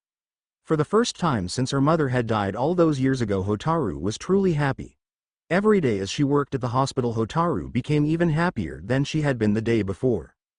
Deciding to come to the elemental countries was the best decision that Hotaru could remember making. The people in Konoha, even though there's still a few people that were hostile towards Naruto and by extension herself, really appreciated her. One of the great things about Konoha in Hotaru's mind was that no one hated her for her special healing abilities. Instead, everyone that had heard of her abilities was actually thanking her for having such a gift. There were dozens of instances that Hotaru could recall off the top of her head where her powers had been able to heal an old wound of a ninja or saved someone from being permanently disabled. The doctors at the hospital were helping her develop her healing powers to their greatest strength possible. Pushing a tray loaded with food for the patents, Hotaru approached the next room on her round. Hotaru felt sorry for the poor boy that was staying in the room she was visiting. Rock Lee was a rather sweet boy, even if he was over-exuberant and known to go into scary speeches about the powers of youth. Thoughts of that creepy sunset that he had somehow summoned when he wasn't supposed to be able to use genjutsu along with the poses Lee had done still scared Hotaru. Actually, the Sailor Scouts had been so shocked by Lee and Guy's sunset illusion that the Scouts had permanently banned any Scout poses or speeches. Luna had broken out into song and dance when she heard that the poses and speeches were laid to rest by the Sailor Scouts, although Luna did feel sorry that the Scouts were subjected to that form of torture. Rock Lee's medical condition really upset Hotaru. There were several small bone fragments next to Lee's spinal cord, making it so that he could potentially sever his own spinal cord if Lee moved around too much. The head surgeon of the hospital had, after personally examining Lee, declared that no operation for removing the bone fragments was to be attempted. Privately, Hotaru had asked why no operation was to be attempted, as she could use her powers to heal any extra damage that might be caused in the operation. The head surgeon had sadly told Hotaru that even with her there to heal Lee, there was no one at the hospital that the head surgeon was sure had the necessary skills to do the operation and have Lee live. As Hotaru approached Lee's room, she felt the slightly suffocating aura of killing intent coming from Lee's room. Fearing for Lee's life, Hotaru abandoned the cart she was pushing and ran into the room. When Hotaru opened the door, she saw Gaara standing in the middle of the room, directing his sand towards Lee's unconscious form. For a split second, Hotaru was afraid for her own life. She had been on hand at the tower during the preliminaries and had witnessed Gaara's power and ruthlessness firsthand. However, that fear quickly evaporated into anger at Gaara. With bravado that Hotaru never expected, she glared at Gaara and hissed out, "What the hell do you think you're doing? The fight between you two has been over for several days. Get out now before I have security throw you out." Unconsciously, Hotaru summoned just a minuscule bit of her senshi energy. As soon as Hotaru summoned her energy, Gaara's sand started slowly crawling back towards Gaara. Gaara was completely confused as to what was going on around him. He had been only moments away from proving his existence by eradicating his last opponent from existence when this nurse barged in. At first, Gaara planning on simply killing the nurse as well as his last opponent. All the more blood for mother. However, the nurse started demanding to know what he was doing. Such a thing had never happened to him in Gaara's memories. As long as Gaara could remember, nothing had been denied to him. Everyone had always been too terrified of him to try and stop him. To make the whole situation even more confusing and even terrifying to Gaara, his mother was no longer talking to him. For years Gaara was used to the whisperings of his mother, telling him what to do. Her telling him who to kill in order to make her happy. Those whisperings were a source of strength to Gaara, always urging him on to prove his existence. The sudden loss of those whisperings made Gaara feel vulnerable and weak. In a desperate attempt to return the whisperings of his mother, Gaara stared directly into Hotaru's eyes. Inside of her eyes, Gaara could see the loneliness that he was all too familiar with. Gaara could also see the happiness and joy that Hotaru had found in her life that he himself hadn't found in his. Finally, Gaara saw Hotaru's determination to protect Rock Lee from any attacks. The look in Hotaru's eyes, plus the fact that mother's whisperings hadn't returned, was quickly cutting through Gaara's mental defenses to reach scared little boy that he had tried so hard to forget. Scared at having to face that part of him that he had buried so long ago. Gaara's body flickered away from the room and Hotaru. Naruto walked into the Sakino clan house as the sun set, covered in sweat mixed with dirt, and practically dead on his feet. For the past month, Jakar and Jiraiya had been training him to the bone every day. From breakfast till noon, Naruto trained with Jakar in applied ninja skills. Applied ninja skills seemed to Naruto to be just a fancy phrase for beat Naruto like a drum.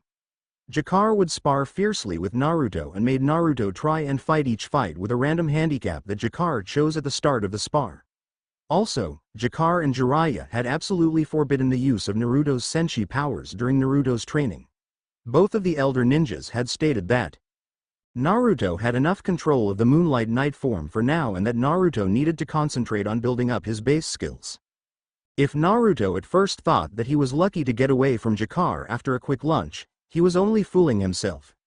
Jiraiya, perverted to the core he may be, was a very harsh taskmaster when properly motivated. For his training, Jiraiya mostly had Naruto practice his seal speed, chakra control while being asked tactical questions, and rarely a jutsu Tad Jiraiya had felt Naruto should learn. Except for the summoning jutsu with the toads, all the jutsu Jiraiya had taught Naruto were D to C ranked. Naruto, especially after he saw that his father had signed the Toad contract, was eager to be able to summon the toads. However, except for the one time he was allowed to transform into Moonlight Knight in order to talk to Gamabunta. Naruto could only seem to summon Gamakichi. Still, even if he couldn't fight yet, Gamakichi was very useful as a spy for Naruto. Even as painful as the training was, Naruto happily went back to Jakar and Jiraiya every day for more. Since the Chunin exam was only 3 days away, Jakar and Jiraiya had ended Naruto's training. Naruto had been told that for now he needed to rest, and under no conditions short of an invasion was he to do more than a mild workout in order to keep his edge. The thought of just relaxing was very appealing to Naruto after working so long non-stop. Walking through the house on the way to his room, Naruto noticed the time on a clock on the wall. Since according to the clock it would be at least an hour until dinner was to be served, Naruto decided to head out into the onsen and take a good thorough bath. Naruto walked out into the onsen area of the Sakino property and saw that no one was currently using the onsen. Naruto slowly divested himself of his torn-up training uniform and happily entered into the bath. The water was just as warm and soothing as Naruto had expected it to be. For a few minutes Naruto just stood there in the middle of the onsen, letting himself get lost in the feeling of the hot water. Naruto was brought back to reality when he heard the sound of someone nearing him. Taking a step into the shallower part of the onsen and turning around, Naruto found himself staring at Makoto, who was currently in a towel and standing on the steps into the onsen. While Naruto was looking at Makoto, Makoto let her towel fall back behind her onto the stone steps. Makoto then calmly stepped into the onsen until the water came up to her mid-waist. As Makoto was approaching him, Naruto just stood where he was in shock. It made no sense to Naruto that Makoto was there in the onsen with him. Besides the obvious question of why Makoto would want to be in the onsen at the same time as him, Naruto could have sworn that Makoto was in the kitchen cooking dinner. Naruto then remembered that Grandma Akuko was going to be heading back to Earth tomorrow in order to be there for his uncle Shingo when his uncle got ready for his first day of high school. Akuko had wanted to do something special for Naruto because she couldn't be there for his Chunin exam and had insisted on making dinner alone. That fact in Naruto's mind explained why Makoto was not in the kitchen as she usually liked to be at this time of day. However, it didn't explain why Makoto was in the bath with him. Makoto, who was seemingly oblivious to the confusion she was causing, picked up a bar of soap and smiled. Makoto then walked closer to Naruto and said, "Just relax, Naruto. You've had a very taxing day of training. Anyone can see that, Naruto." Naruto then felt a warm soapy hand touch his shoulder blades. Makoto then placed her other hand, which held the bar of soap, onto Naruto's back. While she was in the process of scrubbing Naruto's back, Makoto said, "Naruto, you'll wear yourself out and be in no condition for the tournament if you keep up with the pace you're at. I know that you have even greater self-healing abilities than the rest of the Senshi, but you shouldn't be using those particular parts of the Senshi powers every day." With Makoto at his back and voicing her worries about him letting his muscles get enough rest, Naruto was able to forget about the fact that the two of them were both nude. Focusing on Makoto's words, Naruto said, "Don't worry about that, Makoto. Jakar and Jiraiya have both told me to just relax and take it easy until the tournament." As if in response to Naruto's statement, Makoto started to massage his muscles while she washed them. Then with a sense of genuine curiosity in his voice, Naruto asked, "Makoto, at breakfast today you mentioned that Anko was going to be testing you today to see how your non-senshi skills were at. How did you do?" Although Naruto naturally couldn't see it, Makoto's face was sporting a heavy blush. A part of Makoto still couldn't believe that she could be so bold as to be where she was right now. At the same time, there was another part of Makoto that couldn't stop smirking in joy at a successful plan going off. Earlier, Makoto had spotted Naruto wearily walking over to the onsen and had been genuinely concerned about his state. She had made the snap decision to join him in the onsen in order to both help him relax after a very hard day of training and to show him that she really cared about his state of being. If Naruto should just happen to enjoy the scenery as she took care of his aching muscles, all the better for her in the long run of winning a spot in Naruto's heart. After Makoto had read about the situation that Naruto had found himself in, she had been determined to be one of the girls with Naruto. It didn't matter to Makoto whether Naruto made her one of his wives or just had her as a concubine as long as Naruto loved her. However, Makoto was personally shooting for a spot as one of Naruto's wives. Hearing Naruto's concern for how she was doing, plus the look of appreciation he had in his eyes when he first saw her body, made it clear to Makoto that she was well on her way to achieving her goal. With her usual friendly voice, Makoto answered Naruto. I passed Anko's test with flying colors. Anko rated my skill without transforming as overall mid to high genin. In fact, Anko recommended that I join the ninja reserve force. Naruto listened to what Makoto told him very eagerly. He had watched Makoto and the other scouts practice the various ninja arts, and he was very impressed with all of their progress. The fact that Makoto was judged by Anko to be that skilled after only a month and a half of training really impressed Naruto. Naruto suddenly had the impulse to whip around and give Makoto a bone-crushing hug. Luckily, or not depending on your point of view, Naruto held that impulse firmly in check. Instead, Naruto said with his joy obvious in his voice, "That's great news, Makoto. Makoto, if you want you can sign up for the ninja reserves if you want to do so." Makoto started washing Naruto's chest muscles and was pleased to see that Naruto was mostly looking into her eyes. To Makoto's secret pleasure, she spotted him taking a quick peek towards her breasts several times. With a bright smile on her face, Makoto said, "Thanks Naruto for letting me do that. I'm still not sure whether or not I will join the ninja reserve force. I don't want to be distracted too much from taking care of anything you might need me to do. Still, I wouldn't mind going on an occasional mission to help out around town. I'll have to talk with Ino and get a third opinion." Naruto then raised an eyebrow when he heard Makoto mention talking to Ino. He knew that Makoto and Ino had met and talked a few times around town. However, he didn't know that they were friends. Naruto then looking straight into Makoto's emerald eyes and said, "Oh, I didn't know that you and Ino were friends." At this question of Naruto's, Makoto just smiled and moved closer to him so that their bodies were just touching each other. Makoto then spoke as she started to shampoo his wild hair.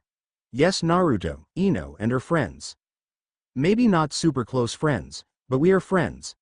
After we both ran into each other several times while running to pick up various things, we started to talk to each other. It wasn't long before we both found out that we had some common interests. As for why you didn't know, well, besides the fact that you've been training so hard." Makoto then stopped and kissed Naruto right on the lips. She then winked at him and said, "We girls have to have some secrets of our own." Makoto then picked up a bucket, filled it with water from the onsen, and gently poured it onto Naruto's head to wash the soap off of him. Makoto then pulled out a dry face towel from somewhere that Naruto, whose eyes were covered by soapy water, couldn't see. She then gently wiped away the soap from Naruto's eyes. Naruto then opened his eyes to see Makoto smiling at him. Makoto winked one more time at him and said, "See you at dinner, Prince Charming." Makoto then got out of the onsen and walked, without covering herself in a towel, towards the house with Naruto's eyes following her every movement. One thing was obvious to Naruto even in his dazed state. Makoto had started a whole new ballgame and he didn't have a clue as to the rules he was supposed to play by. Chapter 10 Disclaimer. I don't own them, so let's all just sit back and watch my imagination run wild. The sun was currently just rising over walls of Konoha, but the entire village was wide awake and full of life. The atmosphere of the village was one of cheer and celebration. The civilians were acting like a carnival had been set up. Most of the ninja, except for those poor fools stuck on guard duty, walked through town with a little bounce in their steeps. Today the Chunin exam tournament was being held and the tournament was on everyone's mind. People may have a particular genin that they wanted to see as champion, but all of Konoha was behind their contestants. In celebration of their young ninjas proudly showing the power of Konoha, even the most bitter of blood feuds were suspended. In this festive atmosphere, Naruto, Luna in her cat form sitting on Naruto's shoulders, and the rest of the Sakino clan were walking towards the stadium. Naruto was currently wearing a black t-shirt, gray baggy pants, black fingerless gloves, his forehead protector, and a black short-sleeved matrix-style coat. Inscribed on the back of Naruto's coat was the golden crescent moon crest of the Sakino clan. Makoto was walking next to Naruto and she was wearing a forest green one-piece Chinese dress that came down to just above her ankles. Amy was walking on the other side of Naruto, but she was a step behind Naruto. When the girls were picking out their outfits, Amy had decided to grab a traditional kimono colored in different shades of blue. Hotaru was wearing a casual outfit that many certified nurses in Konoha wore while off duty. Finally, Setsuna was wearing a matching pair of tan paints and decorative top. While Naruto and the Senshi calmly made their way towards the stadium, they were all given a respectful distance in which to walk and occasionally a nod from a random villager. The villagers, well most of them at any rate, weren't leaving Naruto alone out of spite. Instead, most of the villagers were leaving Naruto alone due to grudging respect or self-remorse.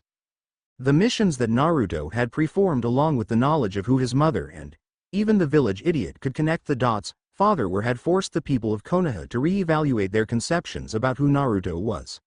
Although there were still a few who considered Naruto to be the Kyuubi reborn, those people were only a very small minority. Overall, Konoha was perfectly happy to leave Naruto and his friends alone as it rebooted its collective brain. Soon enough, the Sakino party made it to the front gates of the stadium. To Naruto's mild surprise, Ino was there waiting for them. Ino was currently wearing a two-piece purple dress that showed off her belly button, her forehead protector, and her pair of Death Angel gloves. Practically running up to Naruto, Ino smiled and gave Naruto a strong hug. Ino pulled back from Naruto a moment later and said while looking into Naruto's eyes, "Good to see you again, Naruto. With all the training I've heard from Makoto that you've been doing, I expect you to win this tournament." Turning to face Makoto, Ino smirked and said, "Hey Makoto. I've got a new magazine that lists all of the latest bathing suit fashions. How about we get together and talk about the styles during one of the breaks between rounds?" A slight blush appeared across Makoto's face and caused Ino's smirk to get larger, due to many years of court intrigue and court gossip. Setsuna was able to comprehend the most likely meaning of the message that Ino was passing along to Makoto. The green-haired Senshi then shot an amused glacé over at Makoto and then a glance at Naruto. While Naruto's face was clueless like any guy hearing girl talk, his brain was working vigorously to prevent another system crash due to the memories of the bath. Hotaru and Amy just stood where they were, neither of them really interested in bathing suit fashions. Thus, both Amy and Hotaru missed the glances and blushes that had resulted from Ino's statement. After slightly shaking his head, Naruto turned to look at Luna and said, "Auntie, I think you should go with Makoto, Ino, or Amy now. I should be heading over to the contestants' box and only the contestants and the assigned medical staff are allowed in there." Luna nodded her feline head, gave Naruto a quick kiss on the cheek, and leapt onto Makoto's shoulder. Going a few feet in front of the girls, Naruto turned around and smiled at them. He then said in his cheerful voice, "See you girls later. I hope that you'll cheer for me." With that said, Naruto began walking towards the contestants' box. Half an hour later, all but two of the Chunin hopefuls were waiting in the contestants' box. Naruto looked around at the various contestants and wondered where Sasuke and that one sound ninja were. All of the ninja heard the sound of the door in the back of the room open and turned to see who was coming in. Some of the assembled genin thought that it might be Sasuke or Dosu finally showing up. Those who were expecting to see their fellow contestants were slightly disappointed to see a random Konoha Chunin walk into the room. The Chunin looked around the room at each of the contestants, adjusted his sunglasses, glanced down at his watch, and pulled out a clipboard. While apparently writing on the clipboard, the Chunin in front of them said, "Well now, it seems that all of our hopefuls are here." Kiba looked around at the competitors and said, What about Sasuke and that sound ninja? They haven't shown up yet." The Chunin in front of them looked up from his board and said, "Dosu Kinuda from the Sound Village met with an unfortunate accident during the previous month. As for the Uchiha," at this point the Chunin seemed to scowl, "if he doesn't have the common sense to show up at the assigned time, he isn't ready at all to become a Chunin. This tournament is, after all, only for those genin who have proven that they are ready to try and earn the right to become Chunin. Civilians may respect family names, shinobi respect ability. Because of the two absences, the matches will be as follows. Round 1 Naruto and Temari. Round 2 Gaara and Shikamaru. Round 3 Shino and Kankuro. Round 4 Kiba and Neji. The winners of rounds 1 and 2 will fight in round 5. Also the winners of rounds 3 and 4 will fight in round 6. Round 7 is the final match. The matches will begin in 15 minutes. Naruto watched as the Chunin who had told them about the slight changes walked out of contestants' box. Most of his fellow ninjas really didn't seem to care much one way or the other over the changes in the matches. Kankuro was off to the side apparently tinkering with one of his puppets. Neji was doing so well in the "you were even worthy of my time" act that it made up for Sasuke not being there. Shino was his typical stoic self sitting by the opening that allowed the contestants to watch the arena. Gaara was off to the side looking emotionless but radiating an uncomfortable amount of killing intent. Shikamaru was lying on one of the benches and seemed to be cursing his luck. Finally Kiba was playing with Akamaru looking like he didn't have a care in the world. Naruto wasn't at all surprised with Kiba's seemingly laid-back attitude. Normally a heavy taijutsu user like an Inuzuka would be very nervous about going against a Hyuga. Especially one as skilled as Neji was for their age group. Hoover Anko had taught her team two very important lessons. First, if the odds aren't in your favor, change the odds. Second, if you can't see a solution to a problem, you should look at it from another angle.